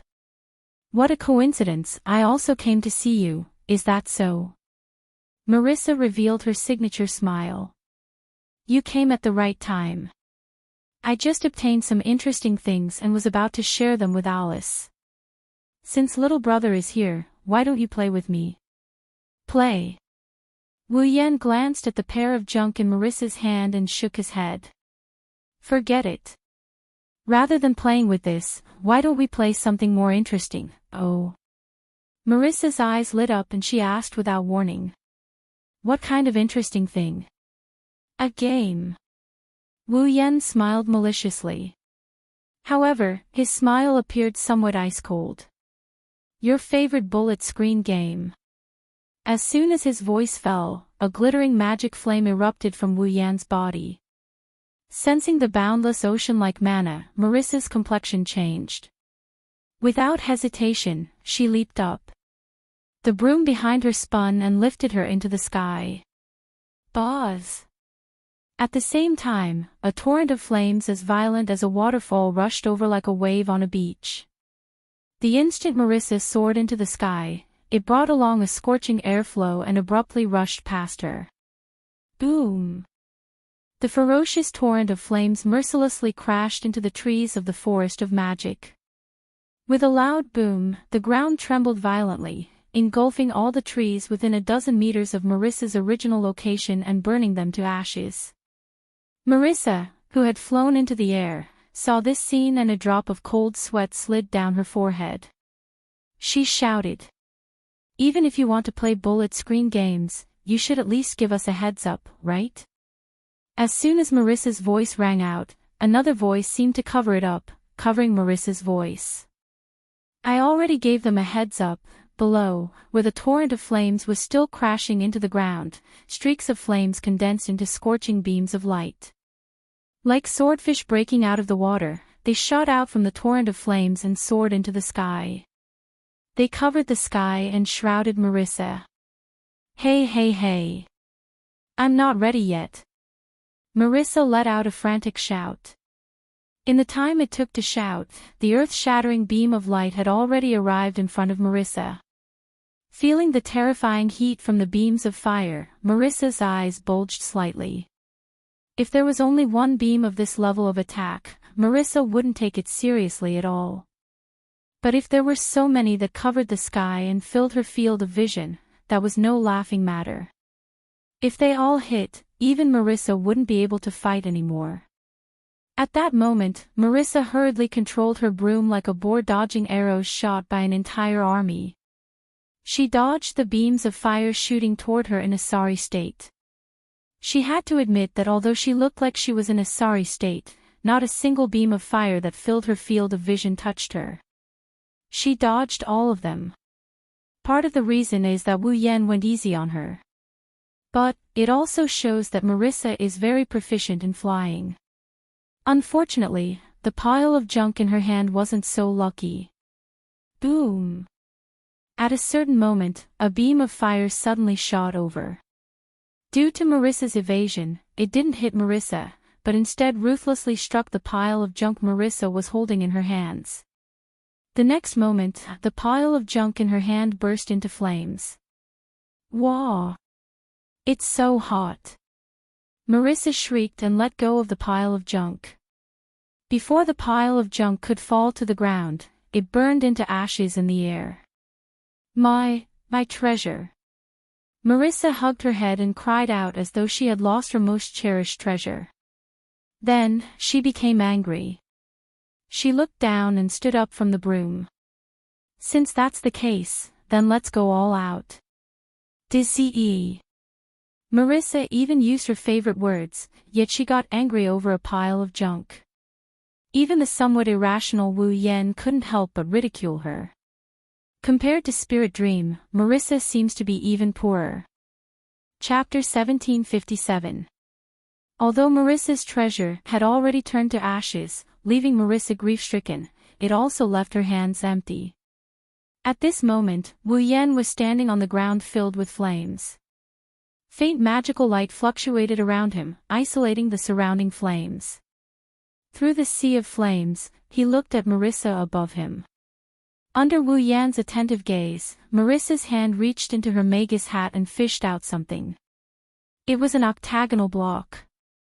It was black and white, with yin and yang fish eyes and the 8 trigrams carved on its surface. Combined with Marissa's Western witch attire, it gave people a feeling of incongruity. However, that octagonal block, which was like a small stove, was actually an extremely outstanding magical tool. This strange little furnace could release a small fire that was only enough to cook dinner, but it could also release a large fire that could burn down a mountain. Moreover, it was completely fueled by mana, and other than that, it did not require any other conditions to be activated. Due to this 8 trigrams furnace's characteristic of using magical power as fuel, Marissa used it as her main means of attack. She had set up a magical array inside the 8 trigrams furnace, converting magical power into pure offensive power to release a powerful cannon attack. In terms of power, Marissa's magic cannon was at the forefront of the fantasy village. It was also because of this that Marissa had relied on the might of her magic cannon to challenge opponents of a higher rank and rank. With a bit of luck, Marissa had succeeded in her challenges. If one were to say that Soul Dream was a simple bug character, often using cheats, then Marissa was truly shrouded in the aura of a main character, often defeating the strong as the weak. And Marissa's method of defeating the strong as the weak was to surpass her own rank. A super powerful magical cannon attack that could threaten people of a higher rank. Clearly aware of this, even if his heart was filled with negative emotions similar to jealousy, Wu Yan didn't dare to be careless and raised his guard. In that instant, a stream of magical power surged out from Marissa's body, pouring into the 8 trigrams furnace in her hand. Wearing her trademark grin, she aimed the 8 trigrams furnace at the flames below. Magic cannon, final spark. It was as if he was venting. Marissa shouted, and all the mana on the surface of her body instantly poured into the 8 trigrams furnace in her hand, causing it to emit intense mana fluctuations. Bam! With a gunshot that sounded like a sniper pulling the trigger and firing a bullet, the 8 trigrams furnace in Marissa's hand trembled and a fierce beam of mana shot out from it. From start to finish, Marissa had clearly only poured mana into the 8 trigrams furnace, but the 8 trigrams furnace had actually condensed that pure mana into an extremely powerful beam of light, and with a sound of tearing through the air. Descending from the sky, it landed in the torrent of flames that had yet to dissipate. Then, it ruthlessly scattered the torrent of flames. It landed mercilessly in the direction of Wu Yan. Looking at the power of that attack, even Wu Yan would end up with burns all over his body if he was caught off guard. Impressively, Marissa's bombardment was already capable of threatening rank 9 powerhouses. In the next second, Wu Yan's figure was completely submerged in that multicolored beam of light. Bam! Following an explosion, the torrent of flames was scattered into sparks that filled the sky. Like blossoming fireworks, they scattered in all directions, while the place where Wu Yan was standing exploded into smoke and flames that soared into the sky. Even the ground trembled. Ayaya, I used too much force. It's been a long time since I used final spark in a fight. Lingming's husband should be fine, right? Marissa grabbed her hat. Although she said this, her face was full of joy. Although I haven't been able to defeat Lingmeng, I can defeat her husband. In the future, I can be arrogant in front of her. He. Marissa was aware of her own limitations and knew that she was being very arrogant. However, when the smoke and flames that soared into the sky dissipated and the scene inside was exposed to the air, Marissa was petrified. Perhaps Marissa didn't have much confidence in her own strength, but she had plenty of confidence in her destructive power. Originally, Marissa was a pure violent person who placed great importance on firepower and didn't care about results. It was also because of this that Marissa's destructive power was like a bug. In the fantasy village, there weren't many people who could withstand Marissa's bombardment head-on. But now, there was one more such person. Below, at the place where the smoke and fire dissipated, there was a sword wall that was as black as ink. It was made up of giant swords, and it was more than 10 meters tall, standing in the center of the smoke and fire. Thick smoke was still rising from it. Clearly, Marissa's final spark didn't hit Wu Yan. Instead, it hit the pitch-black wall of swords and completely blocked Marissa's bombardment. It can't be. Seeing the pitch-black wall of swords that was emitting thick smoke and completely unscathed, Marissa's eyes once again bulged out. My magic cannon actually couldn't penetrate that wall. Your destructive power is indeed sufficient, but unfortunately, if you want to directly destroy the ultimate armament born from fantasy, you're still a bit lacking. The pitch-black wall of swords that rose from the ground scattered. The swords that formed the wall of swords floated up and pointed at Marissa in midair. You do indeed possess an extremely powerful destructive power. However, your moves are too simple. As long as I can see through the trajectory of your attacks and have the means to block your magic cannon, Marissa, you won't be a threat to me. After saying that, the pitch-black swords pointed at Marissa slashed through the air. Amidst a series of sonic booms, they shot toward Marissa. A barrage of bullets once again appeared in front of Moisa. Reacting to the situation, Moisa hurriedly piloted her broom. Just like before, she used a flustered and irregular flying method to accurately avoid the incoming pitch-black greatswords. Unfortunately, these pitch-black swords were different from the uncontrollable flame beam from before. Wu Yan could easily control the trajectory of his noble artifacts.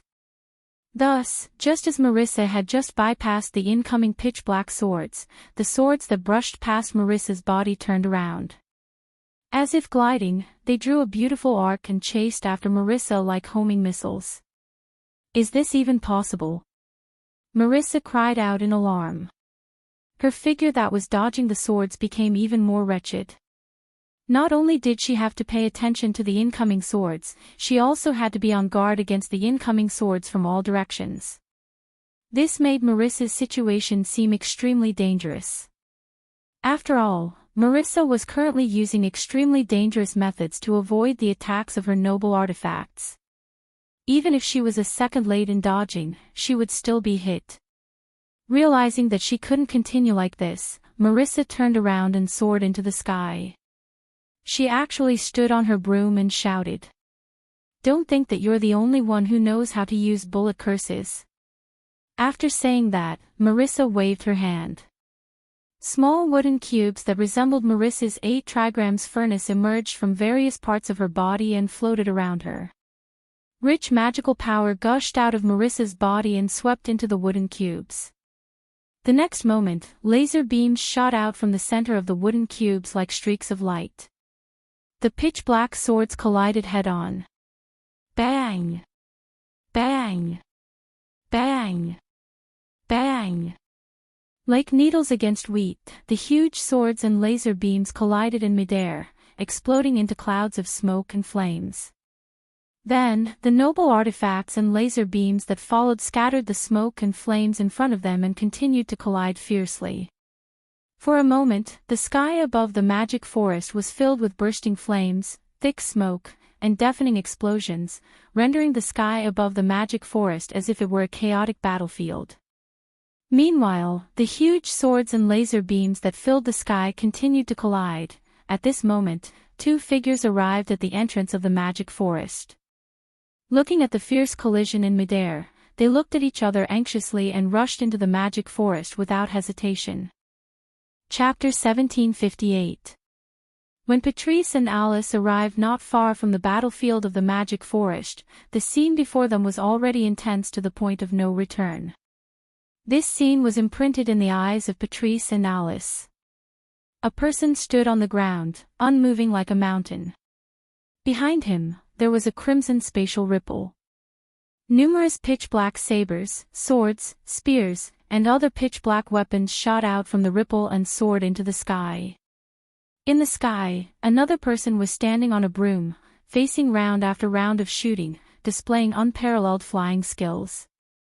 Not only was he in a sorry state, but he was also nimbly shuttling back and forth among the shooting weapons. There were also small wooden cubes floating around him, occasionally shooting out lasers and landing on the ground. The pitch-black weapons and the dazzling laser beams collided intensely in the void between the two figures, one still and one moving, one above and one below. Waves of smoke and dust were stirred up, and strong gales were produced, attacking in all directions. From the looks of it, the two seemed to be exchanging blows, neither giving way to the other. However, Patrice and Alice were clear. Marissa's situation was extremely bad. This was to be expected.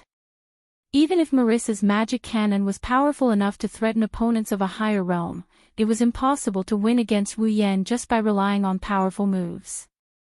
After all, although it was said to be able to threaten opponents of a higher realm, it was still just a threat and not dangerous.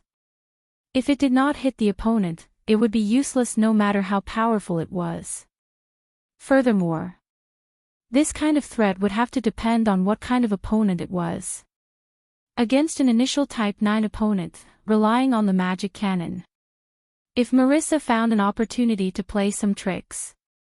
If it hit the opponent, it was not impossible to win. However, it was a pity that Wu Yan was not an initial Type 9 opponent, but a true peak Type 9 opponent. If they fought seriously, it would only take an instant for Marissa to be defeated. As for the battle that seemed to be a draw, it was actually extremely disadvantageous to Marissa. The reason was simple. Even the full-powered magic cannons couldn't damage Wu Yan's noble phantasm, let alone the weakened lasers. As a result, this intense showdown on the bullet screen was, at most, just on the surface. The truth was that Marissa's laser could only deflect the noble phantasm's trajectory. Otherwise, Marissa wouldn't need to continue dodging the noble phantasm's attacks. However, Wu Yan's relic looked like a dazzling array of flowers, but it was just a relic that had turned into iron sand. By using electromagnetic force to control them, he could easily control the direction of the noble phantoms, allowing the noble phantoms that were deflected or evaded by the Marissa to continue pursuing the Marissa. It was an easy task. In other words, Marissa's attack had no effect on Wu Yan, while Wu Yan's attack was a real threat to Marissa. Wu Yan didn't move an inch from the start. Instead, Marissa flew all over the sky in a rather pitiful manner. You can see this from the fact that Wu Yan is still standing on the ground. Oh no! Alice cried out in surprise. If this continues, Marissa will definitely be defeated. White! Patrice shouted as she endured her heavy breathing due to rushing over. Stop it! As if that wasn't enough, Patrice and Alice also rushed over. They intended to stop Wu Yan. Humph! Wu Yan snorted when he noticed Patrice and Alice's arrival. He finally made a move after remaining motionless for so long. He raised a hand, and a circle of light formed by mana fluctuated above it. The ripples spread out in the air. Buzz! A magical ritual containing intricate geometric patterns rose from the ground and expanded to a radius of more than 20 meters. With the periphery of the magical ritual as the source, a cylindrical light curtain rose and surrounded the battlefield where Wu Yan and Marissa were. Patrice and Alice almost crashed into the light curtain. Their hands were pressed against the light curtain, but it was as though they were pressing against glass. They couldn't pass through the light curtain. A barrier. Alice stood up in astonishment. In just an instant, he didn't even chant an incantation and created such a large-scale barrier. No. It's not just the scale of the barrier. Patrice frantically touched the glass-like barrier. With her attainments in magic, she instantly discerned the truth of this barrier. Its defense is rather high. Even Marissa's magic cannon won't be able to penetrate it without at least 10 shots. Marissa's magic cannon. 10 shots. Alice jumped up in fright. In just an instant, not even a second. She didn't even chant an incantation. Is this barrier that advanced?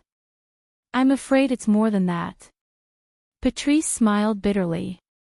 It seems that Haku's attainments in magic are higher than I imagined. Don't you have a huge collection of books in your library?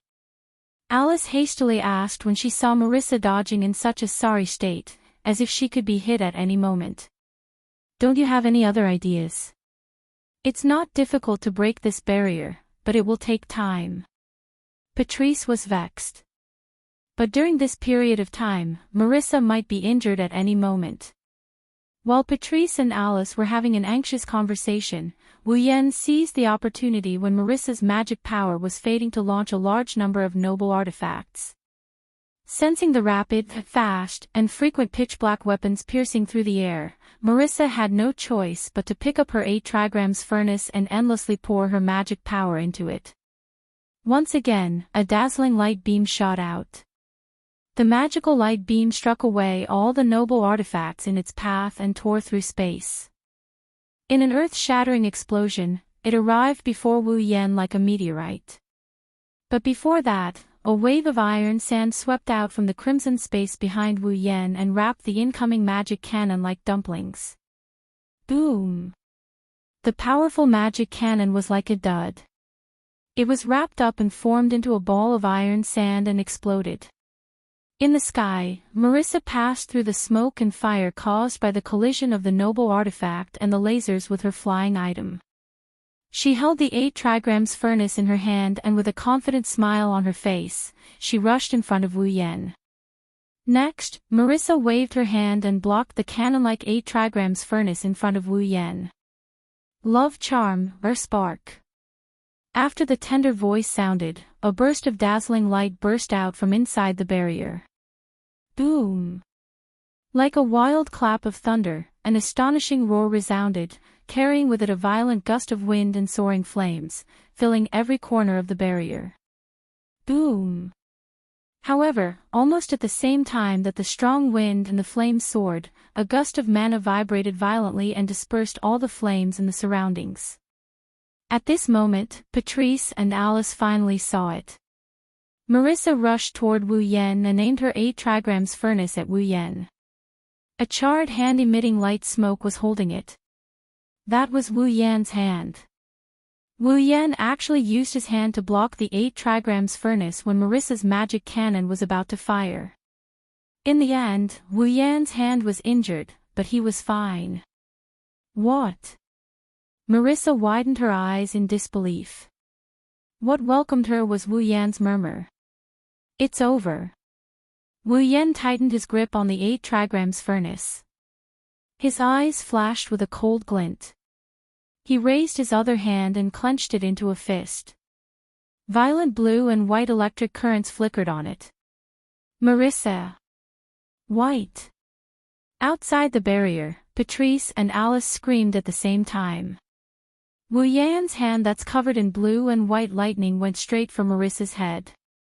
She couldn't react in time and he didn't hold back. At this critical moment, a few figures appeared behind Patrice and Alice under the lead of a graceful maid. The moment they appeared, they witnessed this scene. The suave figure in maid attire was startled. She rolled her blue eyes and gritted her teeth. Without hesitation, she shouted at Wu Yan. Actually, the person Madame Patrice and Miss Alice like isn't that black and white mouse. Instead, it's you, Sir White. Chapter 1759. Actually, the person Lady Patrice and Miss Alice like isn't that black and white mouse, but you, Lord Bai. These shocking words caused the chaotic battlefield to fall into a state of stillness as if time had come to a standstill. The fist flickering with blue-white electric arcs abruptly stopped before it struck Marissa's face. The fist wind didn't lose its momentum as it blew against Marissa's face, causing her resplendent golden hair to flutter in the wind. Looking at the fist that stopped less than 5 centimeters away from her, a drop of cold sweat slid down Marissa's cheek. Wu Yan stopped paying attention to Marissa and turned his head towards the outside of the barrier where the sound came from. His originally gloomy and unsightly face that was tainted by negative emotions is now filled with astonishment. As for Patrice and Alice, their faces alternated between green, white, black, and blue. In the end, their faces turned into a rose-red color. Let alone Patrice and Alice, even Remilia and Fran couldn't react in time. Their eyes were wide open as they looked at the culprit behind this sentence. Luo Yi. That sentence just now was said by this head maid who had the beautiful reputation of being perfect and chic. Furthermore, looking at Luo Yi's stiff face, it was clear that she shouted out in a moment of desperation. Of course, it was just shouting. However, Luo Yi didn't think of anything. Of course, Wu Yan, who was filled with negative emotions, definitely wouldn't have thought of Luo Yi's considerations. He looked at Luo Yi in astonishment and was at a loss. What you said is true. With a swish, all the people present cast their eyes on Zui Yi. Under everyone's gazes, Luo Yi calmed down. Under Patrice and Alice's sluggish expressions, she nodded her head. Of course it's true. Luo Yi. You. Perhaps it was because these words were too shocking, causing Patrice and Alice to stutter.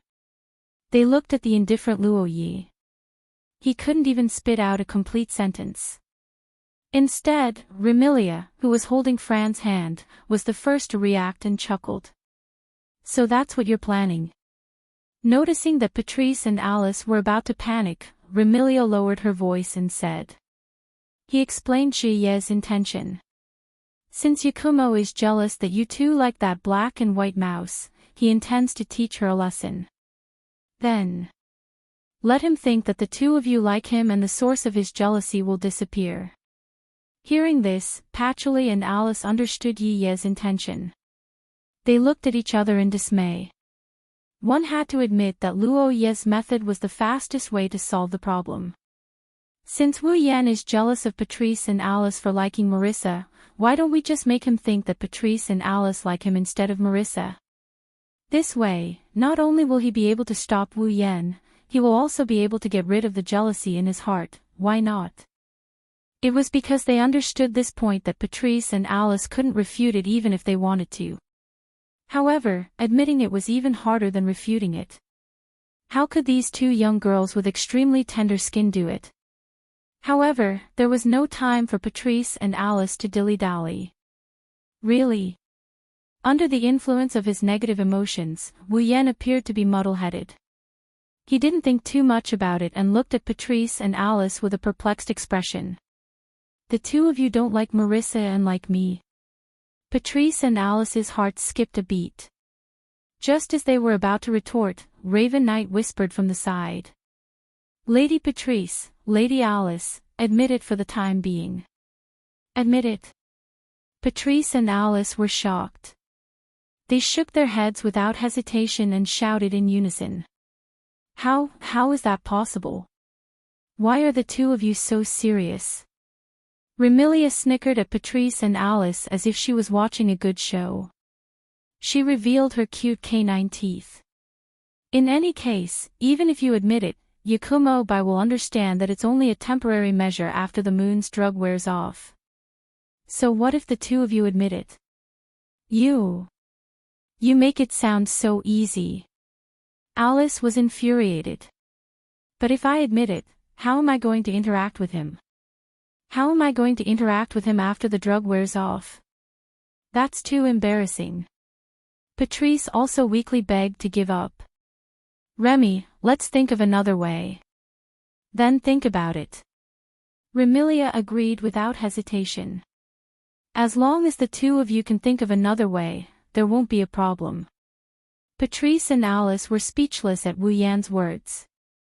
On the other side, Wu Yan's expression darkened when he saw Patrice and Remilia whispering to each other.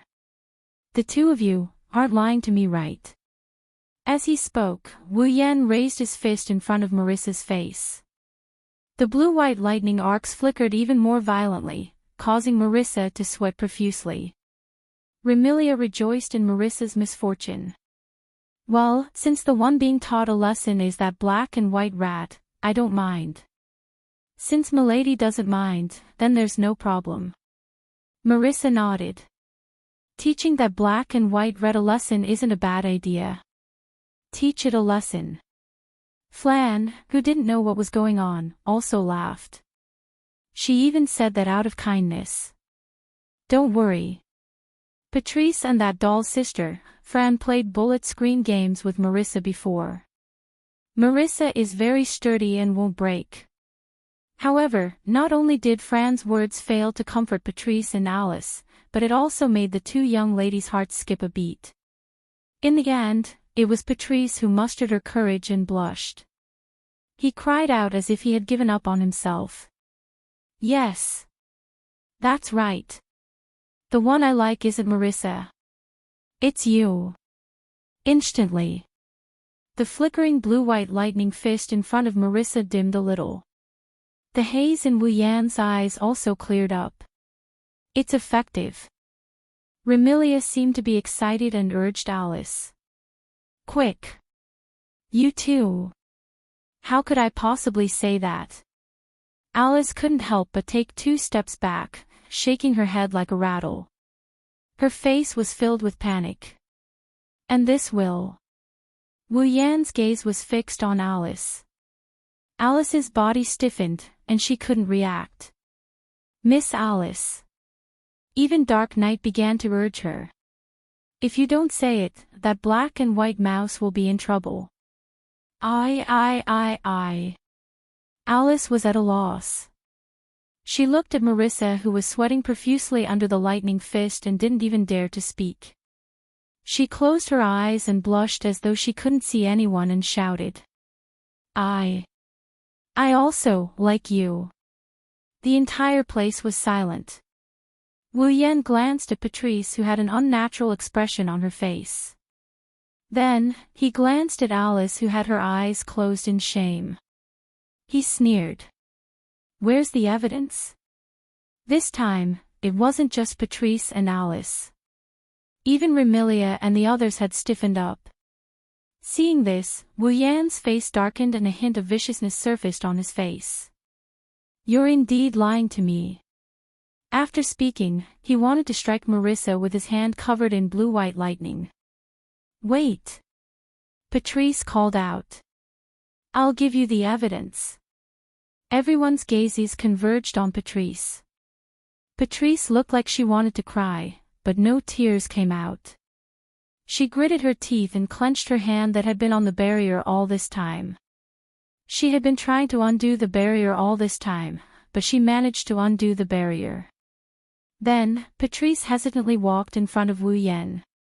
Seeing Wu Yan's frown, she steeled her heart and tiptoed. Chirp! After hearing this sound, Wu Yan was stunned, and so were all the girls. Patrice moved away as though she was electrocuted and cried out in panic. Do you believe me now? Wu Yan nodded in a muddle-headed manner. Then, he looked at Alice. Alice's whole body stiffened. Don't tell me I wanted to. How could I do that? Just as this thought surfaced in Alice's mind, Remilia's words filled with admiration entered Alice's ears. Patrice is truly noble. For that black and white mouse, she was even willing to give her first kiss. However, Remilia didn't know that Patrice had already given her first kiss to Wu Yan. That's why Patrice is willing to give him a kiss to cover up her lie. Let's not talk about kissing. Patrice has already done more intimate things with Wu Yan, hasn't she? But when these words fell into Alice's ears, they provoked her. For Marissa, Patrice was willing to give her first kiss. Then I can do it too. With such thoughts running through her mind, Alice looked at Wu Yan with a gloomy expression. She whimpered and closed her eyes. Then, she charged at Wu Yan and threw herself into Wu Yan's arms. As though throwing caution to the wind, Alice cut the Gordian knot. The moment she threw herself into Wu Yan's embrace, she tiptoed. Chirp, a second erotic sound echoed in the surroundings. Ugh! Not only that, but Alice also let out a panicked whimper. This was because Wu Yan hugged Alice tightly and stuck his tongue into her mouth, entangling with hers. Chirp tisk chirp ha. In the next moment, the sound of intertwining became even more erotic, causing people's faces to turn red, reverberating in the air. Chapter 1760. Fantasy Village, Scarlet Devil Mansion. Remilia, Patrice, Suyi, and Fran gathered together. Even Marissa was present. They scattered around a bed and looked at Wu Yan. Apart from Fran, the rest of them blushed. After Alice offered up her first kiss for the sake of the so-called evidence, she was entangled by Wu Yan. After a passionate kiss that would make anyone blush, Wu Yan, who was already a bit muddle-headed, collapsed right before Alice was about to suffocate. It wasn't hard to understand. After all, the source of jealousy had been eliminated. The negative emotions were naturally reduced by half. Wu Yan's heart once again emerged and clashed with the evil. Thus, Wu Yan fainted as usual. Afterwards, Remilia and the rest sent Wu Yan back to Scarlet Devil Mansion and let him lie down. They maintained this state and didn't speak for a long time. It couldn't be helped. The people here were all young ladies who had never experienced love before. How could they not feel embarrassed after being kissed so passionately by Wu Yan? Other than the innocent Flan who doesn't know anything, even the careless Marissa is blushing. One can only imagine how intense the kiss between Wu Yan and Alice was. Of course, no matter what, Marissa had a carefree personality. Not long after, she patted her cheeks and sighed. I didn't expect it. I haven't seen Babin's little brother for a day or two and Lingming's husband was snatched away. Hearing those words, Patrice felt as though she was struck by lightning. Her body trembled and she choked out those words after a long while. Marissa, if I say that what I said to Haku wasn't true, would you believe me? Of course I believe you.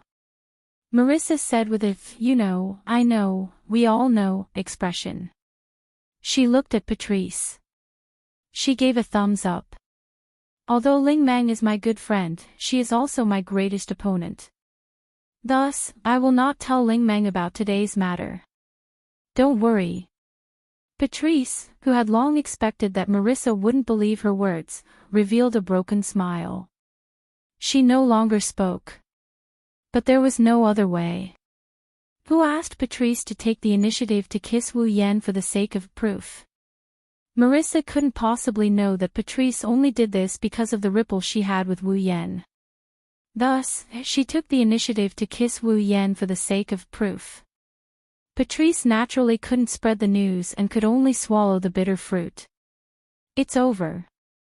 Marissa completely misunderstood me. It's really over. Pondering over this, Patrice's mischievous smile turned even more bizarre. Coupled with her pale complexion due to her frail body, she looked exceptionally terrifying.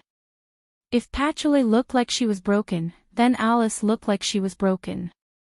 Ha ha ha, ha ha ha.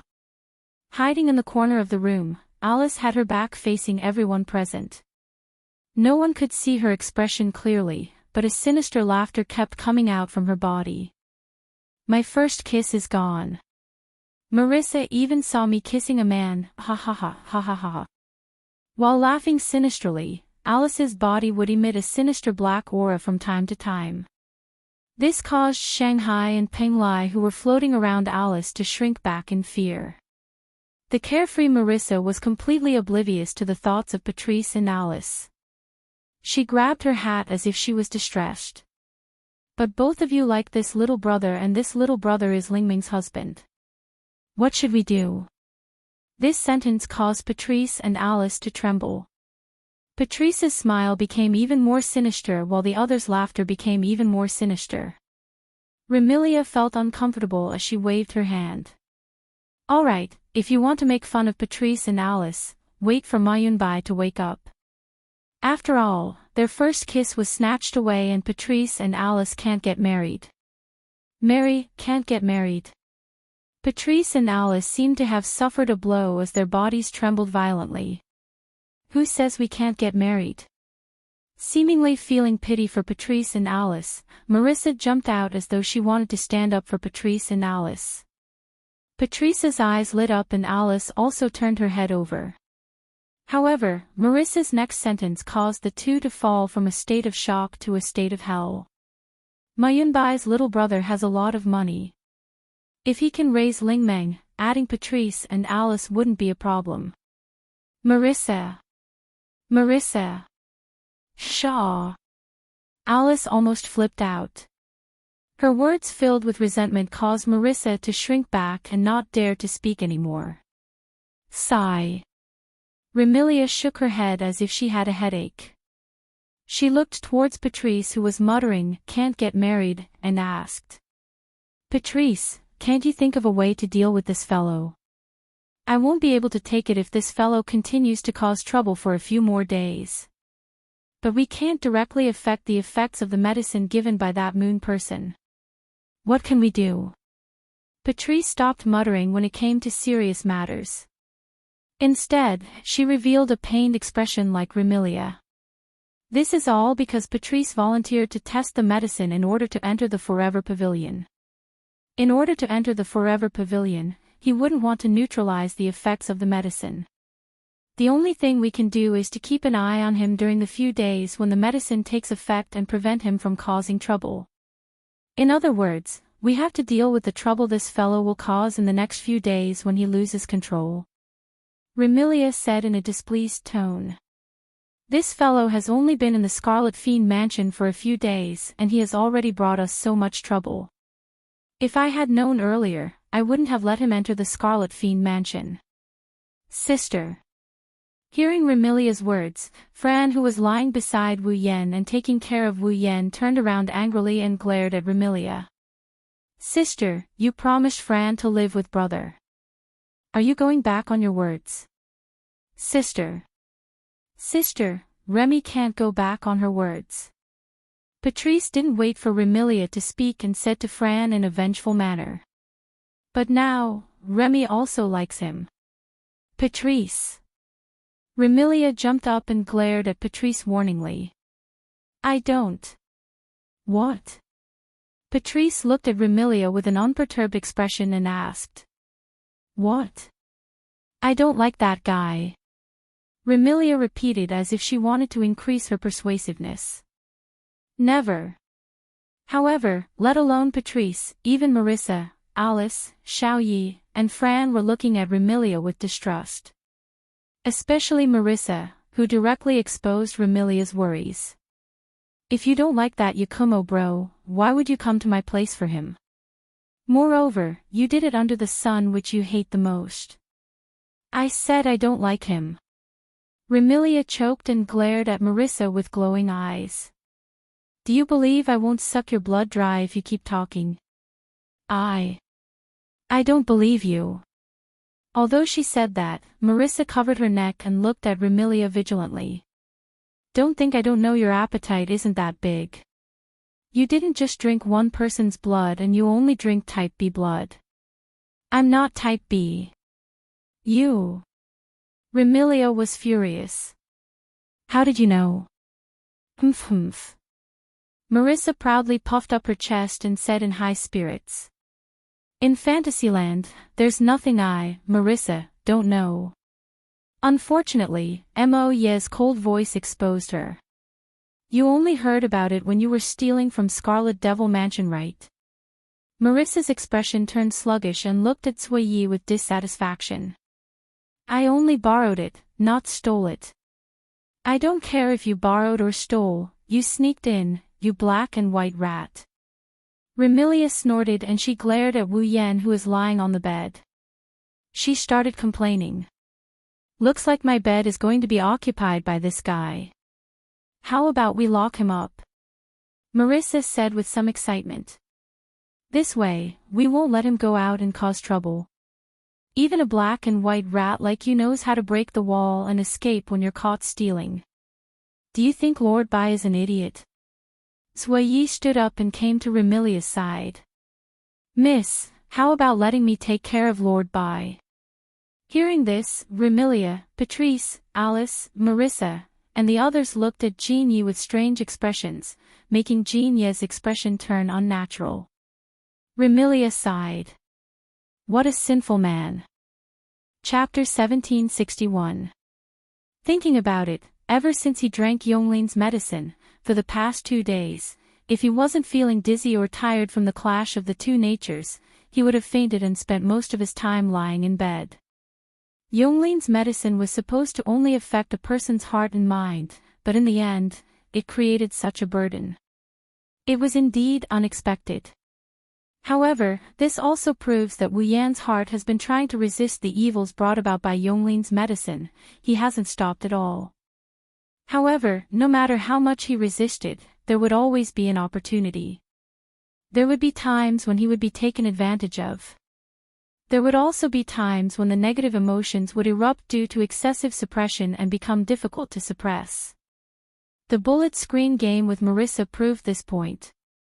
Now that things had developed to this extent, neither Remilia nor Patrice dared to treat this as a good show. After all, strictly speaking, even if the bullet screen game between Wu Yan and Marissa was considered to have followed the rules of the rune card, who knew when the negative emotions would cause Wu Yan to break the rules and directly attack others? If that's the case, Boli Miko-sama might even make a move and clash with Wu Yan, who's under the influence of negative emotions. And clashing with Beri would be equivalent to clashing with the entire Fantasyland. At that time, it would truly be troublesome. Regarding this, Remilia's face had a grumbling expression. Patrice also had a headache, but she still seriously instructed Sui Yi to watch over Wu Yan. Sui Yi seemed to have the same intention and nodded without hesitation. Then, Fran, who wanted to stay behind to take care of Wu Yan, was pulled away by Remilia. Marissa also trembled in fear as she brought Alice, who was still emitting black smoke, and left. Sui Yi was the only one left in the room. He stood by the side and looked after Wu Yan. It was rare for him to not be by Remilia's side. He looked after Wu Yan for an entire night. Until the next morning. Ugh. Wu Yan, who had been sleeping on the bed, suddenly let out a soft groan. The groan was extremely soft. However, his voice reverberated clearly in this incomparably silent room. Along with the sound, Wu Yan, who was lying on the bed, slowly opened his eyes. Ugh. As soon as he opened his eyes, Wu Yan felt a stabbing pain in his head. He couldn't help but cover his forehead and look around with a dazed expression. This is Scarlet Devil Mansion. Am I back? The dazed expression on his face gradually faded. Wu Yan's clear consciousness returned to his mind, but his face was filled with a strange expression. He didn't know whether to laugh or cry. Although his head was still a little dizzy, Wu Yan still remembered everything that happened when he was awake. Even when he was under the influence of negative emotions. In other words, he got jealous out of nowhere and got into a fight with Marissa. Then, he got confessed to by Patrice and Alice. Then, he got kissed by the two beauties in front of everyone. Wu Yan remembered all of that. It was because of these memories that Wu Yan felt his headache worsening. If he had a choice, Wu Yan would rather not remember these things. She actually got jealous of Marissa because of Patrice and Alice's Yuri plot and fought with Marissa. Was there anything more shameful than this? In order to prevent himself from doing that, Patrice and Alice sacrificed a lot. Later on, Wu Yan even hugged Alice and kissed her wildly under the eyes of everyone in Scarlet Devil Mansion. How am I going to face others in the future? Hachi-e Yonglin. Wu Yan could only treat this as humiliation and blame it on Hachi-e Yonglin. I was really screwed over by you. Grumbling, Wu Yan patted his head and sat up on the bed. But when he sat up, Wu Yan discovered that there was another person beside him. Dazzling silver hair drooped down due to gravity. Some laid on the edge of the bed and some scattered on the owner's cheeks. Along with the owner's long breath, the hair moved up and down along with the owner's cheeks. Her beautiful and long eyelashes seemed to be stained with a little bit of water vapor, reflecting a beautiful luster. The young girl sat on a chair beside the bed, lying on the edge of the bed. Her eyes were closed, and she breathed out sweet breaths with a serene face. Without a doubt, the young lady was in a deep sleep. Moreover, after taking care of Wu Yan for an entire night, she finally fell asleep due to exhaustion. Needless to say, the young lady sleeping on the edge of the bed is Xiao Yi. Xiao Yi. Looking at the sleeping Xiao Yi lying on the edge of the bed, Wu Yan was startled at first. Then, he guessed what was going on and a bitter smile appeared on his face. Really, you've caused me a lot of trouble. While saying that, he looked at Sakuya's peaceful sleeping posture. Wu Yan couldn't help but reach out his hand to gently brush away the strands of hair that are hanging on Sakuya's cheeks. He also gently caressed her pretty face. The smooth feeling instantly passed through his hand that touched the young lady's skin. However, Wu Yan wasn't in the mood to enjoy it. He was completely immersed in Xiao Ye's peaceful sleeping face.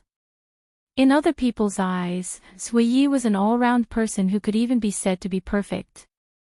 Her performance was decent, she was smart and capable, and her temperament was extraordinary. No one could find fault with her. Therefore, she was given the title of a perfect head maid. In the past, Wu Yan had more than once admired this highly capable head maid. He also admired Nageo's workability and other aspects of her. But, looking at Sakaya's peaceful sleeping face, Wu Yan understood the reason behind it. No matter how good her performance was, how decent her temperament was, how extraordinary her workability was, and how smart and capable she was, the young lady in front of him was just an ordinary young lady who was less than 20 years old. No matter how tense her heart was, no matter how restrained her behavior was, and no matter how much she paid attention to her every move and performance, Xiao Yi couldn't continue to maintain her perfect and chic image in her sleep. Because this was the only time Xiao Yi could relax, and not pay attention to the gains and losses. Without the powerful ability to control time, without the strict requirements for her behavior and performance, Xiao Yi was just an ordinary young lady. This point could be proven by the peaceful and ordinary sleeping posture of the night. Perhaps, this was the first time Xiao Yi exposed her sleeping posture in front of others. Looking at Xiao Ye's peaceful sleeping posture, Wu Yan's heart was filled with uncontrollable tenderness instead of tranquility. This tenderness might have been completely transmitted to Xiao Ye's heart through the hand stroking Xiao Ye's cheek. Xiao Ye's eyelashes trembled a few times, and she slowly opened her eyes. When the wine-red eyes and the blue eyes met, time seemed to have stopped. Wu Yan didn't stop because of Xiao Ye's awakening. He still stroked Xiao Ye's cheek, and the tenderness in his eyes couldn't be hidden. Sakuya didn't make any move due to her current situation. It's as if she's immersed in the rich tenderness surging from those wine-red eyes. She maintained her lying position as she stared at Wu Yan without blinking her eyes. Her eyes rippled with emotions. Everything was understood without words. Not knowing when, Wu Yan moved closer to Xiao Yi. Xiao Yi looked at the face that gradually enlarged in her eyes. Xiao Yi didn't want to avoid it. Except for the ripples in her eyes, she didn't make any other move. Under such circumstances, the distance between the two was constantly shortened, and their lips were getting closer and closer. At a certain moment, Xiao Yi gently closed her eyes. Ugh! The instant their lips touched, Ruo Yi let out a nasal sound. Her delicate body also trembled slightly as she instinctively opened her mouth. Taking advantage of the opportunity, Wu Yan stuck out his tongue, caught the soft lilac tongue, and entangled it. Chirp. This time, Xiao Ye's eyelashes trembled slightly, but she didn't refuse the overbearing invasion of the tongue. She used a jerky and passive movement to slowly intertwine with it. In this perfect atmosphere, it was obvious that Xiao Yi was moved. She gave her first kiss, which she had never thought of giving to anyone before. To be honest, Wu Yan himself didn't expect Xiao Yi to accept his kiss. No matter what, the two had only known each other for a few days. The relationship between them was not so much love, but more like mutual appreciation. It was far from being so intimate. However, it was also true that Xiao Yi didn't resist. Therefore, under the influence of the atmosphere, Wu Yan reached out and carried Xiao Yi to the bed. You're tuning in to the LoveLore Library YouTube channel.